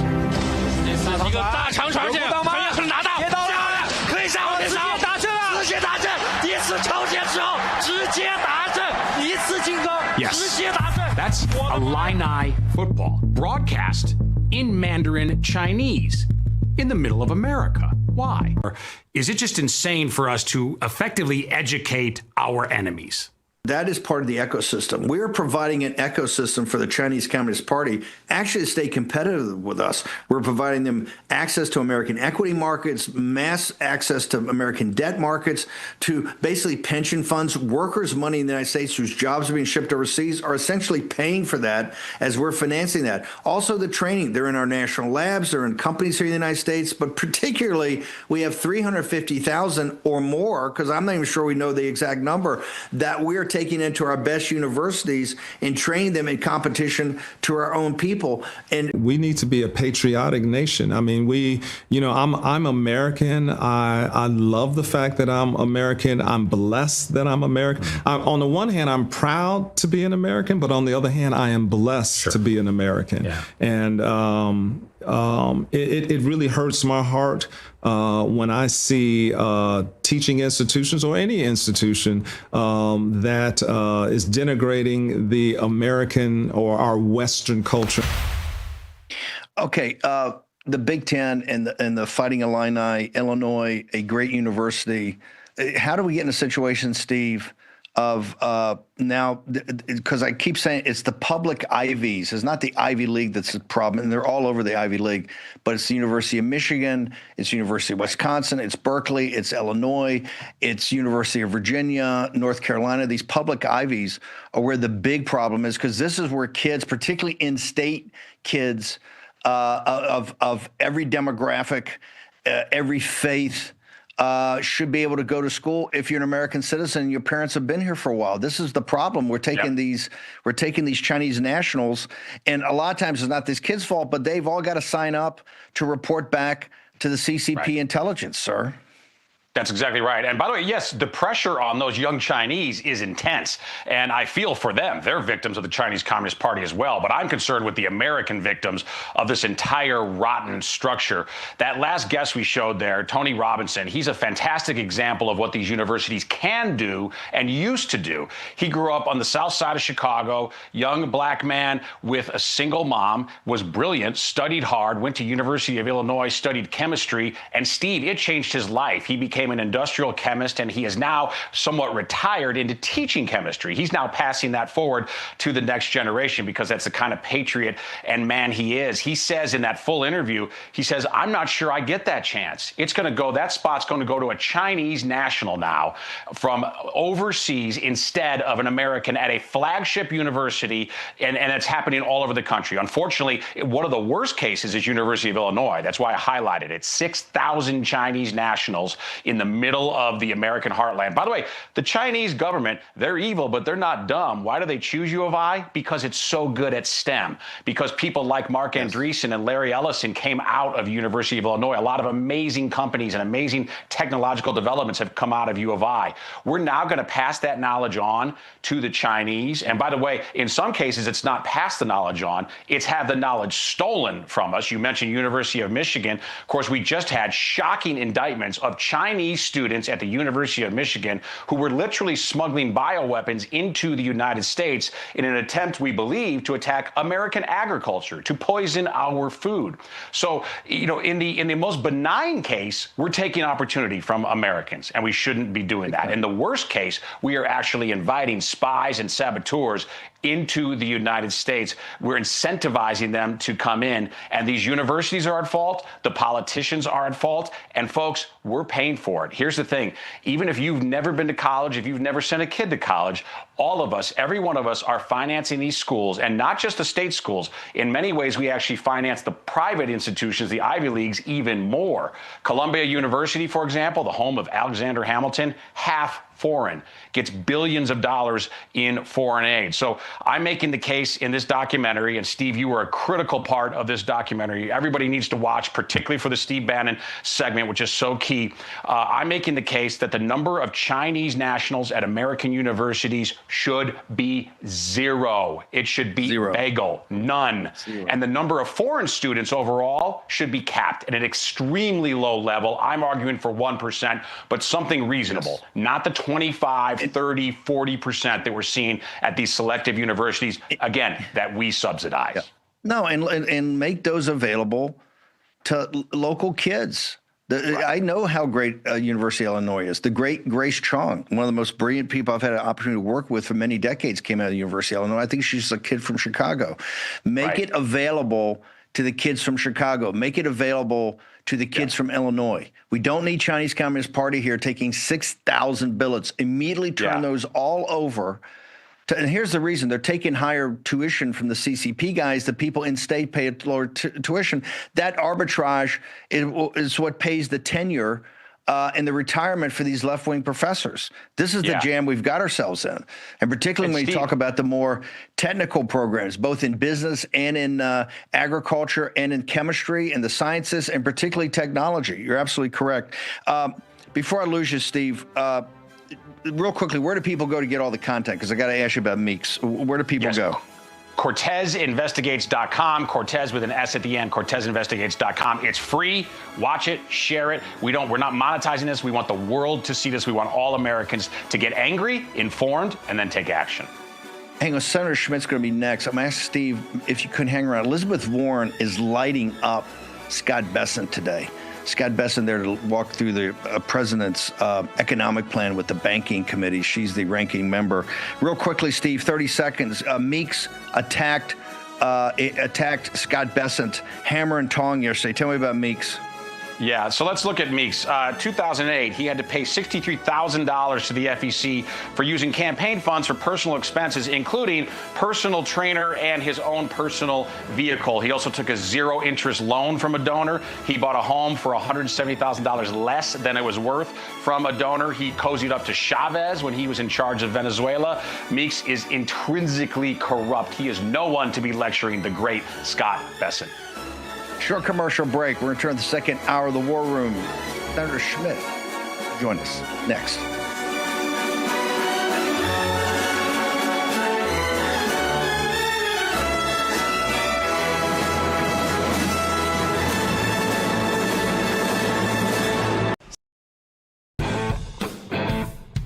When the lights go down, the truth comes out. This is built like a chicken McNugget, but... This is After Hours with Alex Stein. No filter. You're a globalist. You don't care about America. No apologies. You're a pro-abortion when you should have been aborted. The undisputed king of trolling. I was recently sexually assaulted within the metaverse. I want to vaccinate your mom. They tried to cancel us. Deplatforming works. She wants to kill babies, but she's still beautiful. Look at that booty on AOC. That's my favorite big booty Latina. Politics, culture, hypocrisy. They want them to have their penises cut off. Uncensored and uncontrolled. Cut your penis off, actually. That's what I'm saying. They admit they want to cut people's penises off. Late night just got dangerous. After Hours with Alex Stein. Coming soon to Real America's Voice.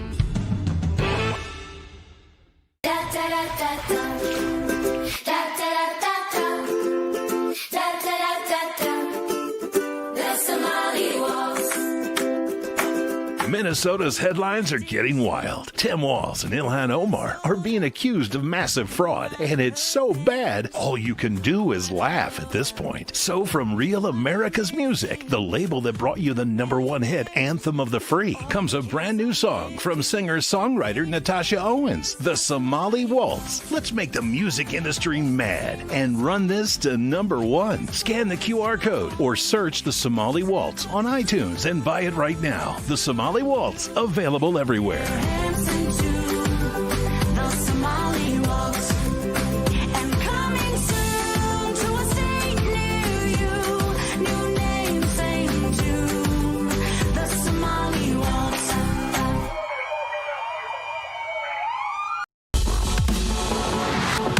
This is the primal scream of a dying regime. Pray for our enemies, because we're going medieval on these people. You're just not got a free shot on all these networks lying about the people. The people have had a belly full of it. I know you don't like hearing that. I know you try to do everything in the world to stop that, but you're not going to stop it. It's going to happen. And where do people like that go to share the big lie? MAGA media. I wish in my soul, I wish that any of these people had a conscience. Ask yourself, what is my task and what is my purpose? If that answer is to save my country, this country will be saved. War Room. Here's your host, Stephen K. Bannon.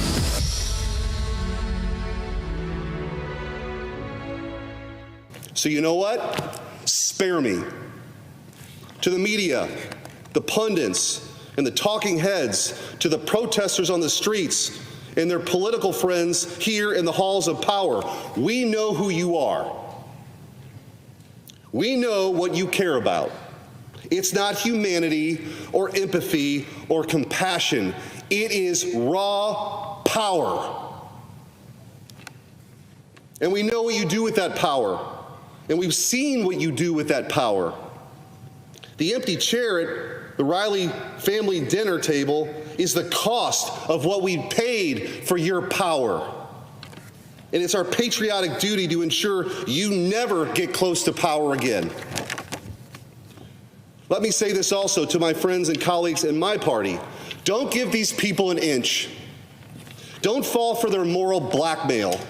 Don't let them negotiate or squirm their way into killing the president's mass deportation agenda. The American people support it. Don't let them talk you into believing that this is about justice.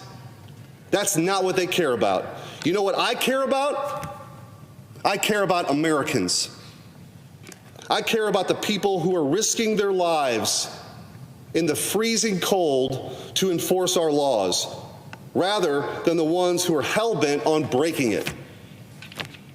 I care about the people who are trying to get these kinds of monsters who rape and murder our daughters out of our country, rather than the ones who want to put their bodies on the line to keep them here. Thursday, 5 February in the year of our Lord 2026, honored to have Senator Eric Schmidt.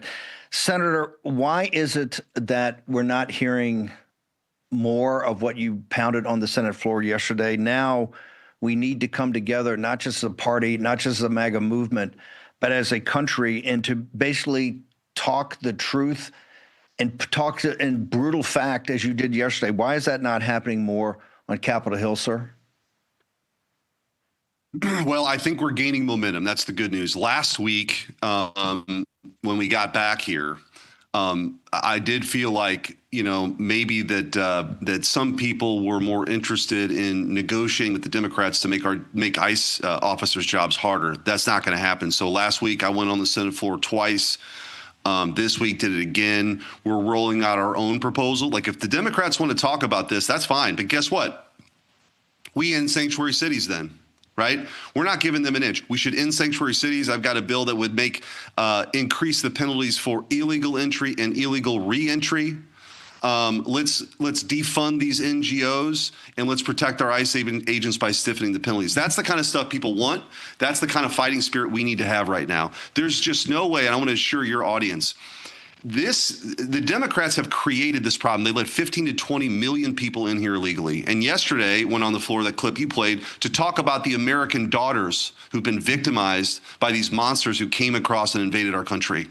And I think we have to stiffen our spines, Steve, right now. This is a very important moment, not just in the news cycle, but for our country and our civilization. We're either going to side with law and order, or we're going to side with chaos. The Democrats are hell-bent on importing millions and millions more people here illegally. We have to be that bulwark that stops it. And so I'm continuing to bang that drum. I do think more and more people are seeing it that way, but we're going to find out. We got a 2-week window here now where the Democrats want to enter into this fake negotiation. My perspective is no more phony deals. What they really want to do is kneecap ICE and have de facto amnesty, and we shouldn't have anything to do with that. Just before, I got to ask you some questions about that. Before we do that, it's no doubt in your mind President Trump won a mandate from the American people in November 2024 on this very topic, sir? 100%. And I actually think, Stephen, you know this better than anybody.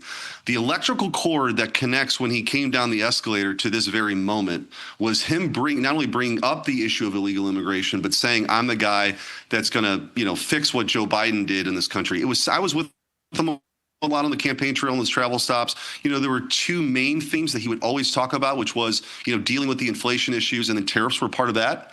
The expert class has been wrong about that, as we've seen, as he's rebalancing that equation, but then also immigration. And I would also say, and I've tried to make a point of this too, it's not just illegal immigration.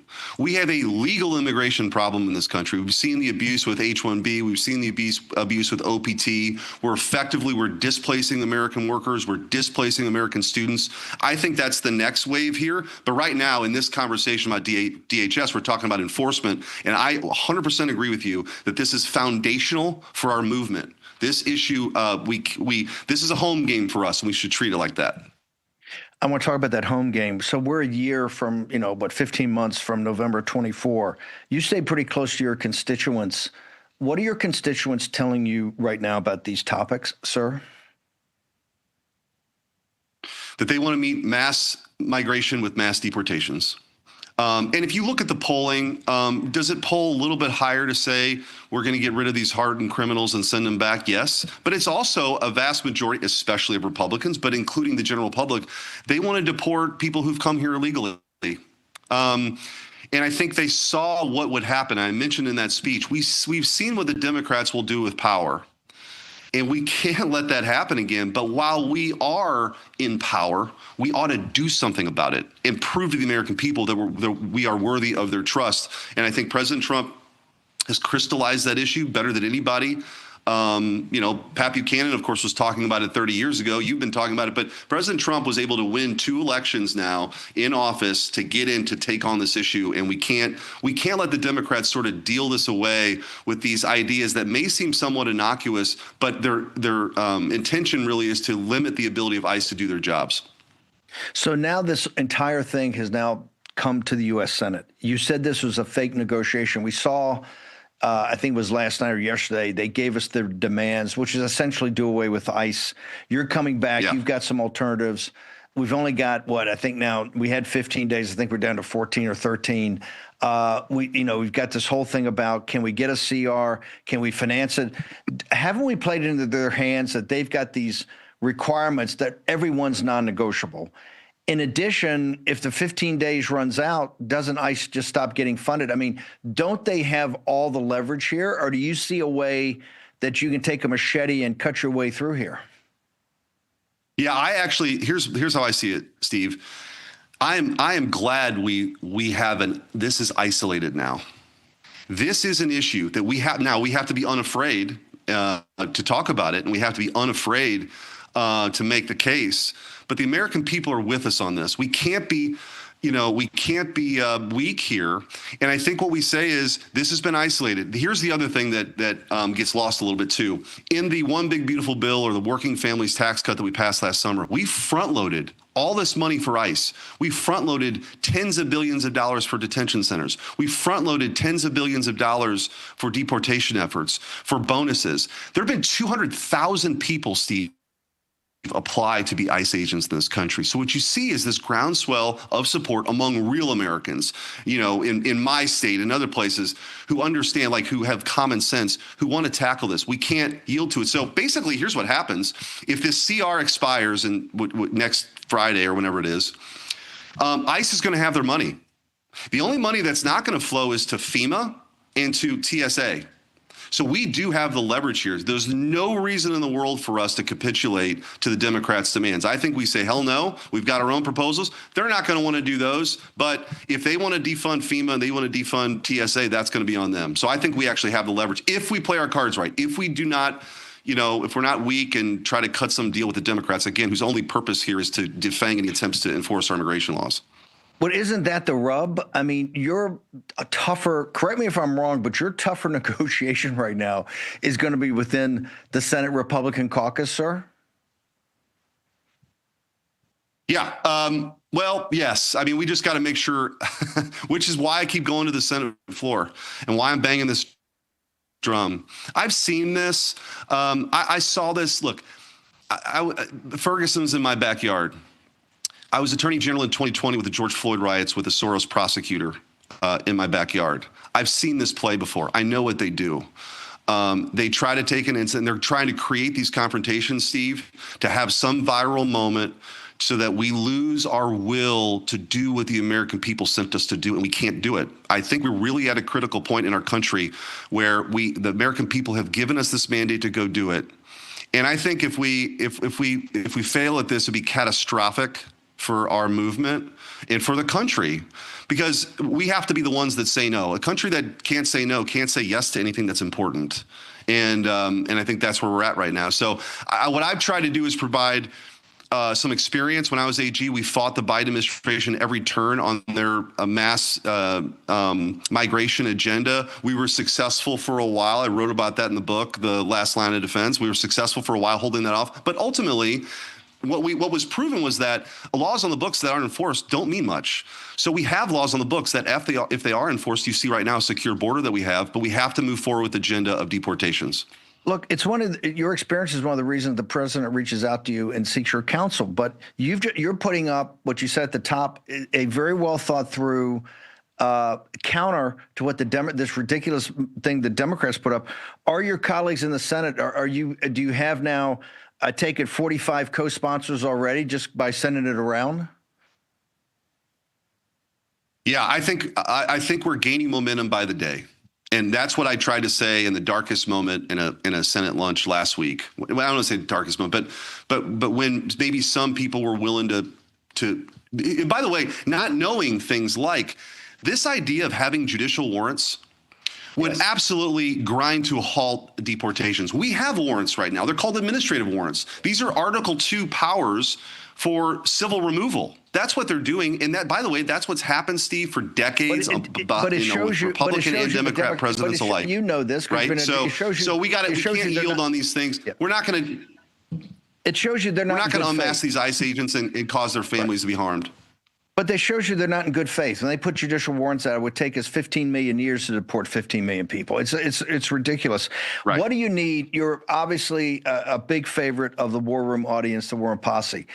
We got about a minute and a half. Walk through what you need from this audience. What do we need to do to have your back and those fighters in the Senate over the next couple of days? Because this is where it's going to be determined. So what do you need from us? I think just encouraging Republicans here to say, hey, look, we were sent here to make sure we have this deportation effort. We can't yield right now. This is not the time. The Democrats are being ridiculous. They just want to inhibit that ability to enforce our immigration laws. Hold firm. Don't cut a deal with them that would make it impossible for ICE to do their jobs. Senator Schmidt, where can people follow you? Social media, website, all of it. Yeah, SchmidtForSenate.com is the website, and Eric_Schmidt on Twitter. We're on Facebook. Love the War Room. Thank you guys for all you do. You guys are great patriots, and we're gonna keep fighting. You're a big audience favorite, and you do Missouri right in the Senate, in the nation's capital. Folks in Missouri, I hope understand that. Should be very proud of your fight. And man, we got to fight over the next 10 days. So thank you, sir, for coming on. Yes, sir. Take care. Okay, folks, let's pile into those Senate numbers. I'll put it up in the next segment. We need them to hold the line. We need toughness. We need to back down these Democrats. We cannot compromise on anything that Democrats put out, as we've talked about over the last couple of days, are ridiculous. And Eric Schmidt, having been an attorney general in Missouri, tells you the judicial warrants shows you that they're not serious. The Democrats are not serious about this. What they don't want any deportations. Forget mass deportations. They don't want the worst criminals deported. That's why it hasn't been unprecedented cooperation, unprecedented non-cooperation. HomeTitleLock.com, promo code Steve. If you're fortunate enough to own a home, I guess the average is 80 to 90% of your net worth is tied up in that. Every dream you've ever had. Make sure that no one that is not you can get access to it. With cyber, AI, rogue lawyers, rogue accountants, rogue relatives, maybe even a rogue friend. HomeTitleLock.com, promo code Steve. You get a 14-day free trial on their $1 million triple lock protection. Go talk to Natalie Dominguez and the team and do it today.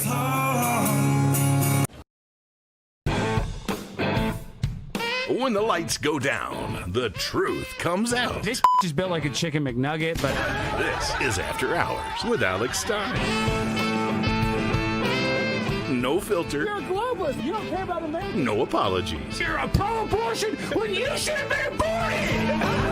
The undisputed king of trolling. I was recently sexually assaulted within the metaverse. I want you to vaccinate your mom. They tried to cancel us. Deplatforming works. She wants to kill babies, but she's still beautiful. Look at that booty on AOC. That's my favorite big booty Latina. Politics, culture, hypocrisy. They want them to have their penises cut off. Uncensored and uncontrolled. Cut your penis off, Max. That's what I'm saying. They admit they want to cut people's penises off. Late night just got dangerous. After Hours with Alex Stein. Coming soon to Real America's Voice.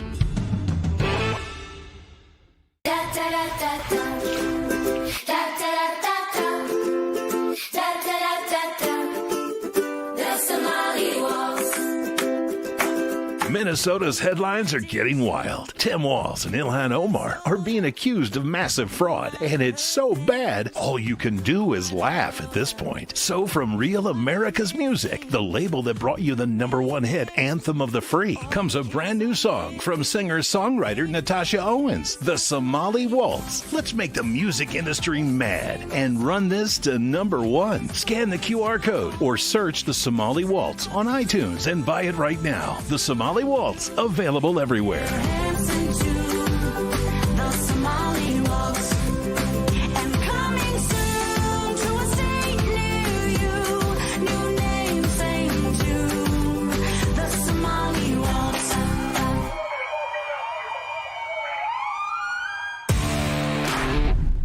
When the bacon wants real facts and figures, he goes to RAB.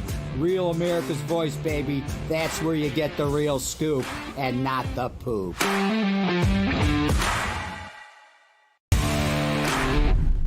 Hi, this is Chris from Colorado. I'm drawbridging the getter chat. I trust no one for my news except Real America's Voice. So if anyone asks, I was never here.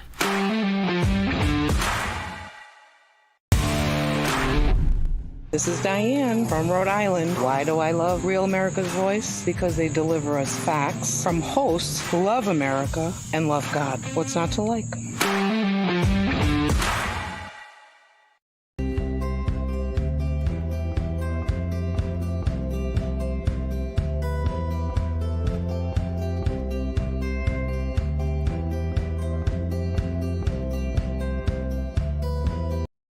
Thank you, Mr. Chairman. So for a solid year while he ran for president, Donald Trump promised pretty much every day that he was going to lower costs on day one, if he was elected. Those were his words, not mine.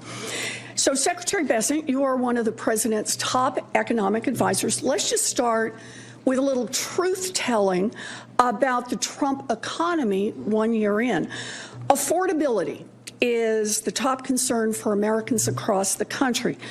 Donald Trump has called affordability, I want to get this right, a hoax. He's called it a scam. He's called it a con job. You're the Secretary of Treasury. You know the numbers. Is affordability a hoax, a scam, or a con job? Senator, it may be a bit nuanced for you, but what President Trump is referring to is the media saying that the affordability crisis was generated by this administration when it was you and President Biden who destroyed the buying power of the American people. So there is an affordability crisis, and you were front and center in it. So let me make sure that I understand. Donald Trump is not saying that affordability, what's happening to families right now, is a hoax? He is saying that trying to lay the blame at this administration rather than the Biden-Warren economy is a hoax. Okay, so it all happened before he got it. And everything that's happened since then, nothing is a hoax here. 21.5% cumulative inflation. Let me just ask about what's happened in the 1 year that Donald Trump has been president. Last week, President Trump said, quote, I can only take so much of, it's properly pronounced Pocahontas, as in foe. A faux Native American is Elizabeth Warren. Steve Cortez, I got Philip Patrick on deck. Just your comments. The whole hearing has been like this, just attack of Scott Bessent. Right. Your thoughts?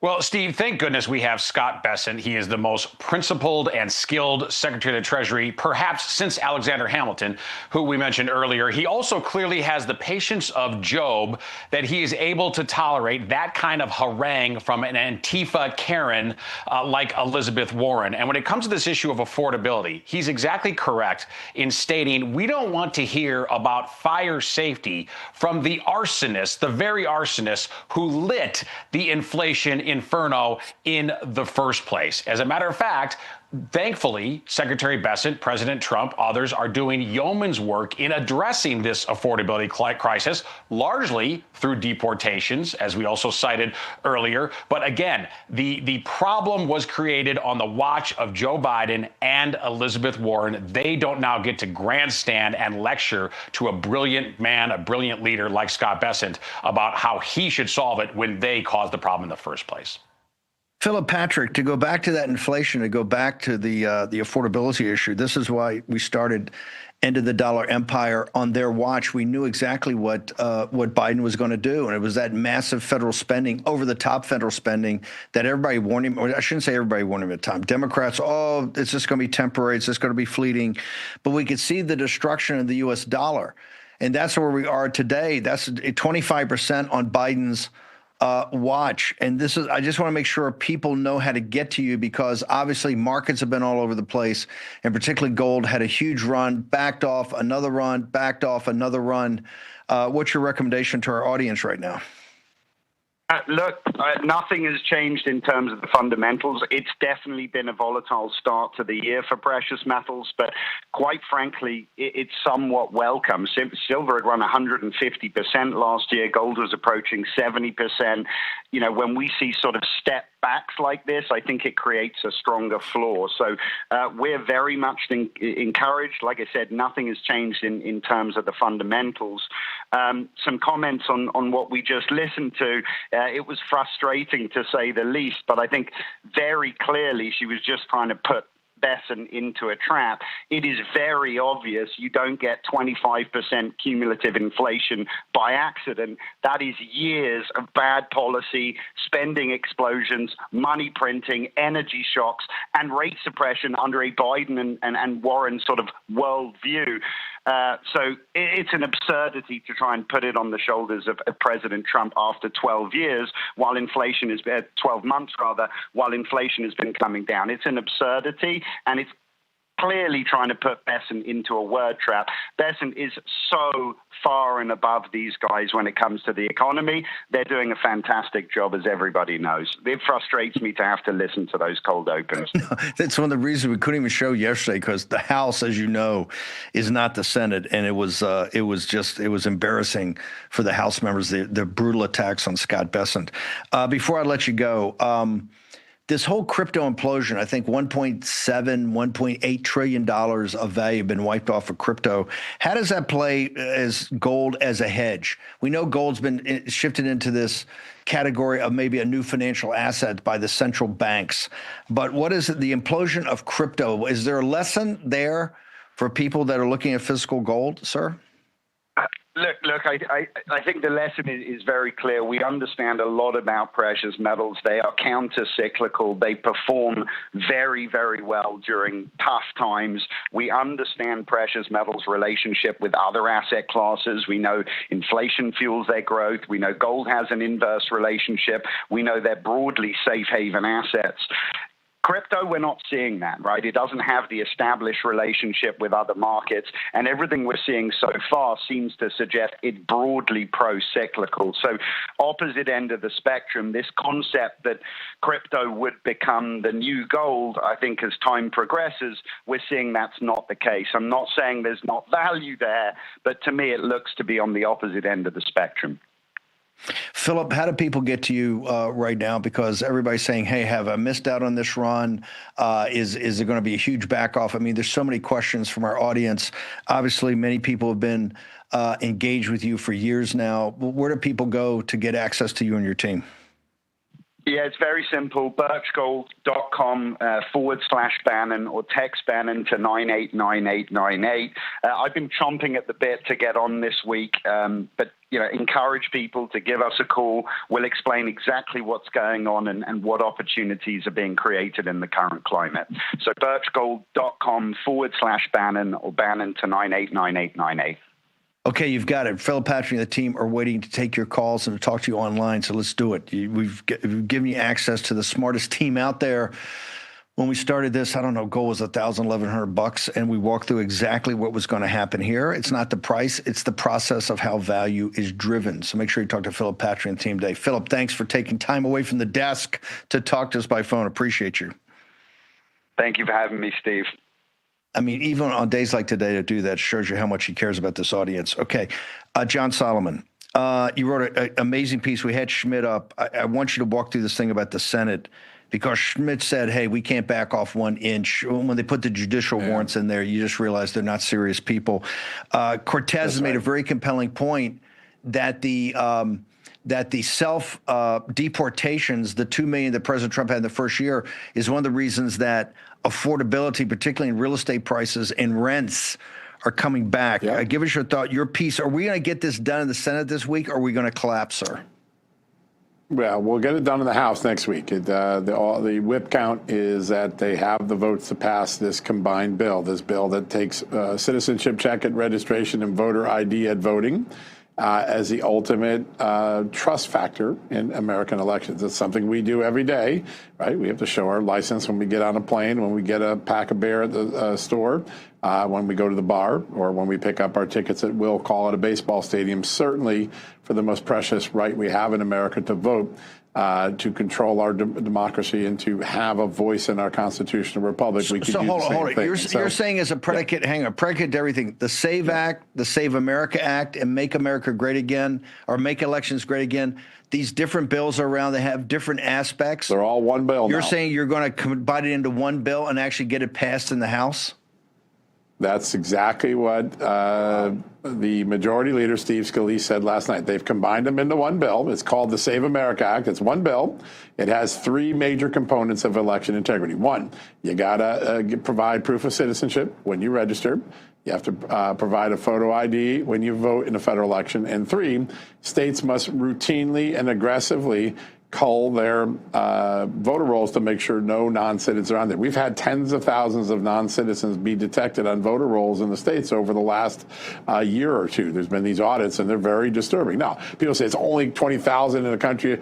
20,000 is enough to swing an election, as we've seen in these tight races. So those numbers are scary. In a modern society, it's easy to do this, unless you're a Democrat state who doesn't want to do it. So this bill would force all 3 of those things. It's going to get through the House, according to Scalise and to Chip Roy. Then it will be sent over to the Senate. And then there's a 2-part process in the Senate to make this a reality. The first is the Democrats are going to filibuster. It's time to go back to what a filibuster was meant to be. You got to stand on your feet and talk until you drop. And the second you drop, the filibuster's over. There's a lot of old senators. They ain't going to be able to keep up a 4 or 5 or 10 or 14-week thing. Mitch McConnell created the lazy filibuster. Just say I'm filibustering and you don't have to do it. That's ridiculous. That's not what our founding fathers ever intended. It's not what the Clay debates and other great moments in American history where we have lazy senators who now want to have fake filibusters. The first opportunity is for conservatives who want this done to pressure John Thune to make it a standing and talking filibuster again. That will wear down the Democrats. They might hold on for 5 or 6 weeks, but eventually they're going to run out. And when they run out, each of them gets 2 turns within a few weeks. You can get a simple majority vote. And that's step 1. And step 2 is getting the Republicans on board to approve these 3 common sense provisions that 80% of Americans support. What's your, how likely is Thune to, I know this is a huge priority for the president. What's the over and under on Thune supporting going to a talking or standing filibuster, sir? I think there needs to be more pressure from the grassroots. He's got to feel it to be certain. I think he's thinking about it, but he's not quite there. The president's a very persuasive figure, but if tens of thousands of Americans had their voice be heard on Capitol Hill between the next week, I think a lot could happen. John, hang on for 1 second. I got a couple other questions to ask you now that we got you. Short commercial break. John Solomon on the other side.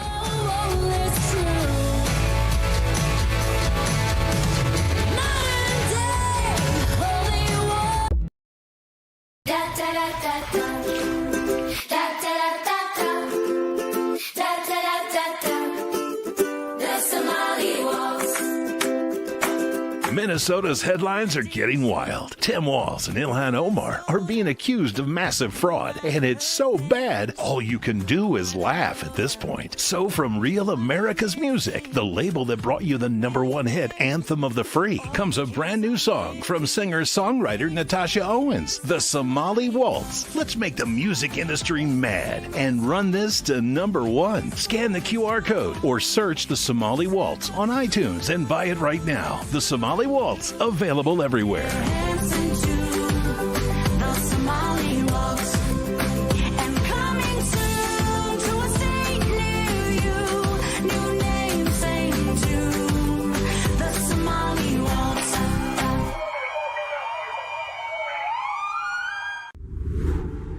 Hi, my name is Tracy L. from Arizona. I don't stink around in the kitchen when it comes to the news. I watch Real America's Voice, which always serves accurate and reliable updates that are on point with their amazing hosts. So don't find yourself in a pickle by tuning into the fake news. Stick with Real America's Voice.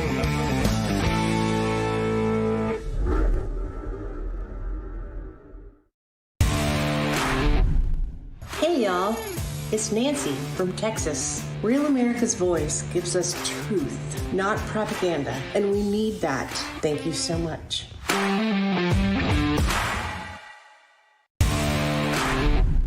This is Tim King, also known as USS Malik, and I love Real America's Voices for its like-minded programming and the chat. Love you guys.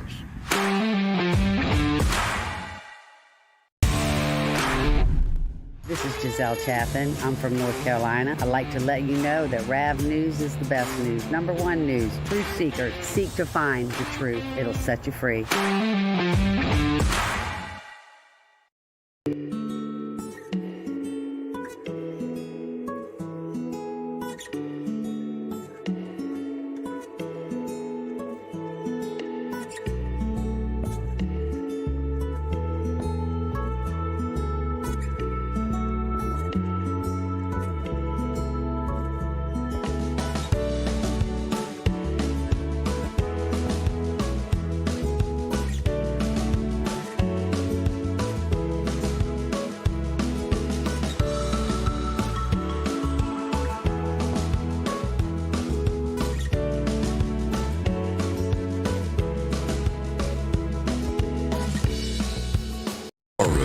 Here's your host, Stephen K. Bannon.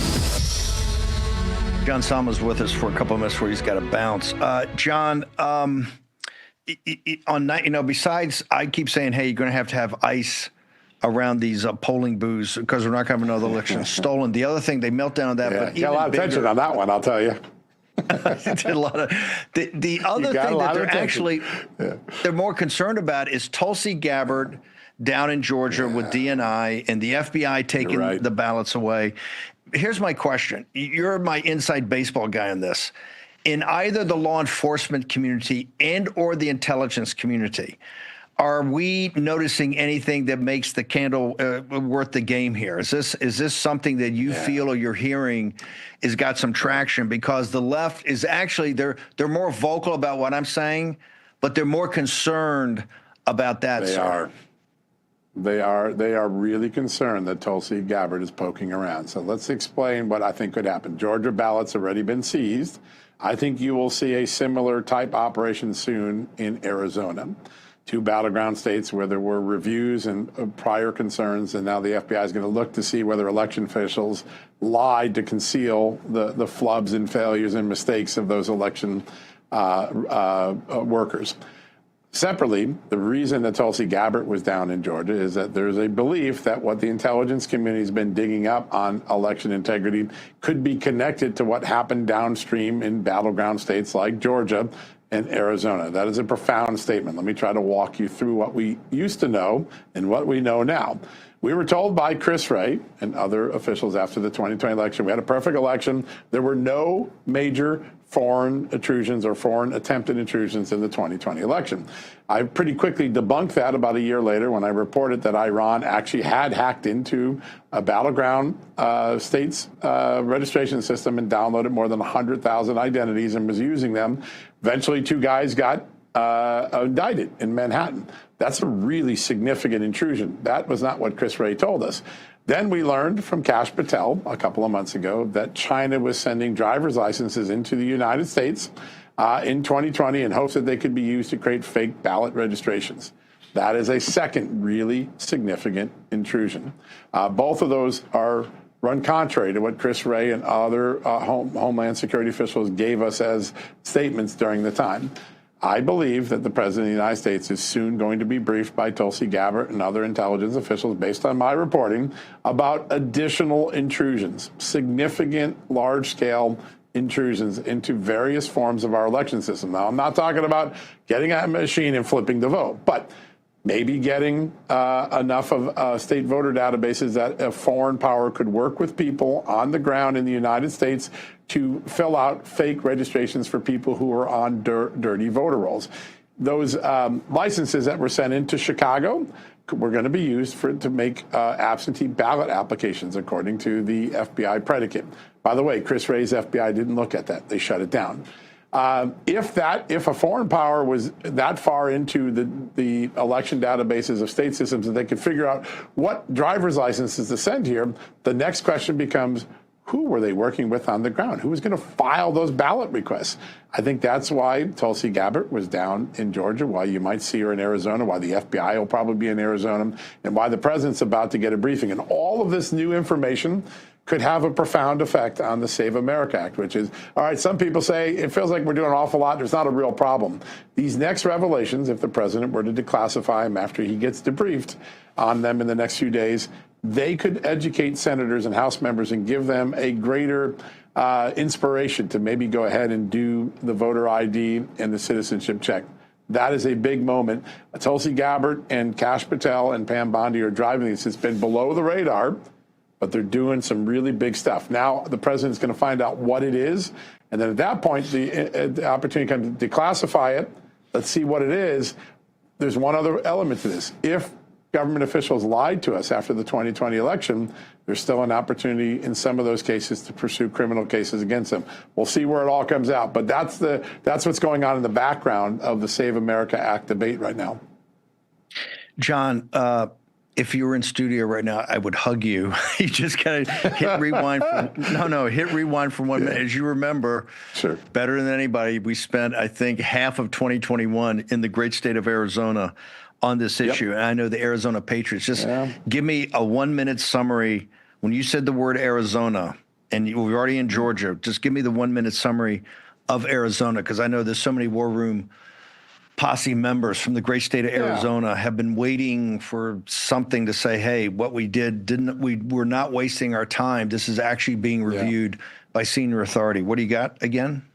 Yeah. Again, I don't think election machines are flipping ballot counts and things like that. I think that the actual way that the elections were administered were in violation of state law. And this is very important. The laws that the Democratic Party created during the Civil Rights Movement and the Great Voting Rights Act movement of the 1960s, something that all Americans are proud of, they still apply today. And those laws say you must, if you're an election administrator, conduct the election consistent with your state rules so that everybody has equal protection in your state. If Georgia and Arizona didn't do that, if Fulton County and Maricopa County did things that were in violation of state law that created an unfair or unequal election, they can be prosecuted under the Voting Rights Act and other civil liberty laws for that. I think that's where it's going, that you can't just change your state procedures in violation of your law because that's what you want to do during a pandemic.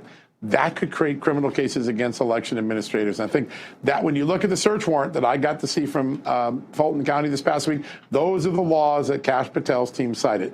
State officials not following their law and therefore creating a fraudulent election. That's where those two states are being examined right now. Solomon, where do people go for your show, podcast, and also your all your writing over Just the News? Because now you're ahead of this combination bill going to pass through the House and then go to the Senate. Where do folks go to keep up to date with everything? Yeah, real simple. JustTheNews.com is the website. I'm lucky enough to follow you every day right here on Real America's Voice, 6 o'clock. Just the News, No Noise with Amanda Head. And Jay Solomon reports on all social media platforms. Thank you, sir. The next couple of weeks are going to be quite intense. Look forward to having you back. It's going to be fun. Watch out. We seconded Dave Bratt. Well, Dave Bratt was going anyway because he's down at Liberty. He's a very religious guy, as you know. Dave Bratt, you were at the prayer breakfast. Give us your assessment, sir. Yeah, it was outstanding. President Trump did a tour de force. And, years back, there was a little uneasiness between the religious community, President Trump, what to make of each other. And it's too hard to explain it right here. But basically, he has cut through it all. And the room was just, he was cracking joke after joke. And the room was just in love with President Trump and what he's been able to do. And, he got serious. He said, why do you think I work so hard? It's because I believe in something. That's why religion and faith is so important, because you got to believe in something. Why do you get up every day? What do you do what you do? So he got, that's it right there. Why are you on this planet? And so Trump, people, I'm religious supposedly, and he's not. I don't buy that for a second. And he goes off on some evidence. The Bible sales in 2025 were through the roof, up a few 100%. The 20-year-olds up a couple 100% going to church. The Johnson Amendment, he took great pride in that. He said, why some of these ministers were a little weak at first. He said, and they stood up and they. One guy told me, 8-10 years ago, he says, well, we're just scared. If we mention you or politics or endorse you, we lose our church. We lose our tax exemption. And President Trump said, I solved that for him. And he did. And then a lot of emphasis in his talk on strength. He quoted the Bible, blessed are the peacemakers. And he said, one of the key lines, a lot of the religious people he says, I'm not a perfect guy. He says, but I'm here to protect you perfect people. And boy, that line really resonated. And he cuts through things, right, which would take hours to explain, all the differences in the religions and whatever. But he just cuts through it. On the international front, Secretary of War Pete Hegseth sitting down at the end. He referred to him several times. Other secretaries went across the board with the accomplishments. But Hegseth, he really gave a shout out. Taking it to the Nigerian radicals, the herdsmen. Some of it's not religious, and they took out the evildoers who were killing the kids over in Nigeria twice. And then he, referenced other events around the world. He went through 7 of his key peace initiatives and breakthroughs he's made to give the world peace. He said people want peace on the streets and the cities. That's what I'm doing. People say I'm mean. People say I'm mean. That's not true. He said I'm trying to provide a good, safe cities. And look at Washington, D.C. Look what I've done across the board. A little bit, he went off some funny stuff. I'm the most indicted guy in the world, but that's linked to this election fraud. And he went there. He went everywhere in the talk. It was a superb talk. You could see some Democrats down there a little fidgety and whatever. And by the end, they were smiling, laughing, going, I know. Everyone wants to, He said, he made a comment that I thought was very, at the end, his speechwriter put in when he went back to the glass or went back to the official speech and said, I think blessed are the pure of heart. And he goes back, he says, hey, I don't know if that's me. I don't know how pure my heart is. Right, and that got laughed. But is the religious community there? Are their loins girded for the fight we have in front of us? I mean, these next couple of weeks are going to be tough, and then all the way through the midterms. It's not going to get easier. You've seen the kind of Marxist, atheistic, jihadist, red-green alliance. Is that crowd? I realize they come together to pray, and they like the president coming. But, man, the prayer at the end said, buffet you for all the storms ahead. And my point is that, hey, the storm has arrived. Do the folks in that audience that are doing the praying, the pure of heart, Are they coming at us? Are they going to be Bravehearts? Or are they going to curl up in a ball and say, this is just too tough for us? Let me go back to my prayer book and I'll pray for you guys. Yeah, that's still a tough one, honestly. I'd say about a third of that room are some fighters in there. You could tell by the reactions. A third, will do it discreetly.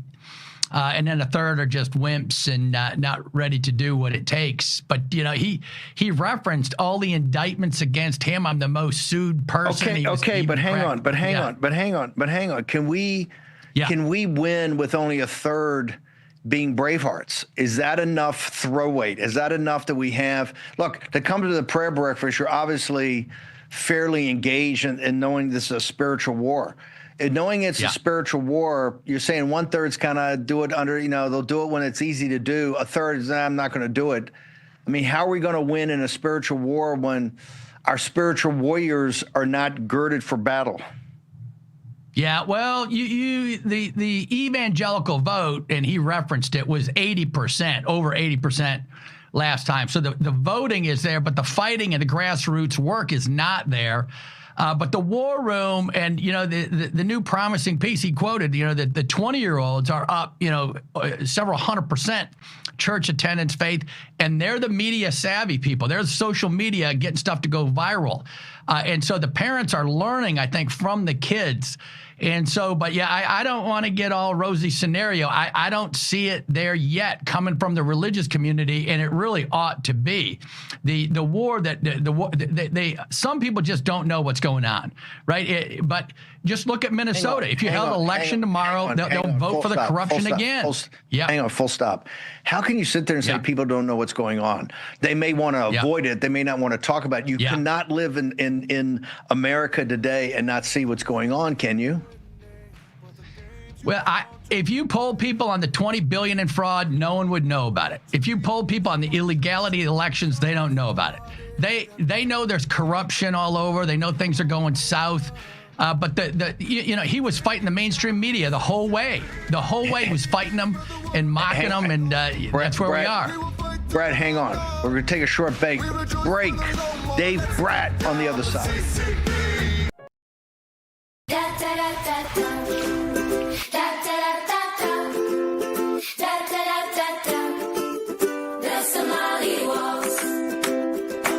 Minnesota's headlines are getting wild. Tim Walz and Ilhan Omar are being accused of massive fraud, and it's so bad, all you can do is laugh at this point. So from Real America's Music, the label that brought you the #1 hit, Anthem of the Free, comes a brand new song from singer-songwriter Natasha Owens, The Somali Waltz. Let's make the music industry mad and run this to #1. Scan the QR code or search The Somali Waltz on iTunes and buy it right now. The Somali Waltz, available everywhere.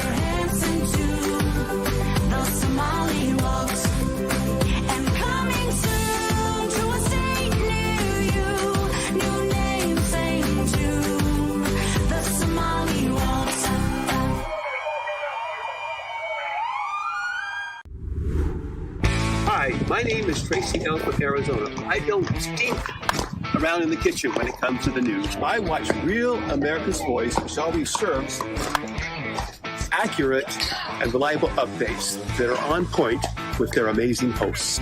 So don't find yourself in a pickle by tuning into the fake news. Stick with Real America's Voice.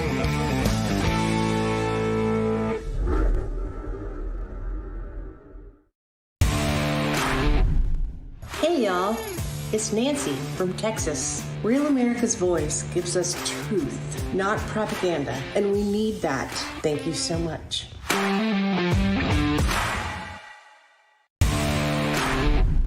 This is Tim King, also known as USS Malik, and I love Real America's Voices for its like-minded programming and the chat. Love you guys.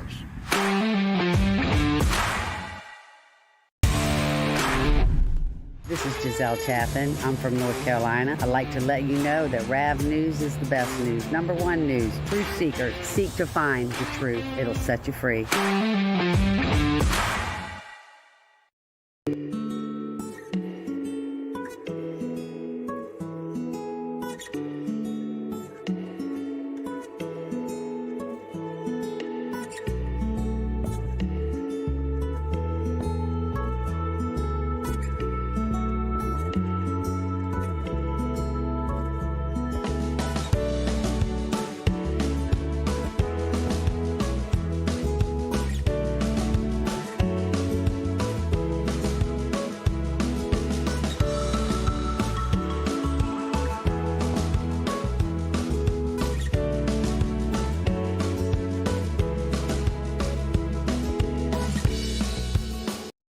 Here's your host, Stephen K. Bannon. Okay, tax day's coming upon us. 800-958-1000. Tax Network USA has a special deal only for the War Room Posse. Okay, go there right now. You get a free assessment. You tell them your tale of woe, everything the IRS has been sending you, they will give you a free assessment. So this is only for the War Room Posse. They'll tell you exactly, roughly where you are with the IRS. The hole may not be as bad as you think. It may be worse, but they got a free assessment only for the War Room Posse. 800-958-1000. 800-958-1000. Tell them Steve Bannon sent you part of the War Room Posse.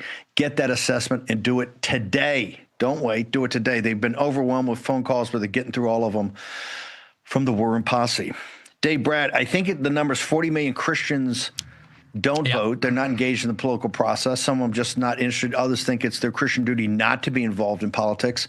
You said 1/3 of the room was with us in the spiritual war. 1/3 was like, hey, if I can do it but not be identified, I might be, and 1/3 is not. What is this? What does the War Room need to do to make sure we get all Christians fully engaged in this battle, sir? Yeah, well, it's the single most important thing the War Room can do, and that you do, is put pressure on the Congress and the senators, right? We need to put extreme heat on them to message on these key issues that Trump is leading on. 20 million illegal immigration, and the Senate is getting weak on 85% issues. So that's number one. Number two, get Congress and the senators and all the staffs to simplify our messaging. Cleta Mitchell came on the other day. All we got to show is a 10,000, 20,000 vote gap. She showed every other day, but Thursday, there's 300,000 votes that are missing off 150,000 this way, 150,000 this way. We need to prove that point. Illegals. We need to prove and show the Davos Soros funding of activists. Everybody knows it, but we need to just have simple 2 to 3 bullet points to young people out there listening. Get the memes going. Prove this stuff. We got a lot of great people out there reporting every night on the War Room and other shows. Young people, save this country, right? Stand up, get strong, and save the country. China for Russian connections, funding the chaos. You think this chaos is organic in this country? Everybody knows it's not. But the left, the middle, and that middle 30 group of pastors, they do not understand concretely. They couldn't name what is the foreign intervention in our country. We need to prove it to them. Yeah, and the Marxist element as well. Yeah. Dave, it's so amazing. We got to bounce, but I love the way you scrub up for the prayer break. When the president's there, look at Dave Brett right there, man. Looks like a choir boy. Got the suit, the tie. It's not the grubby look that you take coming on. I've had too big an influence on you. Where do you go for social media, Brad? Where do we go to get all your information? No, just Brad Economics, but I'm pushing Immigration Accountability Project. Rosemary Jenks, go there. That issue right there, that's a way you can support and drive the religious community there. IA Project, Immigration Accountability Project, what's their new thing? IAPaction.org. IAPaction.org. Go fund them. Quit spending money on the Republicans who are doing nothing and fund them and get the word out. Rosemary's doing an amazing job. David, I know you're on the board. In fact, I think you're the chairman. Thank you for doing that. Trevor, we got 90 seconds, not 2 minutes. Where do people go? People are raving about these products. Every time somebody goes, they come back and contact me. Where do they go to get access to you and to find out about the new products? Yeah, great to see you, Steve. So with the time that I had, I wanted to mention that starting today, we are running our Valentine's Day sale through the week. So you can use code LOVE at checkout for 20% off any one-time order. Of course, our flagship product is our grass-fed beef liver, which is still our #1 product. It's amazing for overall health and vitality, as well as energy due to the dense nutrient profile, but also our Sacred Healing Salve is selling extremely fast. The reviews that we've been getting have been absolutely amazing. So I encourage people to check that out. Again, if you have like joint pain, sprains, swelling, or want to use it for arthritis support, it works amazing in those scenarios. So I really encourage people to check that product out specifically. And then, of course, let us know if you have any questions. Okay, one more time. Where do they go to get to you now that you've launched the Valentine's Day special? Where do they go? Yeah. You can go to sacredhumanhealth.com and then again, use code LOVE at checkout for 20% off any one-time order. And definitely check out the reviews around all the products. reviews are unbelievable. Trevor, the founder, CEO, and chairman of Sacred Human Health. Thank you, brother. People love your products. And they love talking to Trevor. Just make sure you contact. Okay, there's a poll. Can we show it? Somebody made a snide remark. Well, you finished third in the straw poll the other night, but they got a real poll that's come out overnight. Mike Lindell is leading in the governor's race. Suck on that. What do you got to talk to me about, brother? Yeah, I'm reading it right now. Yeah, this was the real poll, everybody. This is the people's poll. And I came out, I'm number one. I'm number one. And the gal that was number one this Namath in the straw poll, she is number two. The other guy that was third is all the way to number four. But I've got a big lead. It's Steve, I was, it was perfect timing too that they, after, because everyone's going, well, Mike, you only took third.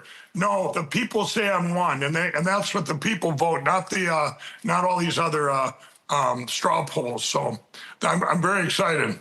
And everybody, if you want to help out there, because we got momentum now, and we're going to have the biggest campaign this country's ever seen. It's MikeLindellGov.com. I need your help now. We're doing a huge marketing plan. You can check it out there, and we're starting now. I mean, this is going to take a lot of marketing and special marketing to beat Amy Klobuchar, but we will win, and with your help, it's MikeLindellGov.com.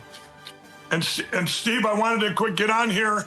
We've got a very special day today as two sales collide for MyPillow. We started the mega sale today, the second annual mega sale, and where we have our towels, our sheets, our towels, $34.98, the lowest price in history for the 6-piece towel set. This is a War Room exclusive, and you see the other specials there. But what I did, the sale we had with our bedding sale, we've extended it today, so the two sales collide, so nobody missed out on the tail end of it. So if you go to MyPillow.com/War Room. There you're going to see the bedding and pre-shipping. We're going to do it for both sales today on your entire order. We're going to finish today as two sales collide. There's the mattress toppers. This is it, though, you guys. Last chance. The beds made in the USA.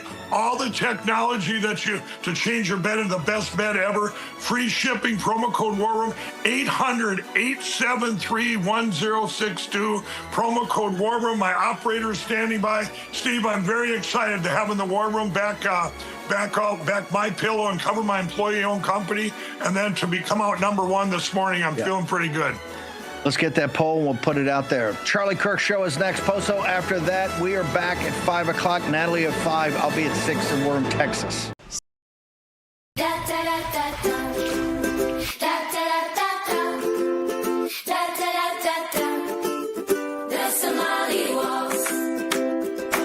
Minnesota's headlines are getting wild. Tim Walz and Ilhan Omar are being accused of massive fraud, and it's so bad, all you can do is laugh at this point. So from Real America's Music, the label that brought you the #1 hit, Anthem of the Free, comes a brand new song from singer-songwriter Natasha Owens, The Somali Waltz. Let's make the music industry mad and run this to #1. Scan the QR code or search The Somali Waltz on iTunes and buy it right now. The Somali Waltz, available everywhere.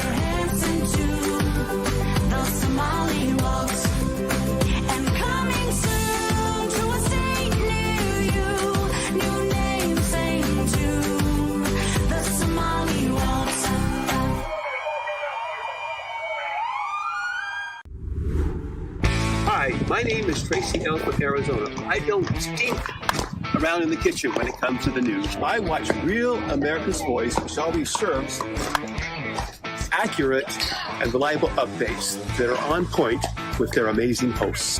So don't find yourself in a pickle by tuning into the fake news. Stick with Real America's Voice.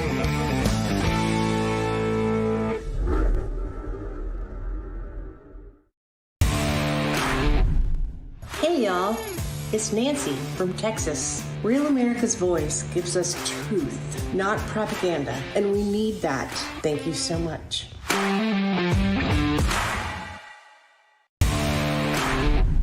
This is Tim King, also known as USS Malik, and I love Real America's Voices for its like-minded programming and the chat.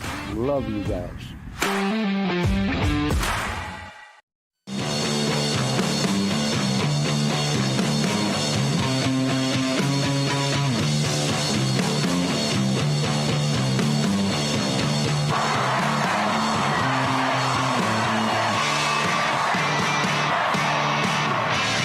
Charlie Kirk Show starts now.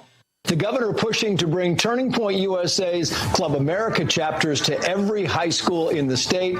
Turning Point USA CEO Erica Kirk joins me now from Helena, Montana. Erica, it's great to have you on the show. I mean, the governor spoke so proudly of what's happening in Montana and these, Club America chapters. This is a big deal. I mean, it is the fifth state now after Texas and Florida and Oklahoma and Tennessee to do this, and it is significant to have this kind of presence in Montana and these other states. What did you think of today's gathering? It is, and it's very special because Governor Gianforte and his amazing wife, Susan, have been friends with Charlie since he was 18. So he's been with Charlie for this mission for a very long time, and he and Charlie both recognize that the best way to get civics back into the school system is through Club America, and that's a solution that he understands. That's a solution that Montana is solving, and we're so honored and proud to be working alongside him. And also we will be adding Nebraska and Indiana in the coming weeks to that list. So we have, I think, 43 left to go for our states to partner with. One at a time. It's all you need is one at a time. You talk about when Charlie was 18. I want to play some sound. This is from Fox and Friends. This is back the last summer in July when Charlie was talking about the start of TPUSA and also how key the youth vote was. He said the following here. Watch. Why did you call it Turning Point? At the time, I felt as if we were kind of in a generational turning point. That was right before the re-election of Barack Obama, and I had just graduated high school. I kind of saw the liberal influences in curriculum. I grew up in the northwest suburbs of Chicago in Wheeling High School. And there I was, a young high school graduate with no money, no connections, and no idea what I was doing. I said, hey, I think we could do a better job of reaching young people. Yeah. The tables have completely flipped over the last decade, and it goes to show that this patriotic revival is being led by the youngest Americans. That should give everyone a lot of hope. I find it interesting, Erica, because he used the phrase patriotic revival, and you can tell that that patriotic revival is underway. I mean, we have Jack Posobiec and Andrew Covett on our show all the time talking about this, and the numbers keep growing. And every week you think, oh, it's going to slow down, the momentum's going to slow down. It just doesn't happen. The momentum is building. Yes, it is, and God is so good, and it's really powerful because Charlie knew that you don't just talk about the youth, you talk to the youth, and he has put us in a position where this is such an authentic and true movement. I mean, case in point, you have high schoolers, some of them that are walking out for those Ice Out walks. Our students, instead of walking out, they're holding hands in a circle around the American flag praying.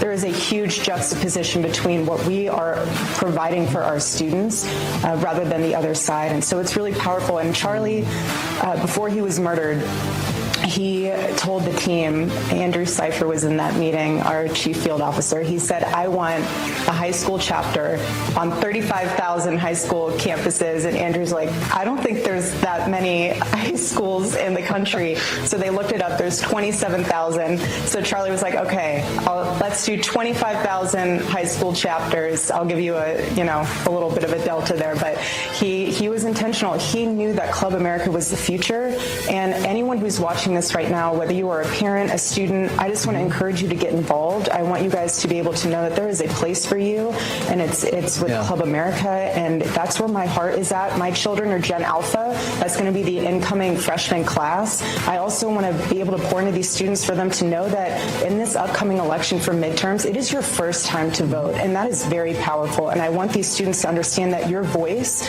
is in that ballot box. It is not with a weapon, and it's not to murder people. You need to get out there and vote and be able to understand what you're voting for.